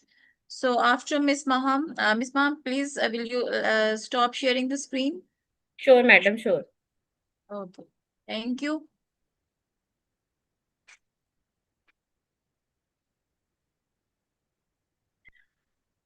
Okay, after Ms. Maham, we have the next presenter, and her name is Ms. Kuratulan. Ms. Kuratulan is an independent scholar, and she's affiliated with the Federal Directorate of Education, Pakistan. Her academic interests include English language teaching, primary education, educational research, and innovative pedagogical practices. Her research focuses on enhancing English language learning through effective instructional strategies, particularly the use of visual aids in primary classroom. She is committed to improving teaching practices and student learning outcomes through evidence-based research and continues to contribute to educational development by exploring practical approaches to language education in Pakistan. The topic of her presentation is the importance of visual aids in teaching English at the primary level in Pakistan. Yes, over to you, Ms. Kurathilan. Assalamu alaikum, everyone. Thank you for giving me a chance on this forum. Am I audible? Yes, you are.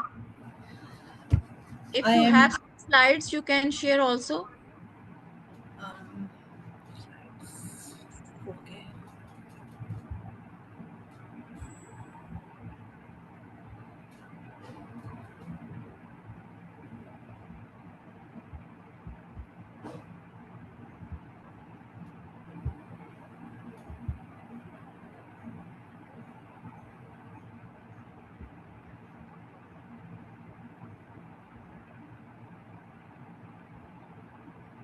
So you just have to request. After that, we'll be able to enable,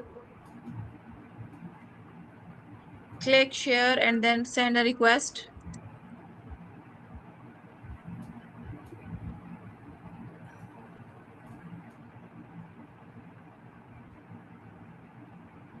Should I send a request in chat? Yes. No, And just on click on the share button, and it yes. will automatically Let her, you can say, if the scholar wanna present, let her present. After that, she can share in the group.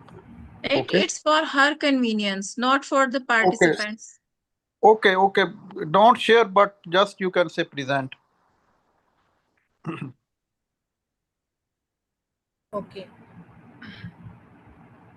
My name is Kuratulen and I am a teacher at Islamabad Model School for Girls, I-81 Islamabad, and I teach English. It is my thesis for MA TEFL, the importance of visual aids in teaching of English at primary level in Pakistan. The purpose is that English teaching has been a growing interest in the use of learning and teaching aids. Lessons are taught, explained, and reinforced using visual aids. Teachers must recognize the importance of both visual and spoken tools and technology, particularly with this younger generation of learners. Many language teachers overlook the possible beneficial function of visual aids. So, teaching and learning English carries a lot of importance to teach their students and engage them in active learning. The teacher employ a variety of ways. With time, new approaches, techniques entered in the field of education, and teachers now employ a variety of tools to help students learn more effectively. Visual aids assist teachers in clearly explaining subjects.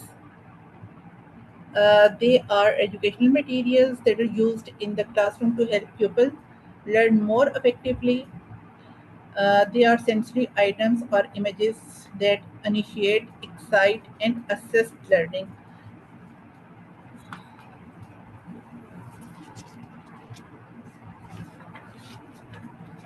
Visual aids are important because they aid the pupil to focus on the activities in the class and boosting their learning.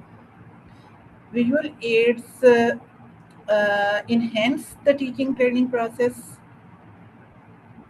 by allowing students to comprehend the lesson more efficiently. They help in becoming increasingly popular among English teachers for teaching various language skills. Teachers may need to employ pictures to present authentic content about the target language to promote language practice and create a context for learners. Learners benefit from multiple visual exposures to a variety of scenarios. To remember everyday real life language use, to make learning context and culturally particular.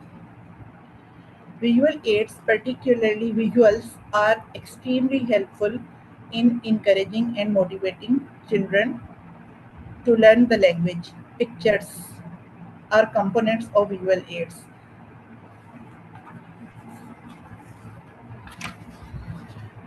Using visual aids can greatly assist the teacher. Using visual aids in English class encourages students to express their views. Less passive students can be made more active by the teacher. Also, flashing visual aids for a short time helps students automatically speak and memorize words.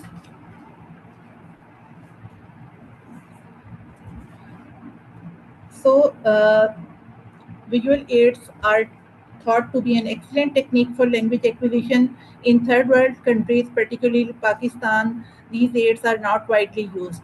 Adoption of new trends and technology in the sphere of education is lower in third world countries. In Pakistan, there is a significant disparity in the quality of education and comprehension between pupils in private and public institutions. Students in Pakistani private and public schools receive very different levels of knowledge and understanding. One of the causes for such variances is the use of visual technologies to enhance the learning process. Moreover, adopting such technology in public schools can facilitate efficient and effective communication. Pakistani language teachers at primary level seem to underestimate or ignore the potential values of visual learning aids in the language classroom. Because teacher did not use visual aids in the classroom, students' concepts were unclear, affecting their performance.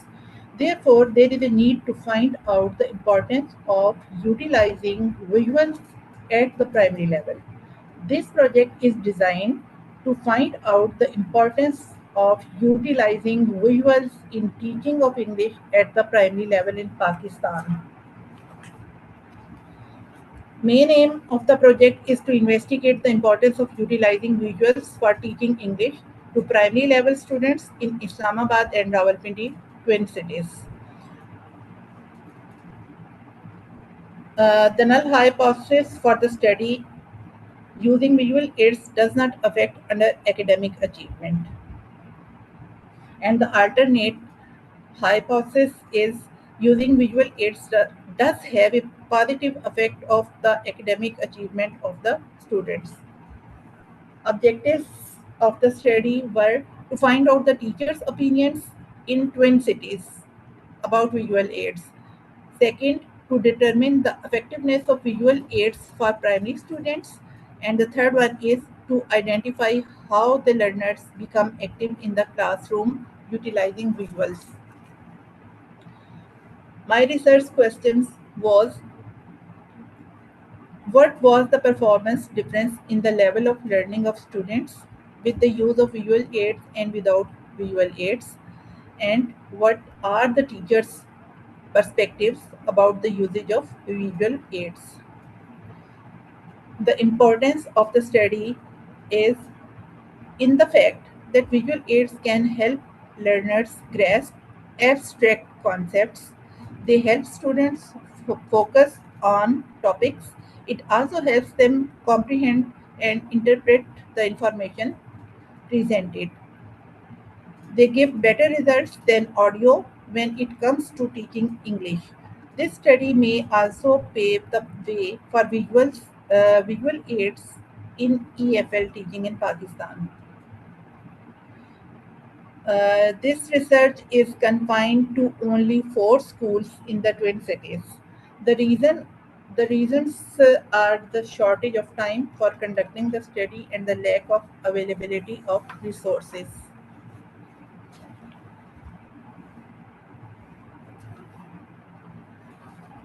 The dissertation is designed to study the importance of visual aids in the teaching of English at the primary level in Pakistan. The project comprises 5 sections. Chapter 1 provides an overview of project. Chapter 2 review of the studies done on similar topics. Third chapter discusses how data will be collected from target population and which technique will be used. The fourth chapter, data analysis, will be presented through diagrams, bar charts, and discussions. And the fifth chapter, the findings of the concerned study. Summary, the chapter presented the general background information on the topic. Moreover, it described the problem, statement, purpose, objective, and research questions, significance, and operational definitions.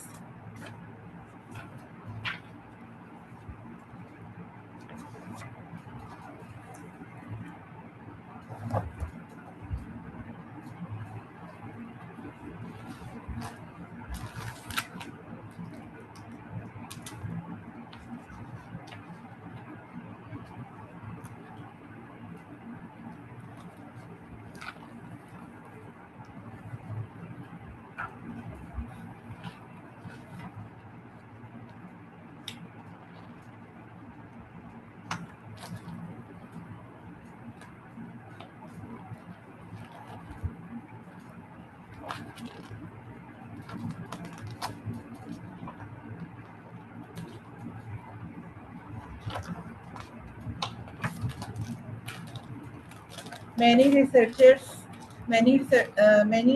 studies have found teaching English utilizing visuals is useful and effective approach to improving English language learning among students.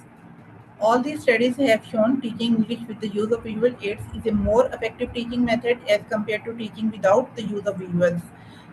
The review of literature shows limited evidence in the local context, and this phenomenon has been neglected in research.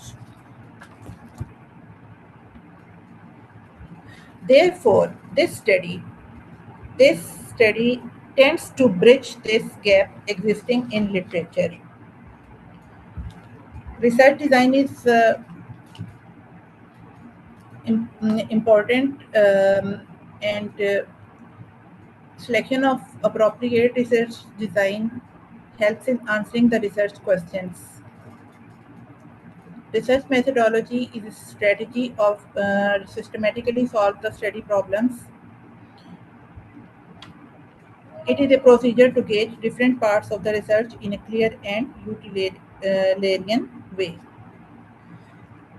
The project aimed to investigate the importance of visuals for teaching English at primary level students in Islamabad and Rawalpindi. The methodology would better help to explore the problem. Quantitative research is a systematic investigation to explain a phenomenon and is based on collecting numerical data and applying statistical and computational techniques for calculating results for further research, which can be generalized to a larger population. Results achieved from the research method are logical and statistical. Quantitative research beneficial with respect to that we collect data from a larger sample. Research project made use of quantitative research design. Quantitative research design appear to be the most suitable strategy for investigating the importance of visual aids for teaching English to primary level students in Islamabad and Rawalpindi. The finding will be integrated into the conclusion to answer the research questions. The rationale for using different tools is based on the idea that because of the strength of one tool, counter the weakness of the other. It is possible to use a combination of tools to obtain the answers needed. To make the study valid and to improve the validity of the research results, the current study used triangulation by methods. With the help of two different instruments, the interpretation which are built upon triangulation will be more reliable than the ones that rely on the restricted framework. Method of data collection. Study used a survey as a tool to collect quantitative data regarding the research objective. A standardized and validated survey tool, as surveys are useful, flexible, and cost-effective method, typically conducted on large group people or subjects.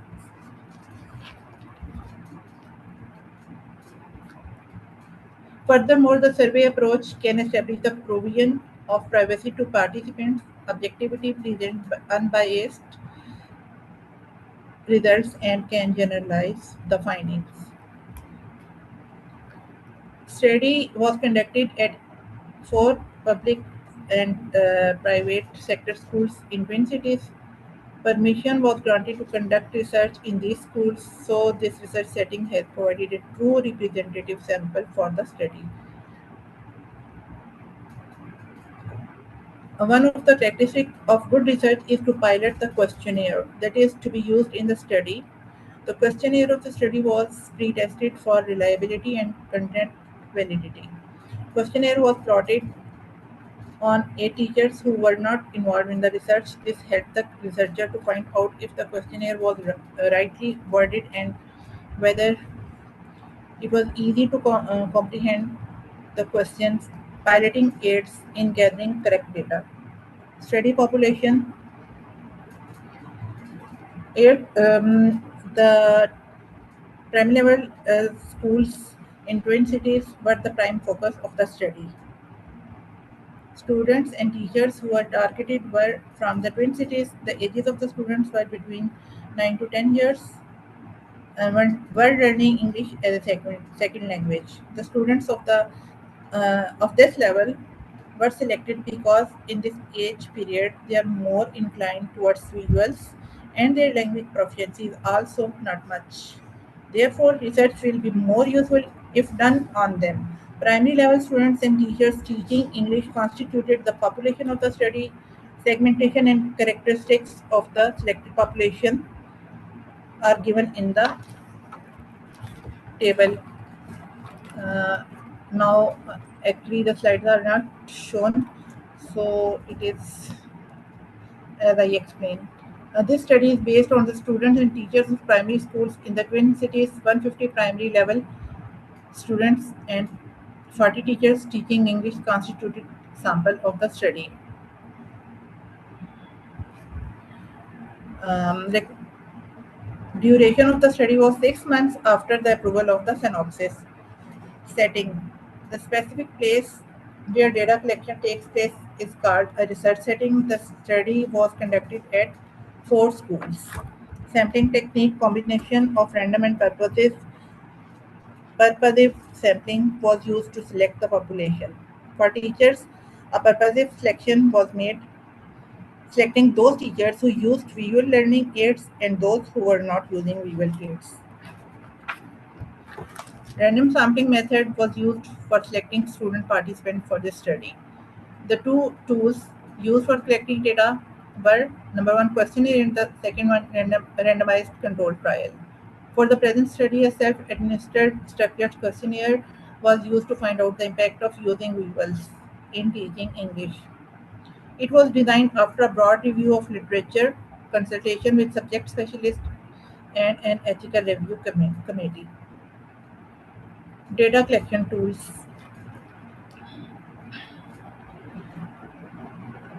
The researcher had to read the history of the visual aids, thought of the medium of different journals, research paper, books, and publications to find out whether the visual help learner in learning English or not. A questionnaire had to be conducted to know the opinions of teachers regarding whether the visuals aided in learning English or not.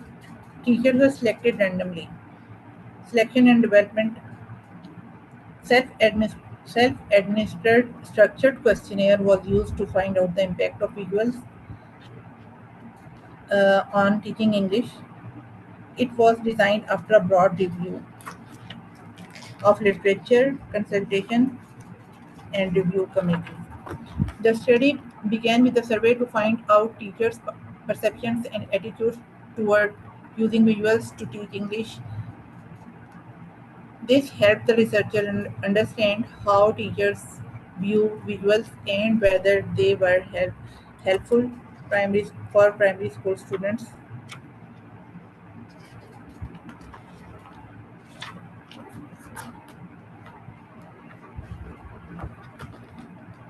The teachers were selected randomly for questionnaires. A questionnaire was created and sent to primary English teachers of 4 schools in the Twin Cities. It had 11 close-ended items. The questionnaire asked teachers about the impact of visual aids on teaching English as a second language and their importance in the classroom. The tool was divided into 2 sections. The first section was regarding demographic data. The second section was based on close-ended questions related to the impact of using visuals for teaching English. Demographic data consisted of participants' name, age, gender. Self-administered questions, 11 close-ended questions to find whether visuals help learners in learning English or not. Randomized controlled trial. RCT was utilized to find out whether there was any difference in the level of learning of students with the use of visual aids and without visual aids. Validity and reliability of data collection instrument. This survey tool was designed after reviewing the literature. The validity and internal consistency reliability of this instrument were also established. It is a base of good research.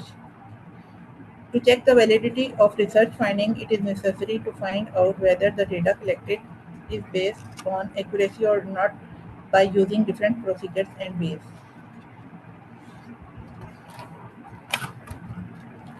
A written informed consent was also sought from the students as well as the teachers who participated in the study, a necessary action to seek permission before participating in the study. Ethical consideration. Privacy of the participants, informed written consent, any harm to the participants was avoided.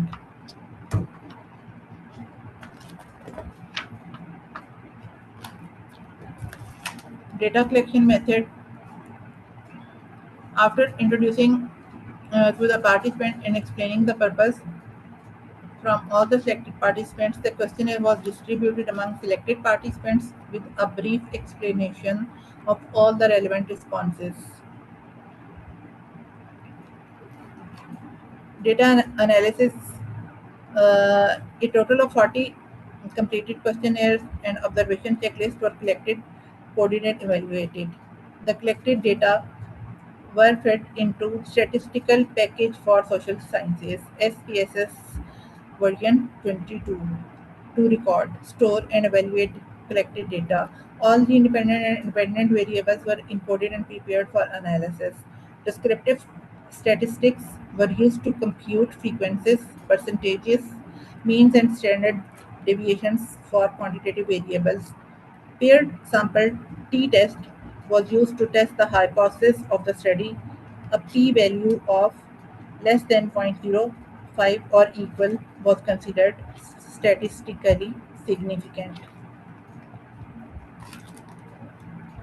Delimitations of the study was it was not possible to visit every school in the Twin Cities to take a sample of primary level students and teachers, and neither was it feasible to do RCT of all those students. So randomly, some schools were selected from the Twin Cities, and students were also selected randomly for quantitative data and rely on the collected data. Then again, tables and charts, which I have to explain. Questionnaire analysis, table 1, demographic profile of teachers, male 10, female 30, age 25 to 40 years of the teachers. Educational qualification, graduation 28 teachers and masters 12 teachers. City Rawalpindi, Islamabad.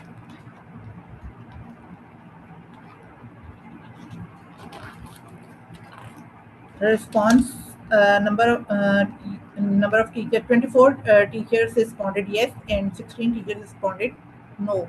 That is yes 60% and no 40%.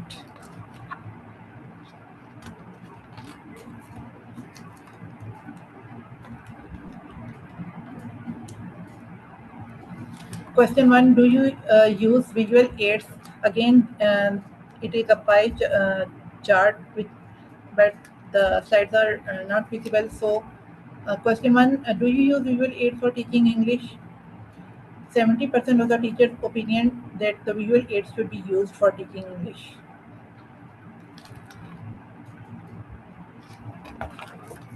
Question 2, is it vital to use visual aids when teaching English? 60% think that it is vital to use visual aids for teaching. Question 3, can English be taught without using visual aids? 60% of the teachers thought that English at the primary level cannot be taught without the use of visual aids. Question 4, will using visuals at the primary level facilitate students learning English? 65% of the teachers using visual aids will facilitate students to learn English. So, and data analysis shows that the teachers are of the view that visual aids can help students in learning English. Question 5. Do you use pictures as visual aids for teaching English? 58% of the teachers use visual aids for teaching English only. Question 6. In your opinion, is the use of visuals are beneficial for students? 85% of the teachers agree that visuals are beneficial for students.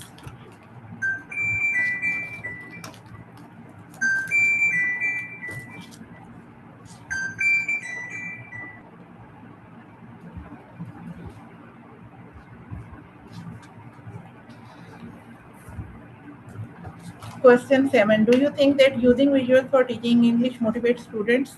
82% responded yes. Question 8. Do you think that the use of visuals engages students? 90% positive opinion. Question 9. Will the use of visual aids be beneficial in improving the learner's communicative skills? 85% responded yes. Question 10. Proper training should be given to the teacher for teaching English using visual aids. 85% teachers say yes. So the analysis shows majority of teachers have a positive attitude towards the utilization of visuals for teaching English at the primary level. Analysis of the experimental study. Control group group 2 was chosen due to the similar characteristic of group 1 and the group did not go through the teaching English using visual aids. Results. The hypothesis was tested to determine whether visual aids have a positive effect on the academic achievement of the students. Results of the paired sample T. Paired sample T, again it is a table which is not visible by the audience or the other presenters, but I'll explain it. Results. Pair 1, pre-test without visual aids. Mean difference 0.45 and p-value 0.165. Pre-test with visual aids. And pair 2, the pre-test without visual aids and post-test with visual aids. Mean difference MD 3.05 and p-value is 0.001. This proved that teaching with the use of visual aids at primary level is efficient and useful teaching learning method as compared to teaching without the use of visuals. For intervention given to the experimental group has increased the knowledge and learning of the participants. The summary is the research question and hypothesis has also been tested with experimental study. The teachers are in favor of using visuals for teaching English at the primary level, and in the second part, findings of the experimental study are discussed. It is found that the use of visuals does have a positive impact on students' English language learning.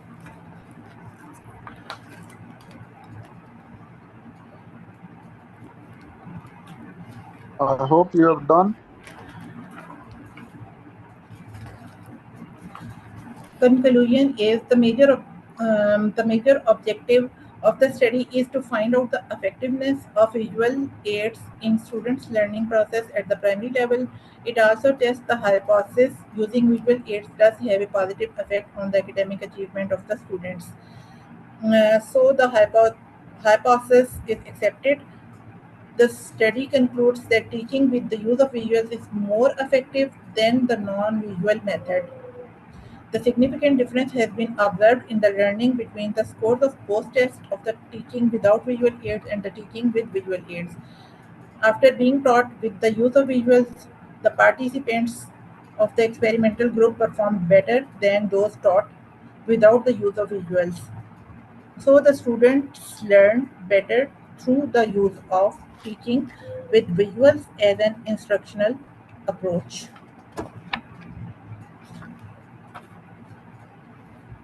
Surutulan, Yes, please. Vida, did you read out your thesis, the whole of it? No, not whole of it, shortly. A summary. Over But to it's, the you can say you have done a long presentation. So, but you have discussed in details. I think that you have concluded. Yes, I concluded it. Oh, that's great. It is So now you tell me, I have a question to you. So do you think that audio visual aid is, you can say, better for the students of school, college, and university level? Yes, AV aids, especially visual aids, are useful for all the students at all levels, but significantly and most importantly, they are most useful at students of primary level. Okay. Thank you very much. You have done the research in a detail. Thank you. Thank you, sir. Okay. Okay. Thank you so much, Kuratulan, for sharing your ideas with us, your research with us. And we have almost come to the end of our second day of the conference.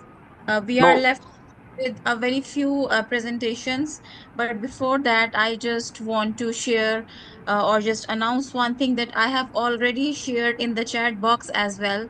As you all of know that this conference is being held in collaboration with Ramotitânico, and many of us are not aware or fully aware of this very organization.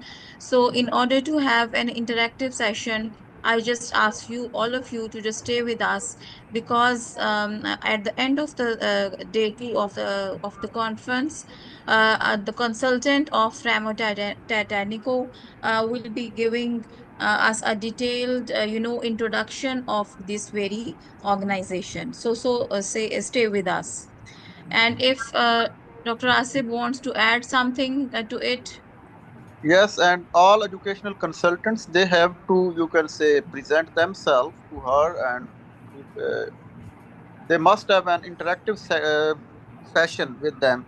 So maybe they will announce the whole package and whole, you can say, things with all educational consultants, senior members. So they are requested to stay here till the end. Okay, sir. Okay, so the next presentation we have is that of Sarish, Miss Sarish Aslam.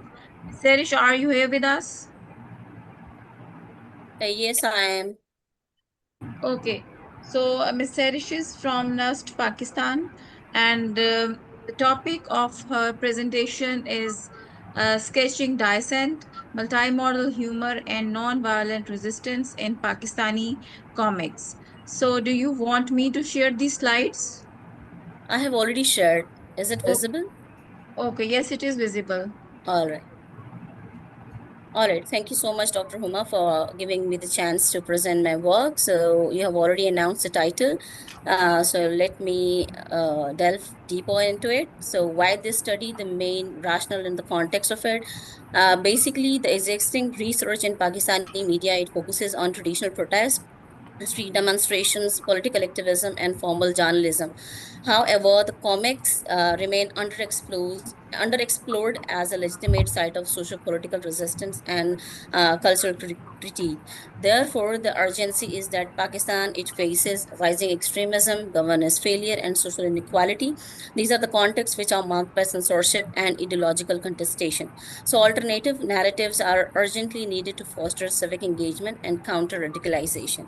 Therefore, the third space, the comic, it offers a unique third space for nonviolent resistance, which blends humor, visual storytelling, and symbolic inversion. This medium bypass direct censorship while enabling public reflection on structural contradictions. Therefore, the core argument is that Pakistani comics, it is not a mere the source of entertainment, rather a sophisticated multimodal tool for cultural critique, functioning as sites where power and is contested and alternative narratives for resilience are articulated. The research questions are: how do Pakistani comics employ multimodal humor to engage in nonviolent resistance? And this question, it explores the intersection of visual imagery, the verbal text. I'll be sharing the framework later in the slides, and humor as combined tools for challenging power structures without direct confrontation. My second question is that what verbal processes, the SFG transitivity, which is the model given by Halliday, it encodes critique and agency in the selected comics, which is Pasban, The Guardian, and the Team of Hafiz. This question basically investigates how material, verbal, and relational processes it constructs meaning, agency, and resistance in the textual narratives. The third research question I have proved is that what visual grammar strategies given by Kress and Van Leeuwen, it represents dissent and symbolic inversion. So this question basically examines how representational, interactive, and compositional meanings in images construct narratives of resistance and social transformation. The objectives of the present study, as I have already mentioned the questions, it analyzes how language and visual imagery converge to narrate dissent and negotiate power relations in contemporary Pakistani comics. Secondly, to examine the role of humor and symbolic inversion. Thirdly, to identify the multi-modal mechanisms that encode critique, power, readers, and construct alternative narratives for resilience. And fourthly, it contributes to to understanding comics as legitimate sites of socio-political resistance in global South context. So why these objectives matter? Because it basically fills a critical gap in multi-modal discourse analysis of South Asian graphic narratives. Secondly, it demonstrates how popular culture functions as a vehicle for nonviolent resistance. Thirdly, it provides a replicable analytical framework, means SFG plus visual grammar for studying comics globally, and it amplifies underrepresented voices from the global South in academic discourse. Furthermore, the theoretical and conceptual framework, which integrates the systematic functional grammar and visual grammar for multimodal analysis. So for verbal systematic functional grammar, Halliday's model has been employed, and the transitivity system, it encodes how meaning is encoded through processes, which is material, verbal, relational, and behavioral. And in parallel to this, the visual, the Kress and Van Leeuwen's model of was employed, where three meanings in the grammar of visual design has been given, which is representational, interactive, and compositional. So treating text and images as co-equal modes of meaning making that interact to create a unified rhetorical effect and narrative or dissent. So let me mention it that the comics which has been selected for the present study, the visuals, they have been analyzed using Kress and Van Leeuwen's model, whereas the text written in the bubbles, that has been analyzed using the systemic functional grammar provided by Halliday. So the conceptual framework, the input is the socio-historical context, which is censorship and ideological contestation, rise of radicalization, social inequality we can see, and the governance failure, gender norms, and public health crisis. The process, it was multimodal analysis, verbally transitivity model has been employed, visually Kress and Van Leeuwen's model has been employed, and the output is that the identification of critique has been it can be seen there is a symbolic inversion, resilience, and agency of the characters that has been portrayed in the comics, and alternative civic narratives. So the key insight from this conceptual framework for the present study is that it bridges linguistic theory with socio-political activism, treating comic as multimodal sites where power is contested and identities are shaped. So the comics Pasban and Timo Hafiz, one of the example that I have quoted here, Pasban, The Guardian, Darkness of Innocence. The creators are Gohar Aftab, Yahya Ehsan, so on and so forth. The theme is radicalization and extremist recruitment in Pakistan. The narrative approach, because different humor theories have been employed, and among the different forms of humor, the ironic dialogue, it exposes, in this comic, the contradictions in extremist rhetoric and institutional authority. Whereas the verbal processes, it highlights the tensions between the radicalized actors and ordinary citizens. And the dialogue deconstructs the mercenary motives of power and greed. So, and the visual strategies by employing Kress and Van Leeuwen's model, visual delegitimization, which juxtaposes imagery, strips away the veneer of glory from violent extremism. High contrast visual sequences, it emphasizes the human cost of radicalization, and the symbolic inversion, it flips the narrative of sacrifice into one of the manipulation. And whereas in the other comic which has been selected, and the major theme, collective action against social evils. So the major theme was child marriage. Everyone must be aware of the concept of Vani and Swara, deforestation and governance failure. The key features were diverse teenage protagonists from varied backgrounds. The material processes, in this particular comic, that was dominant, where action perhaps it foregrounds the civic engagement.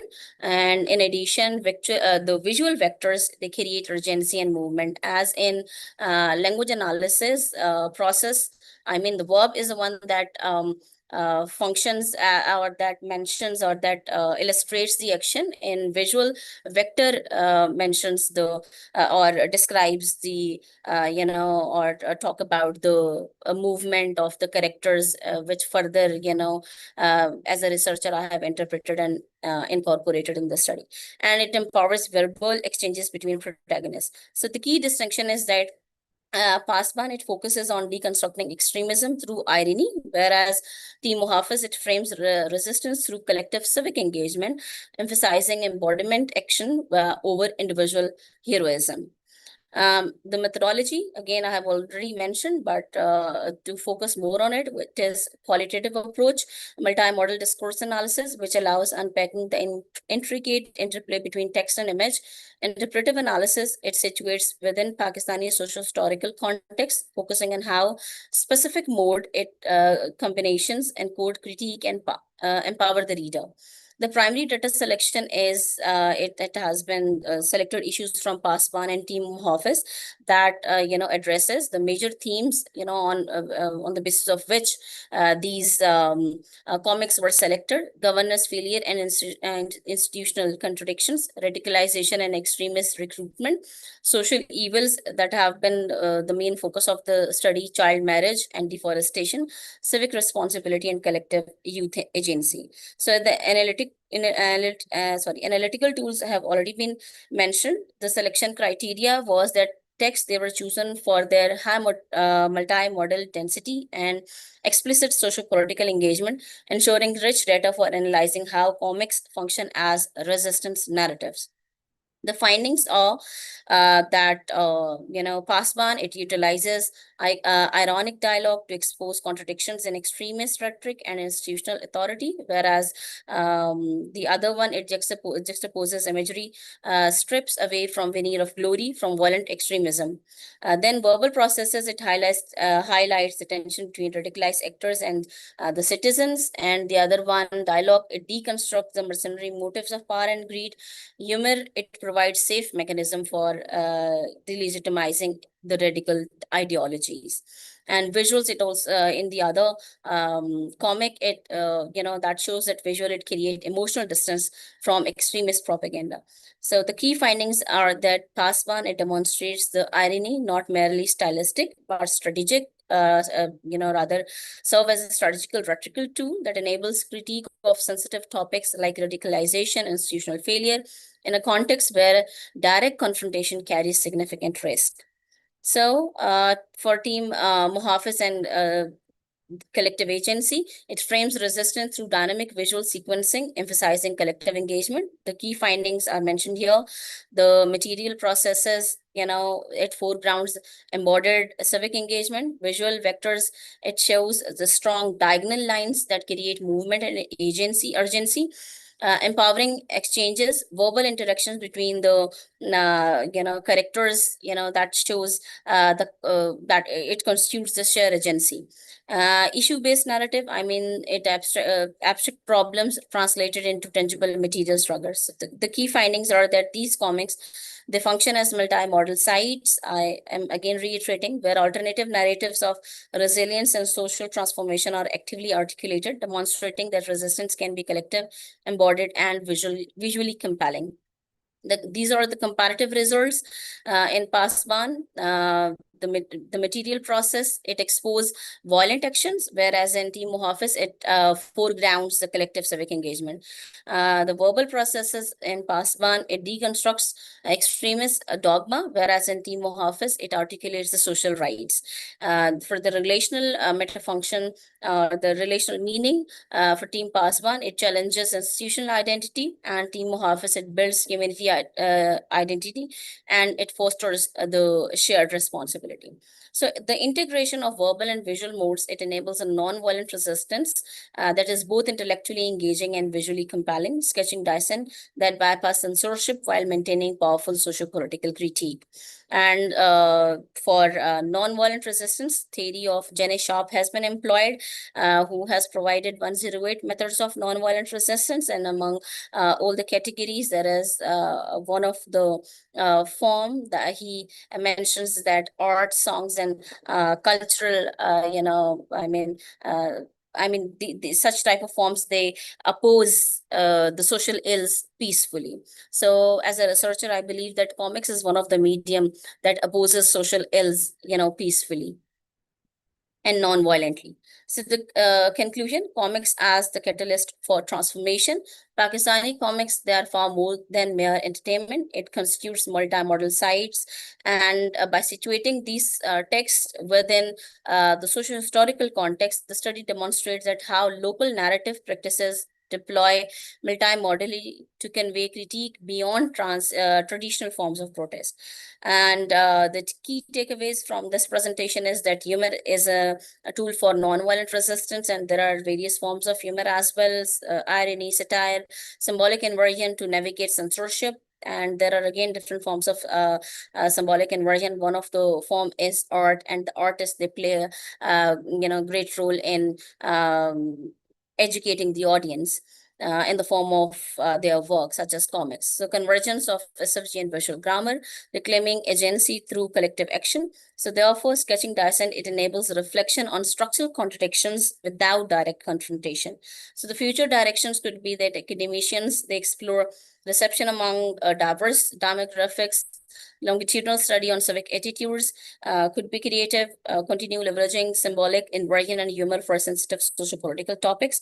The policy could be that it integrates multimodal literacies into curricula, support local digital publishing, and for globally, it examines how global South narrative it practices for innovative models of nonviolent resistance. So that is all from my side. Thank you. Okay, thank you so much, Ms. Serish, for having this presentation, sharing with us. So if anybody wants to comment or wants to ask something regarding this presentation, they are most welcome. And after that, we will have second last presentation of the day. So any question or comment?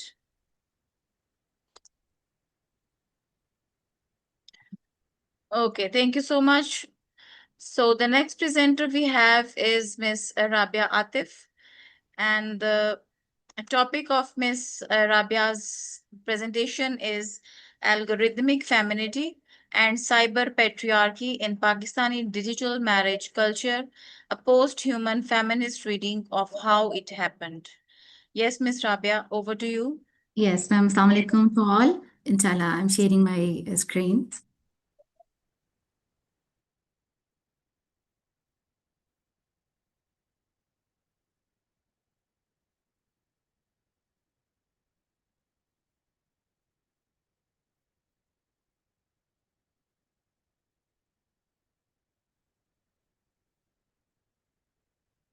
Assalamu alaikum to all. Is my screen is shared to all of you? Yes, it is shared. Yes, good afternoon, my dear respected teachers, my mentors, and my dear friends. Assalamu alaikum. Today, the topic of my presentation is algorithmic femininity and cyber patriarchy in Pakistani digital marriage culture.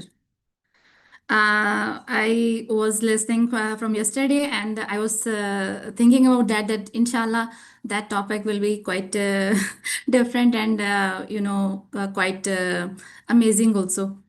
So what is happening here? A post-human feminist reading of how it happened. This is a novel by Shahzeb Fatima Haider, What happened in 2017? A billboard in Karachi showed a woman in a dupatta. Beneath filter icons, complexion, sect, caste, income, city. Find your perfect match. Smart, secure, Sharia compliant. This presentation argues that Pakistani digital matrimonial platforms do not merely digitize traditional rishta practices, they also algorithmically constitute them through the concept of algorithmic femininity. This paper reads Pakistani matrimonial platforms and Heather's pre-digital satirical novel How It Happened to continue field of gendered power at different moments of technical development. The research questions that are driving this article, they are: how do Pakistani digital matrimonial platforms operationalize and enforce normative femininity through algorithmic architecture? The very basic question. And how does Heather's How It Happened prefigure and satirically expose the gendered logics that platforms later formalize as data? Question number 3, what forms of post-human feminist refusal are available within and against these digital architecture? These 3 questions are also creating 5 objectives, and the overarching question aim is to develop a post-human feminism framework adequate to a post-colonial digital Pakistan. These research questions, they are forwarding to us by interlocking 3 theoretical lenses. First lens is post-human feminism by Braduti and Haraway, data feminism, and post-colonial digital archives. What is I will not take so much time for my audience. I will literally define all the things. Post-human feminism is describing us what gender subjects are constituted through technological assemblages, not preformed individuals who encounter technology. This means post-human feminism is questioning what, and data feminism is telling us how these data systems encode and reproduce the power relations of those who design them. And post-colonial digital archives, they are telling us that why this is happening. These 3 lenses together allow the novel and the platforms to be read as a single continuous field of gendered power at different moments of technical development. Now I will give a short overview of this novel, How It Happened. It is set in Lahore, Shia upper middle class milieu, follows the Bandians family extended rishta search for daughter Zeba, narrated by this whole story is narrated by Zeba's younger sister. And the most important thing about this novel is it is an ironic outsider within the matrimonial machine, exposes true comedy, family negotiations, Baradari politics, sectarian gatekeeping, complexion hierarchies, and female surveillance. This whole things are going on, and the narrator participates but is never fully absorbed, inside but not governed, because the satire is whole, the module and the method that is going on in the whole novel. Here are textual analysis. The biodata is a catalog. Here the Butler performativity, how performativity, how we can forget it. According to Butler, femininity is not an essence the platform discovers. It is a citational practice that platforms repeats. Women who do not perform legibility within its categorical architecture do not appear in the whole scenario. In the novel, what happened? In the novel, Zeba's attributes, complexion, height, domestic skill, piety, family lineage are assembled by her mother into a circulated matrimonial CV. And on the platform, what is happening? Shadi.com profile, form request, complexion, whether it is fair, whitish, dark, height, religiously, and practicing moderately, not very, family type, whether it is Shia, Sunni, anything else, for female profiles only, willingness to relocate. Here we can see how the women and how the Rishta.com and how this very normative stance of Pakistani marriage culture is now becoming a data. Algorithmic gaze before the algorithm. Colorism, caste, brotherhood are perfected in the system. These are whole post-colonial hierarchies. They are operationalized at scale, normalized through the neutral logic of AI. Why this analysis matters? Number one is conceptual innovation, introduces algorithm femininity and cyber patriarchy as a new analytical categories for post-colonial feminist digital studies, moving beyond harassment, focused frameworks to structural platform critique. Methodological contribution. First, sustained reading of how it happened as a demonstrates how literary analysis and platform critique can be brought into productive dialogue, each illuminating what the other alone cannot see. Post-colonial digital studies situates Pakistan digital culture within global debates on algorithmic bias and data justice, correcting the Western-centric and secular liberal bias of feminist technology studies. And when we talk about the political stakes, the quieter structural violence of platform design, invisible, normalized, scalable, require as much feminist critical attention as the visible violence of harassment. This paper makes that case.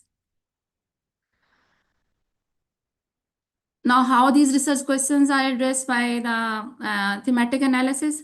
Research question number one is addressed by Pakistani matrimonial platforms are not neutral matchmaking tools. They are biopolitical infrastructures, algorithmically optimizing bodies into categorically legitimity, encoding post-colonial hierarchies of colorism, caste, and sect at digital scale. Even they belong to Shia family, and even the Sunni candidate is the candidate that is denied to appeal by, though he is able to fulfill all the requirements, but though the things the algorithmic is failing him. How it happened? Functions simultaneously as a pre-digital archive and a feminist critical act. Its satire make visible the equivalative gaze the algorithm renders invisible. Reading novel and platform together reveals the same system at different moments of technical development. This ensures us the inherited and the invisible work of the algorithm, the same normative culture that we have in our elders, that we have in our mothers, in our dadis, in our whole elders, that the same thing is going for the algorithm and for the digital media. Research question 3 is answered by post-human feminist paroxys following Donna Haraway works within and against digital infrastructure simultaneously.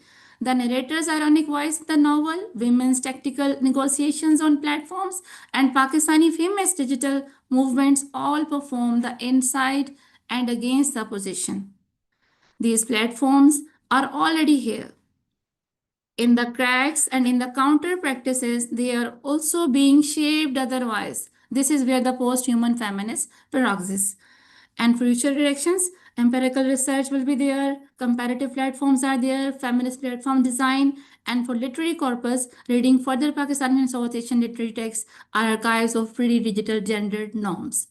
Thank you very much from my side. Any questions, they are welcome. Thank you very much.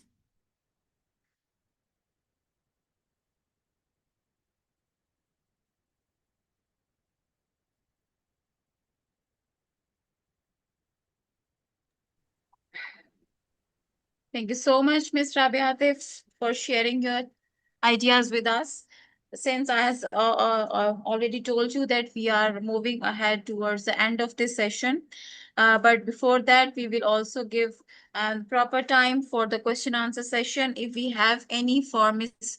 Rabia Atif's scholarly ideas, if you want to ask something, any of the presenter audience, or if you want to comment something, you people are most welcome.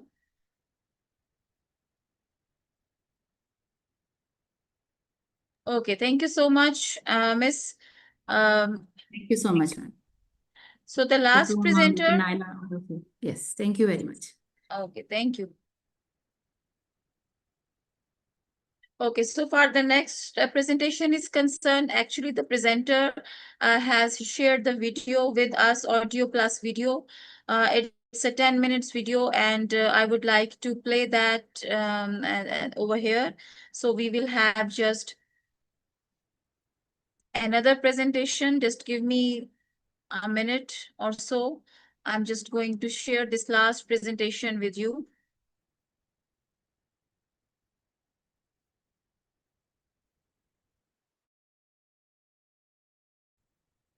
Okay, this presentation is from Ism. Isam Shahzad is also a PhD scholar in English literature and is from the University of Faisalabad. English as linguistic capital, negotiating post-colonial identity in American Fever and Home Fire.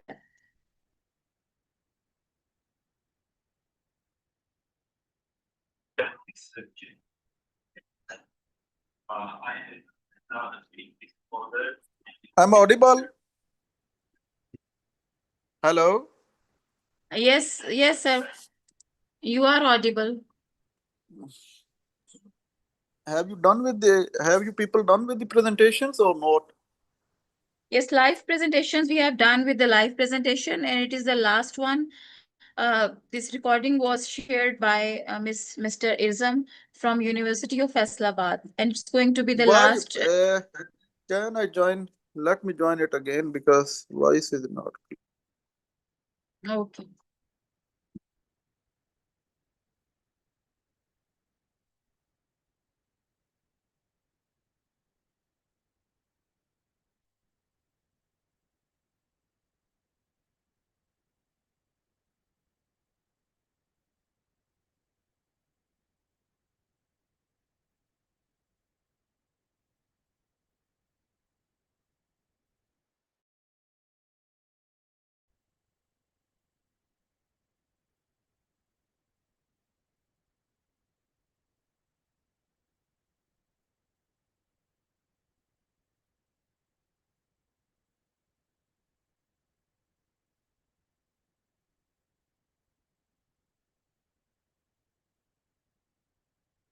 I think till Dr. Asif rejoins us, can we play the video? Yes, he has joined.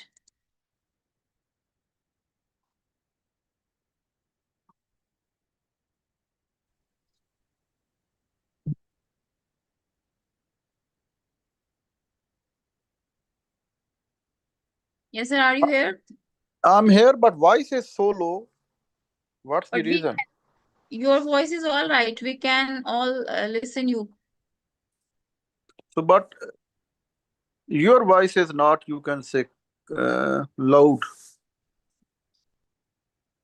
Okay, maybe some connectivity issue. Maybe it's just because of, you can say, this sharing screen or things like that. Okay, For let me that, stop. Yes, is it better now? yes, it's better now. Yes, sir. So, have you done with the last presentation as well? Yes, I was telling that the live presentations are over. Just one recording was left. That was about I was about to play. Okay, So then play it first. okay.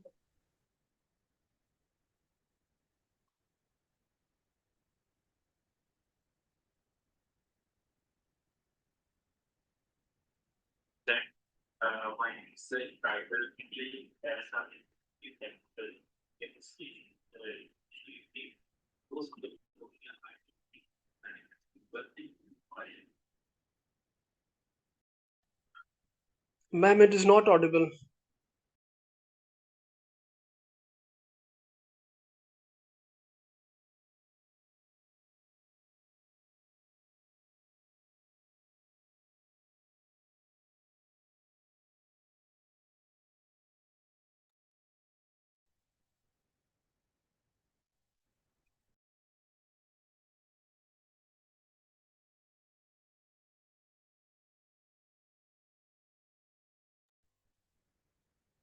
Kindly pardon, but there is no audio.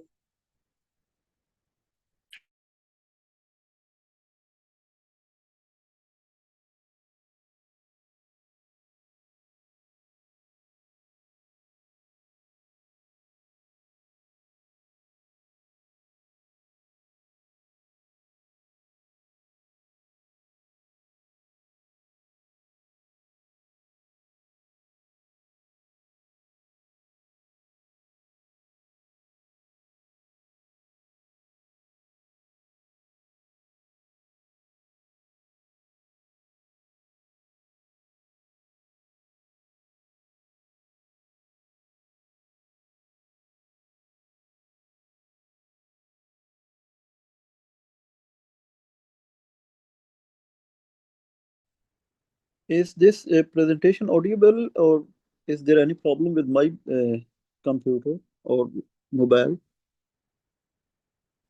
No, sir, it's not audible.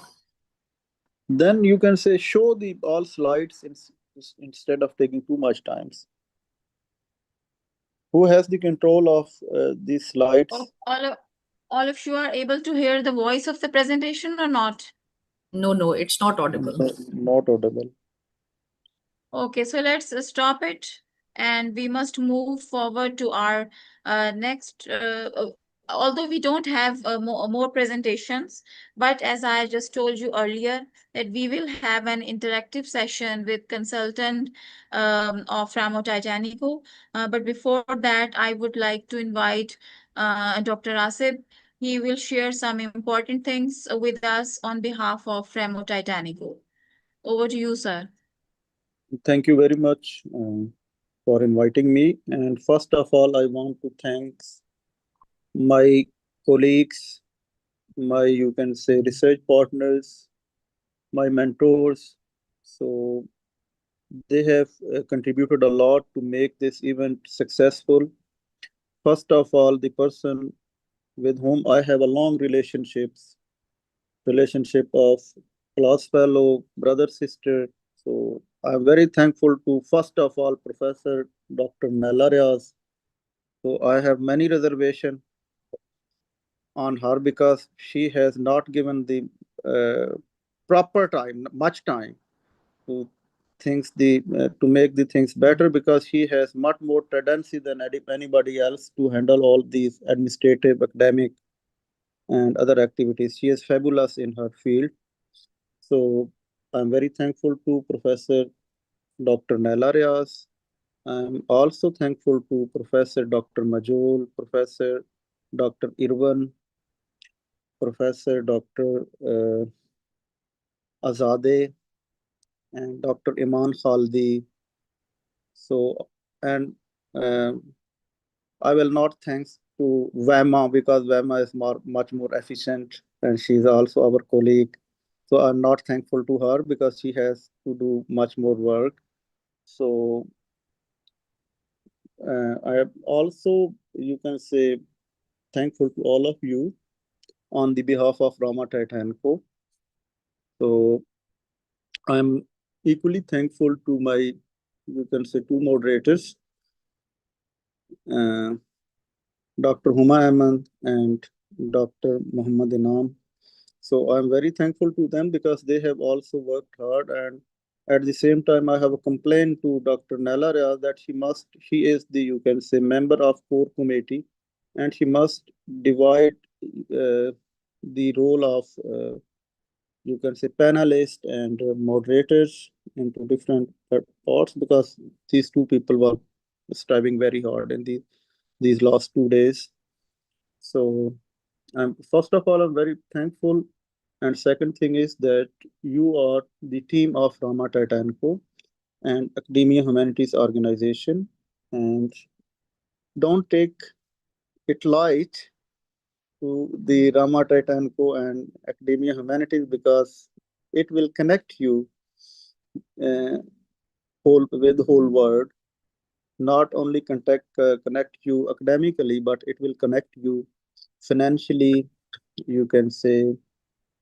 So it will be a revolutionary step that these two organizations are going to take. and you people are the founding members of this organization. So thirdly, it's your organization, it's your platform. So, but one thing is, you can say, more concerned that you must be, you can say, linked, and you must be punctual with all the events and all the activities. And third thing is that the organization is going to, you can say, organize different um, research programs, different research journals, and other things. And these activities will be on weekly basis, monthly basis, and quarterly basis. So we'll, later on, Dr. Vema has a long presentation.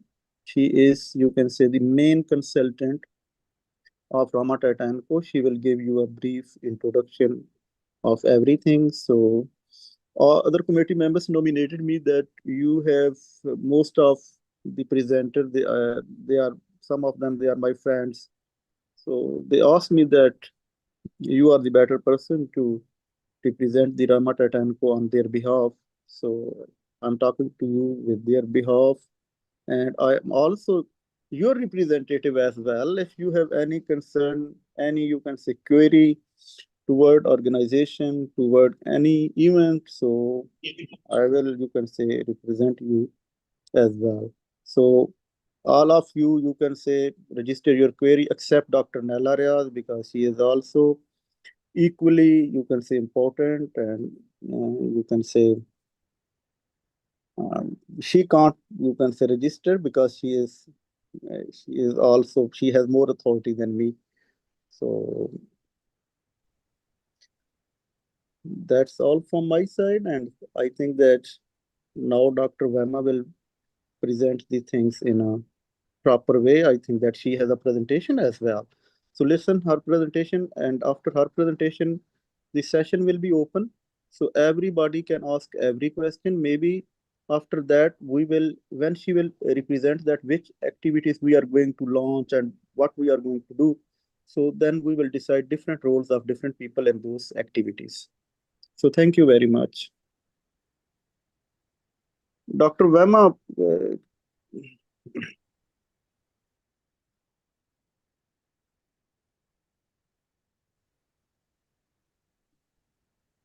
hello everyone. Can you hear me clearly? Yes, we can. Okay. Thank you so much. Greetings, everyone. Thank you for being with us for the past 2 days. I'm here to present my last presentation. And for the benefit of those who were not there for the opening ceremony, my name is Dr. Engineer Vimbai Pachao, the lead consultant for Ramotitânico Praga. So as part of my presentation yesterday, I'm just giving a brief highlight. I highlighted on the 4 main pillars of Ramotitânico Private Limited. The first one was like on mobility, like providing the bikes for potential riders of Uber deliveries, Glovo deliveries, Bolt deliveries. The second one was on higher education consultancy. The third one was on the mobile butchery for halal meat. Then the fourth one was on real estate management, like buying, renting out, selling of properties. So today, I'm going to present a detailed program of our work, like it's called RISE Europe. So it's in an integration of all the pillars, like we've got the higher education and research pillar, then the other 3, they're just consolidated as enterprise pillars. What is RISE Europe? It's an integrated education, migration, and enterprise platform that empowers international students to build businesses whilst pursuing higher education in Europe. We integrate education, settlement, enterprise with the community. It is a new model for migration because Europe needs talent. Young people need opportunity. RISE Europe connects both. Instead of asking students to wait until graduation before they begin contributing, we help them build businesses whilst they study. So the RISE differentiator is study while building. So the traditional student migration route is a linear slow sequence that delays contribution. Like you first study, graduate, search for work, and maybe stay if you get the work or if you get the appropriate papers. So RISE Europe is now changing the sequence. Our model is you apply to study in Portugal, you get the enrollment, you arrive in Portugal, you complete the registration process, we give you settlement support, then we also empower you to launch a small business. At the end of the day, you graduate with a degree, a business, you've got a stable income, you've got a network, and the European experience. So the four foundations are education, economic independence, settlement, and enterprise. So on education, as previously highlighted, we guide you through the admissions, visa preparation, and recognition of qualifications. As you know, in Europe, for them to accept your qualifications, they need to be recognized by what they call DGES. We also help you with that. Then the economic independence, that was highlighted very well yesterday. Then we've got the settlement, we've got the properties where we can provisionally rent you out whilst you stay, and you can also use that as you prepare for your visas. Then the enterprise, the most important thing. We help you with the business registration, mentoring, investment, readiness. So once you come a student, we want you to live as a businessman. So why Portugal? Portugal is one of Europe's most welcoming innovation gateways because of low cost of living. It's a bit affordable. It also has English taught programs. So it is the main gateway to the European Union. You know, in Schengen, in Europe, they've what they call the Schengen. It's like a borderless territory. So once you get to Portugal, you are already in the rest of Europe. And who is RISE for? This RISE Europe program is for international students, young entrepreneurs, researchers, skilled migrants, diaspora professionals, and families relocating to Europe. So according to RISE, a student journey would be like, you leave your home country, you get the university admission, you arrive in Portugal, you settle, we empower you with mobility, you have some initial income, you register your business, you graduate, you have your startup business, and at the end of the day, you become an employer. And on our platform, everything is connected. We've got the education, the migration support, housing, mobility, banking, business, research, and investment. We've got professional consultants to support you with everything. We are that link that you need. And why should students choose RISE? Graduate with everything you need to belong in Europe. You need the degree, you need the residence pathway, that is like getting permanent residence or citizenship. You need the income, the business, the professional network, and the much treasured European experience. And also, we are planning to launch the Academia-Humanities journal. And as you might be aware, this conference has been organized by the Academia-Humanities. So we are planning to launch the journal, which will be a peer-reviewed international journal for interdisciplinary research. The scope will be on education, humanities, social sciences, sustainable development, innovation, entrepreneurship, policy studies.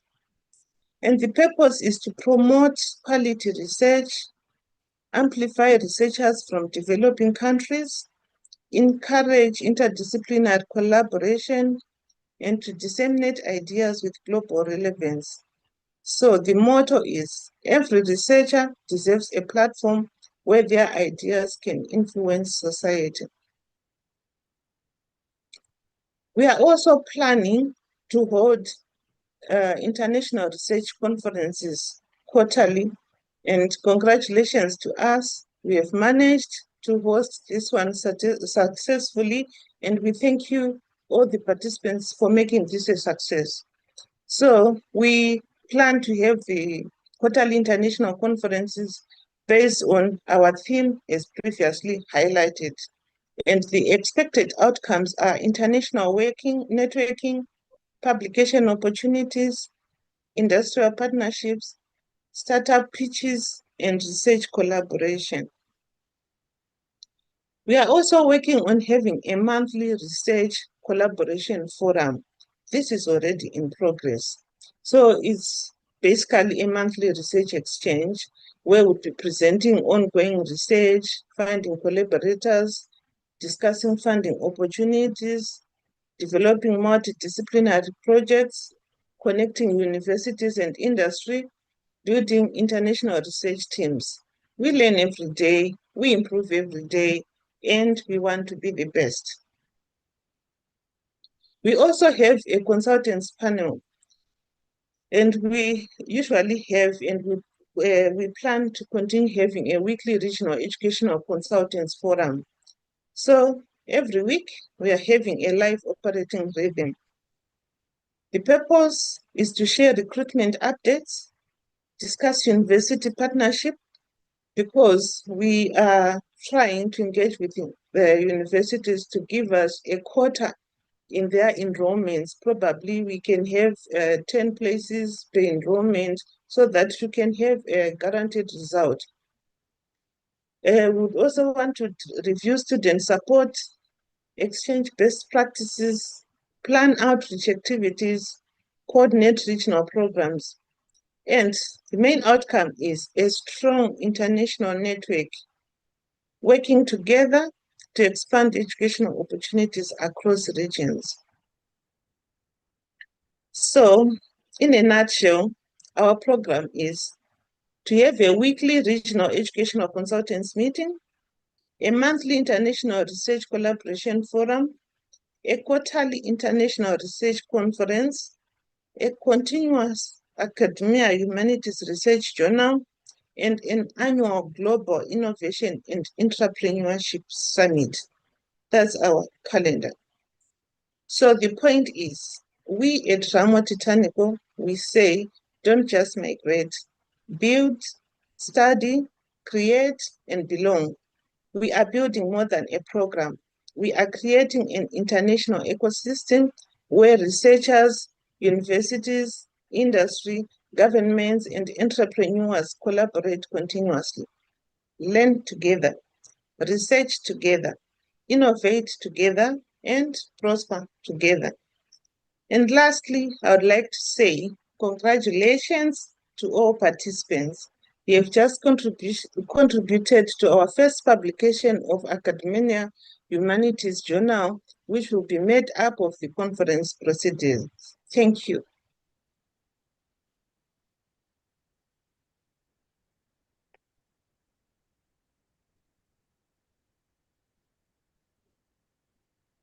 You are not audible.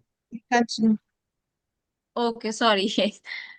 So on I'm very thankful to Dr. Wim for introducing Ramotitânico in detail. So many of us who were just having no idea or very little idea about the organization, we can very well understand what it is all about. And it is full of opportunities for researchers and people who are engaged in sustainable development and other fields of life, etc. So I would like to invite Dr. Asif if he wants to add something. And I would also like to invite participants if they have any questions or queries regarding this Yes. organization, they are most welcome. First of all, I will invite to Dr. Nella Riyaz. So she has to proceed. Yeah. Hello, everyone. Assalamu alaikum. Walaikum. How Dr. Wembe has introduced this platform that is really uh, invigorating. So let's see how we get response from number one, from the participants, number two, from the young scholars, the researchers, young researchers. Naturally, it completes the program. It starts from getting connected to building, studying, creating, and belonging, which makes it convincing. However, in between this build and belong, there are number of things that need to be filled up. And as we sit at our own and we think over these links, we are going to come up. On our first weekly meeting, we are going to come up with certain questions that our scholars, researchers place in front of us. And in the same way, there are a number of things that are to be dealt with. Keeping the cultures of the mindset of different scholars of different countries. And as we connect them, we shall be better able, we shall be better placed to meet this challenge. It is about the recruitment update. It is about discussing university partnerships. It is about reviewing student support. It is about exchanging best practices. So, how is this possible? Meaning, on the slideshow, it appears to be very lucrative. However, when we start going through analyzing the feasibility, that is where we would have to put in honestly. This is all that I want to say. Otherwise, the presentation is really attractive and it can stimulate, inspire number of researchers because it talks about what the researchers want, what the young generation wants. But how it works, there still is a question mark. Thank you. I'm done. Okay, all right. Thank you so Yes. much for the question. If I hear you well, you are asking like on the weekly updates, right? Okay, so these are mainly based on work in progress. Like at the moment, we are working on the enrollment of our first batch of students. As I mentioned earlier, like in Portugal specifically, the enrollment is done in phases. So our intention is to keep our clients updated. We don't want to leave them hanging, right? And even just telling them we are still waiting for the outcome from the university, that's good enough in update rather than keeping quiet. That's Yes, perfect. yes. So I think that so many ideas are coming from. So as Professor Dr. Nalarias told that we have to also see all these things. So we will do, and I have, you can say, one complaint to you as well. You are the only person whom I can complain in front of people, because you have to give more time, and you and Nadia are pillar of, you can say, this organization. So Nadia, you, if you want to add something, because Yes, sir. Thank you very much. let me introduce first that Mr. Nella Riaz is my Miss Nella Riaz, Dr. Nella Riaz, Professor Dr. Nella Riaz, you can say, is my class fellow. So we have done masters together, we have done PhD together, and since 2010 or 10. we are together. Since 2010 2010. we are together. So inshallah we will remain together. So, and she is much more important um, for this organization, for us.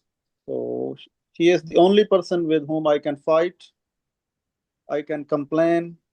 So yes, Miss Nadia. And she is Yes, also sir. our educational consultant, main consultant, and main member of our society, as you can say, consultancy and journal body. Yeah. Yes, Miss Nadia Noreen. Thank you very much, especially for providing us all with the platform and the opportunity to work together for a collective cause of collaboration. I must say, it's a collection of the minds who are eager to excel. And I would like to say that it's not only the collection of merely international research publication, it's a collection of the creative minds collaborate who are ready to excel for their personal growth, not only in terms of intellectuality but also the financial gains and financial growth, and especially the next intellectual level as well. So in this very regard, thanks, I would like to thank Dr. Rasif for connecting us with the right person. And I think with your presentation today, Dr. Wambai, I'm extremely thankful. You have given us an insightful and in-depth understanding of the whole framework of the organization. And inshallah, with collective collaboration and meetups and especially online interaction, we will go together. But one thing which I think is very important, the right timeline and the sequencing of timeline to catch the clients is the main important thing. Because since last few days I'm working on some of the enrollments and all that, so with this very perspective I find it sometimes becomes difficult to catch the clients when the season and the time is over, especially in terms of Italy. I came to know that the right time for the enrollment is yeah, it's next September, right? So for the current September, we are already late, and there isn't any intake in January for Italy. So exactly the same sort of framework we need to understand for Portugal as well. In case if we want somebody to recommend for that, what type of scenario and what type of time frame is the right time. So we will like to hear some from your side, some words from your side as well. And I hope this weekly session will be there to empower us all about the basic ideas in this very regard. Thank you so much. Thank you so much.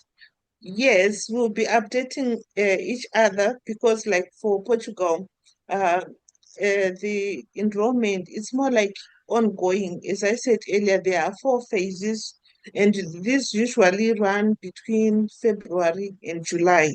So each phase will be probably open for 2 weeks. So there are 4 phases for each semester, and the main academic year starts in September, but they also have February intakes. So we'll be updating each other, and we'll be sharing information on which university is open over which dates.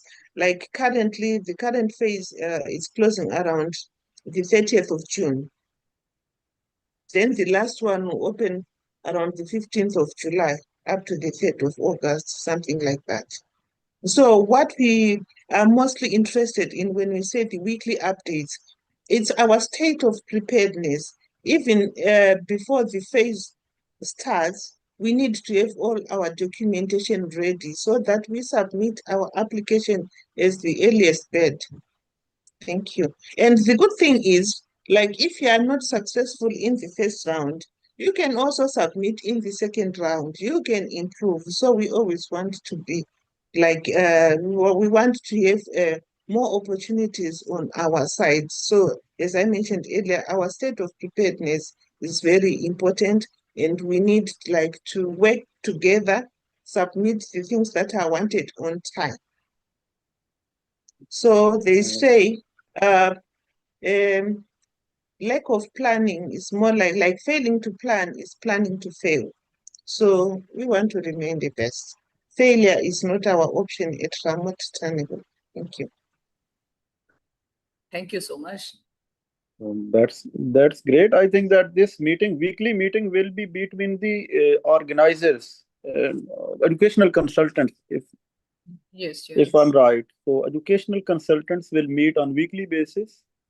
So all the registered educational consultant. And let me introduce Ms. Nadia is also our regional educational consultant, Oman. So Professor Naila is a regional educational consultant, Faisalabad, Islamabad, and so many other places. Abads. Yeah. And now our next educational consultant is Farwa Zaur. Farwa, am I audible to you? No. Farwa Zaur. Yeah, I can listen you. Yeah, I'm listening okay. you, Dr. Asif. Yeah. Yes. If you have any question, you can say. So Anything far you it's want to going, share? yeah, so far it's going very good and very well. Obviously, the plan to meet up on every weekend, maybe, I think weekend would be more preferable from my side as well. And starting to work as a regional consultant, definitely we will definitely want to know the criteria and the requirements and everything. Once we know everything, and we will get to know that how we are going to start it and how to get more and more students and how we can accommodate them and facilitate them as soon as we can, as best we can. So let's see, and I hope on the meetings we are going to discuss each and everything, what we are going to do, what our task will be. So definitely that will be a great opportunity for us, and we are just waiting to start it as soon as possible, definitely. That's great. And one thing more I want to mention here, consider this organization as your own organization. So it will help you, even especially educational consultants, in every way. So now it's at the beginning phase. So definitely it will improve as it's touching to so many other sectors as well. It's, you can say, connecting the education with financial things as well. So it will be really helpful. So after Farwazo, yeah, we have Sarish Aslam is there. Sarish Yes, I Aslam is am. also our educational consultant. Yes, Sarish.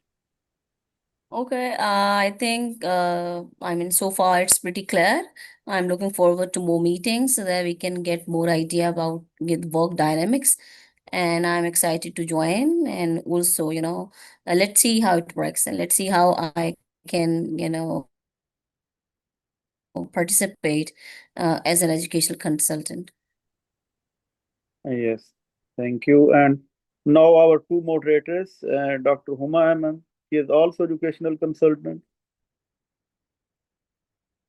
If she has any Yes, question thank you or so much, sir. Yes, we have been with you working for the last many years, and we have very good experience as an individual.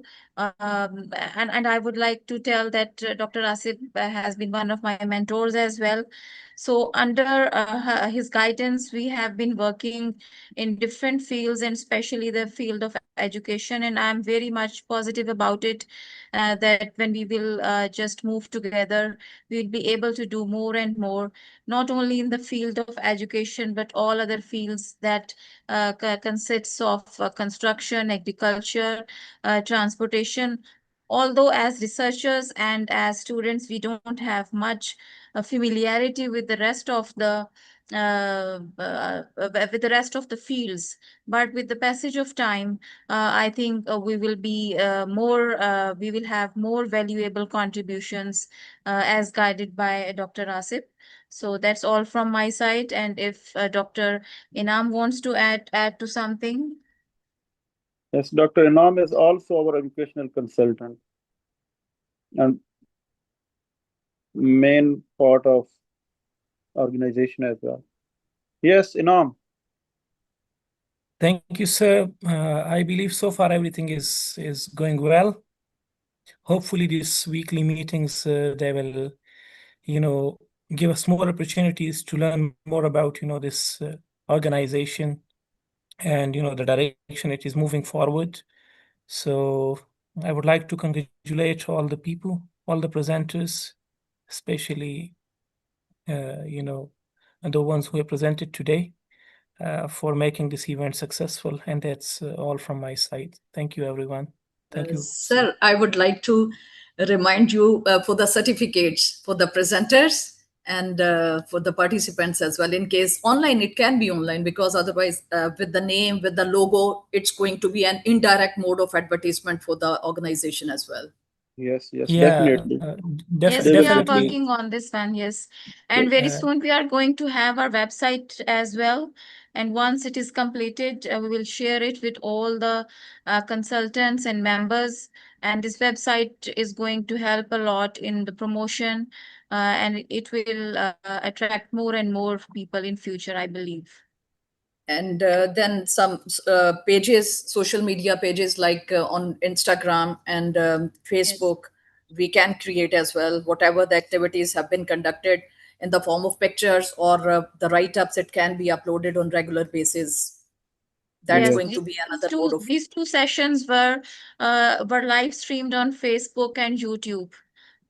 So we need to have the link so that in our circle we would be able to Yes, we will circulate. share it. Yeah, Yes, we we will will share the share link it. with you. Even you are currently, live on YouTube.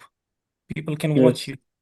I will ask Dr. Vema. I will ask Dr. Vema to note down all these things, such as that you have to create, you can say, official website, university of organization official websites, because with two organizations we are dealing, so separate their email addresses. So when we will have the organization email address, so through that email address you can create different platforms on social media, so that will be much more easy for, you can say, the people, so those they can also contact. So first you have to create you have to create different emails, Ramotitânico email, Academia-Humanities email. So on those emails generate different, you can say, pages, different groups on social media, so people will join easily. So those emails should be present on website as well. So, Yeah, noted, sir. Yeah, we work on the publicity, and we would like to say this conference is just an opening to the brighter, greater future. We'll work on that, on the publicity, the emails, the website, and also the social media pages. We'll work as a team. We'll definitely come up with something. Thank you so much. Yeah. so one of our colleague is Kalsoom Afzal. If she wanna say something, she can. Because Dr. Nala has praised her presentation. Kalsoom Afzal.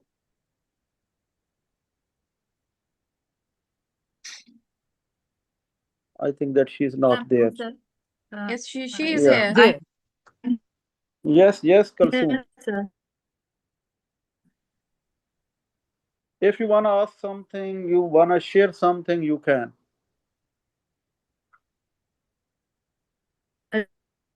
Thank you so much, sir. Thank you so much, sir, for giving this opportunity to. Am I audible, sir? Yes, you are audible.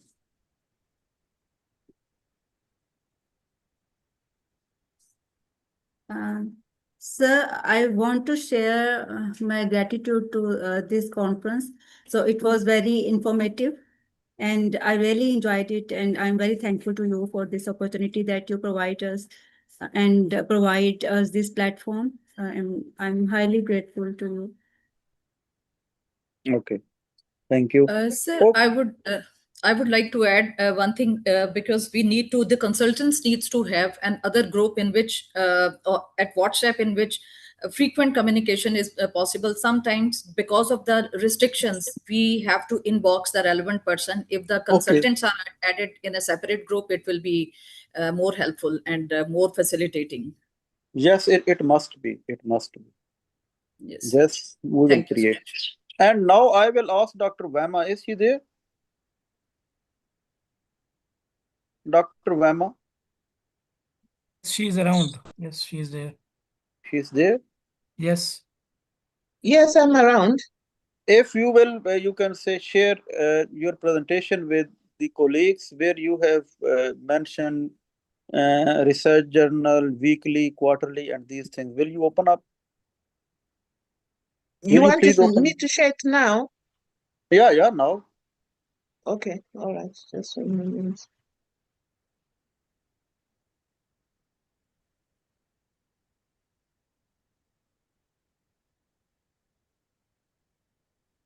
Can you see? Yes, we can see. Okay, so But I can't let see. me go. Yes. You can't see it? No, yes, I can see it. Okay. Okay. So So go to research journal. Research journal, okay. Yeah. This one? Yeah, stay here. So, Dr. Nalaryas, please turn on your camera. So, Yes, please. First of all, you can say that we must make the things practical. So That's right. So, and now it's your, you can say, Dr. Nala, it's your responsibility to, you can say, pursue all these things. So, in collaboration with Dr. Vama. Okay. So, first of all, we must have a team, research journal team. So, right. So, our research journal teams will work to, you can say, make it feasible. Okay. So, first, voluntarily, the people who are present here. So, Nala's name is, without his permission, is recommended. So, other people who are interested, they can show their interest. So, become the part of this research journal team. Sir, I would like to participate as a Okay. member. What about other group members? So, Yes, sir. I would also like to be the part of it. okay. Dr. Vema, please note down. So, I'm also interested, sir. Sarish, write down Professor, the name of Professor Dr. Nala Riaz, Miss Nadia Noreen, Dr. Humayman, Miss Sarish Aslam. Anybody else? Inam, what about you? Me? I would And there are a number of talented students who can be very helpful. Yeah, it's up to you. But now we are discussing and we are giving the responsibility to the people, those are here. Right. In the group, because, and after that you can consult it with anybody else. Yeah, Dr. Asif, I would also like to participate in it. Okay, please put the name of Miss Farwa Zaur.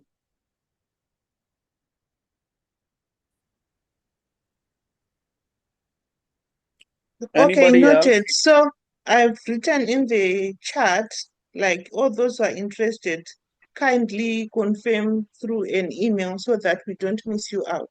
Thank you. Okay. No. How many people you have noted down?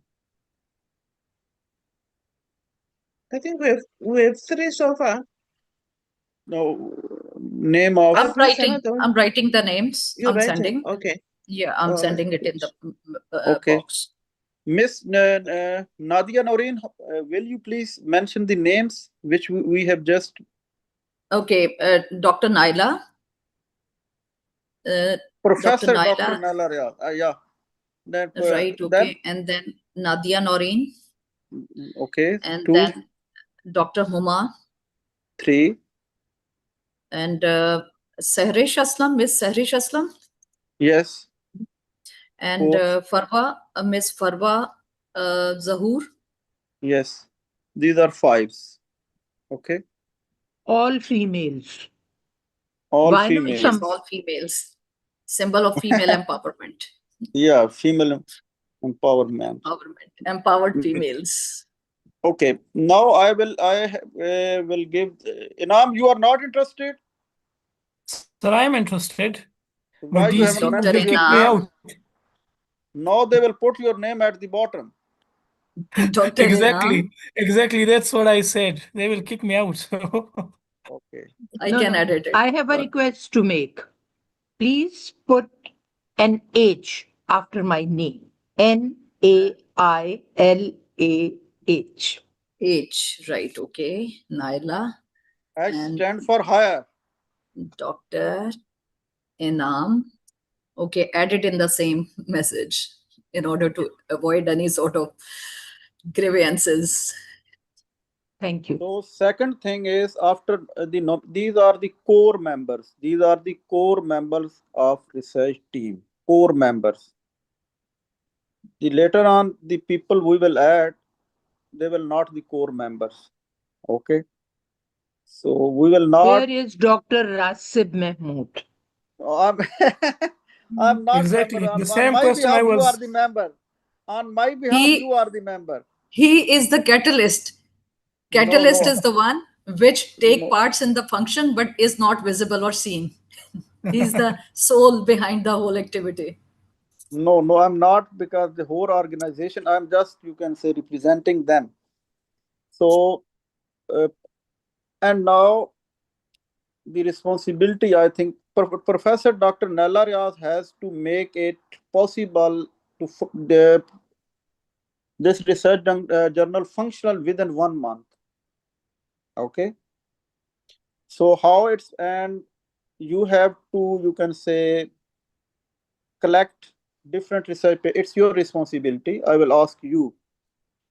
So all right, fine. But I have yes, an objection. One objection. If you please my objection at end, I will take your all objections, if you allow me. Yes. So second responsibility is Miss Huma, in collaboration with Waima, that they have to get ISSN number. Okay, sir. You know, ISSN number, ODI number.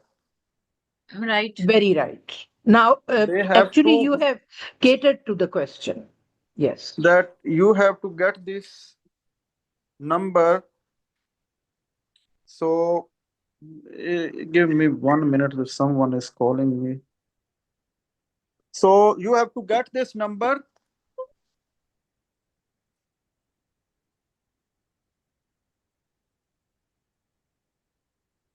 You have to get this number within 7 or 14, 15 days, because you have to, when you have ISSN number, then ODI number. So second thing is that we will register this research journal in Europe. So even Dr. Wemma and Dr. Huma, they will make it feasible that how to register it in Europe. It will be Portugal based or Italy based research journal. Right. Okay. Right, sir. Sir, I'm writing all these points in the chat. So, and Miss Nadia Noreen and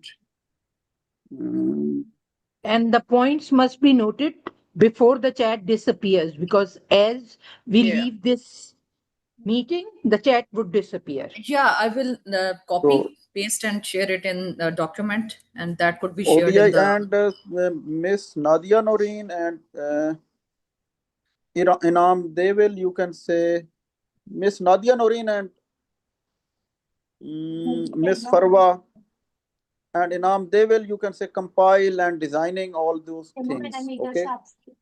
Okay, sir. So we can. What's the task given to us? The compilation and designing. Compilation and designing. So DOI. yes, yes. DOI. DOI, And DOI. ISSN. ISSN, yes, yes. Most important.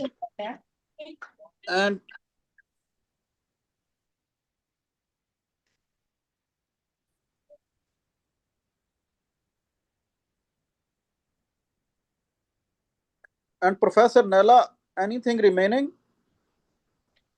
Hello. Not right now. Social media page. Yes.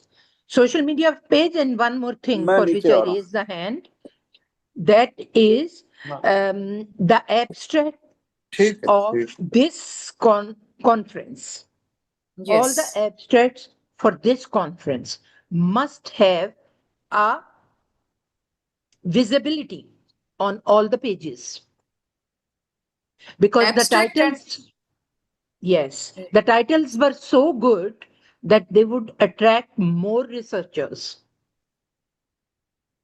Yes, definitely. We will do that. And yes, and there was AI. AI was involved in almost every abstract, every presentation. yes. What I was asking, I was mentioning an important thing. So this research journal will be a quarterly research journal. Professor Dr. Nella, I'm audible I to you understand that. Yes, you are. that it will be a quarterly research journal. We will maximum publish, you can say 10 research paper, maximum in one. And we will I have to think register it with Scoopers and Web of Science type of things. I think we can publish 5 articles Yes. and it would be done. And then in this way we can have the existence of the journal visible. It would Yes. enhance the visibility.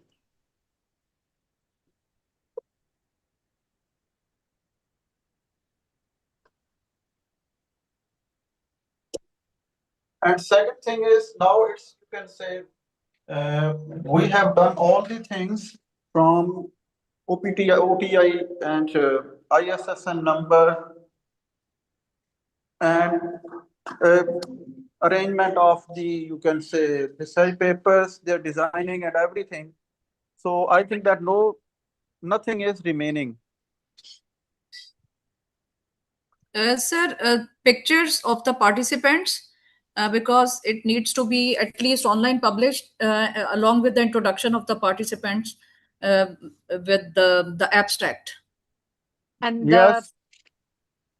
So the there will be, introduction, yes, the introduction needs to be crisp, short. yes, yes. Any other question? Any other suggestion? So my question is pertaining to the use of AI as mentioned by Dr. Naila as well. What if somebody is resorting to AI for writing abstract and all that? So it should be plagiarism free or what? Plagiarism must be checked. Yes. 30%? I am getting No. back to you within 5 minutes. 5 minutes you discuss because someone is, you can say, calling me. I'm coming to you after 5 minutes.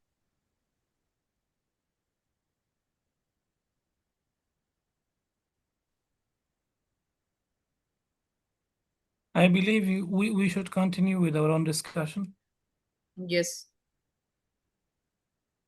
So, meanwhile, first of all, the first and foremost thing is to make a group, so a separate group, so at WhatsApp, right, so that we can have our plans, discussion on plans and other concepts, whatever is the task, directly or without the disturbance of additional members. That's right. I'm I sorry, second I'm that. having my tea. It's That's okay. the not right a- time. I'm already done with that. I'm already done with that. And I have missed my sleep. Dr. Inam, please, can you make a separate group for with all these 4 or 5, 6 members? Definitely, I will do that. But once I get the numbers, I'll talk to Dr. Yeah, Huma, right. and together we'll do it after the session is, we end the session. So Right. that's not a big task to do. Since Dr. Wemba is with us, I would like to avail this opportunity. And that is, the presentation is very well constructed. However, what bothers me is Rise Europe fine. Why is Rise Europe? From education to settlement, it's a big, tall promise. Am I audible, Dr. Wembai?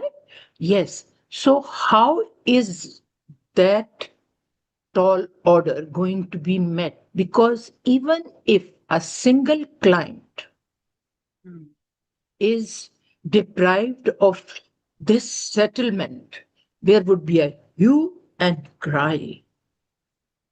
So I was just worried about this gap that I find. It is very well structured. All right. You know, settlement is a process, and the current scenario is most people from the third world countries, that is mostly in Asia and Africa, they are migrating to first world countries. And the easiest route is normally the student visa, through the student visa, right? They enroll as students, and students normally have many privileges, like they live almost the same way as the residents, like their residence is good, it's legit. But there is a challenge. Like, let's take, for example, in European countries, language is the main barrier. If you go to Germany, you need to speak German. If you go to Poland, you need to speak Polish. If you come to Portugal, you need to speak Portuguese, right? And that language uh, barrier becomes a hindrance when people want to become employed, when you're searching for employment. So at the end of the day, the students are faced with a dilemma. They are in a foreign country, they are studying, but they also need an income to cope with the living. Like when you're coming from your country, probably you have savings to take you for a year. But what happens after a year? You need to continue living. And if you plan to go back to your country, you need to go back to your country with something else apart from just a degree. Because a degree without an income, it becomes just a piece of paper. We have a challenge where academics are becoming more like somehow failures in the society, because you end up looking for, if you are not employed by the university, you end up looking for employment from those, the entrepreneurs that are not very well academically. So we want to empower the academics, right? So we are saying when you come, like it's based on our first-hand experience. Like if you come to Portugal right now, most of the Uber drivers, you find they are from Brazil. Most of them, they are doctorate students whatsoever, but they are making a living. It's easy to make money, but you need to be enlightened. So we want to make sure, like from the moment you step into the foreign land, You need to start opening up your mindset. You need to start earning. And just like in other businesses, it's not easy to start. You need to start from somewhere. By the time you graduate, you need to be a successful business person. So that is what we are trying to highlight. Like, you need to come to the first world with an open mind. Yes, Even it when is you go quite to the lucrative. It's quite, yes, the yes, plan is quite lucrative. yes, and it's possible. It's very, Mhm. very possible. It's very Okay. possible. Yeah. Dr. Asif is there, I think. Yes, I can I see was him. waiting Yeah. for someone and he was calling me that I'm coming, that he has lost his way.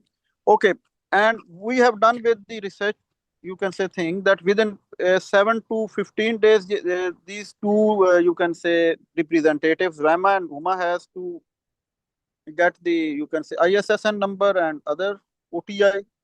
And Professor, you have to, you can say, collect the different research papers.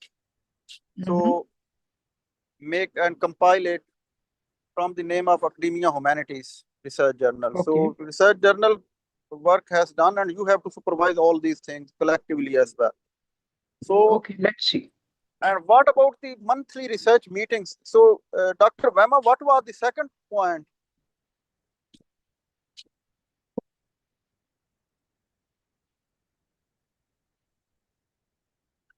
Dr. Vema, I'm audible to you.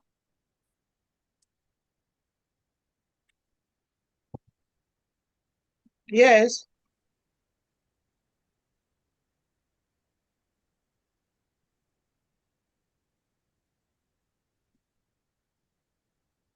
Is it about the monthly research collaboration forum? A research collaboration forum, yes. Yes, since we are planning to do the publications, like we'll be discussing the papers and everything. So it's research collaboration monthly, you can say, basis. So who is interested in this?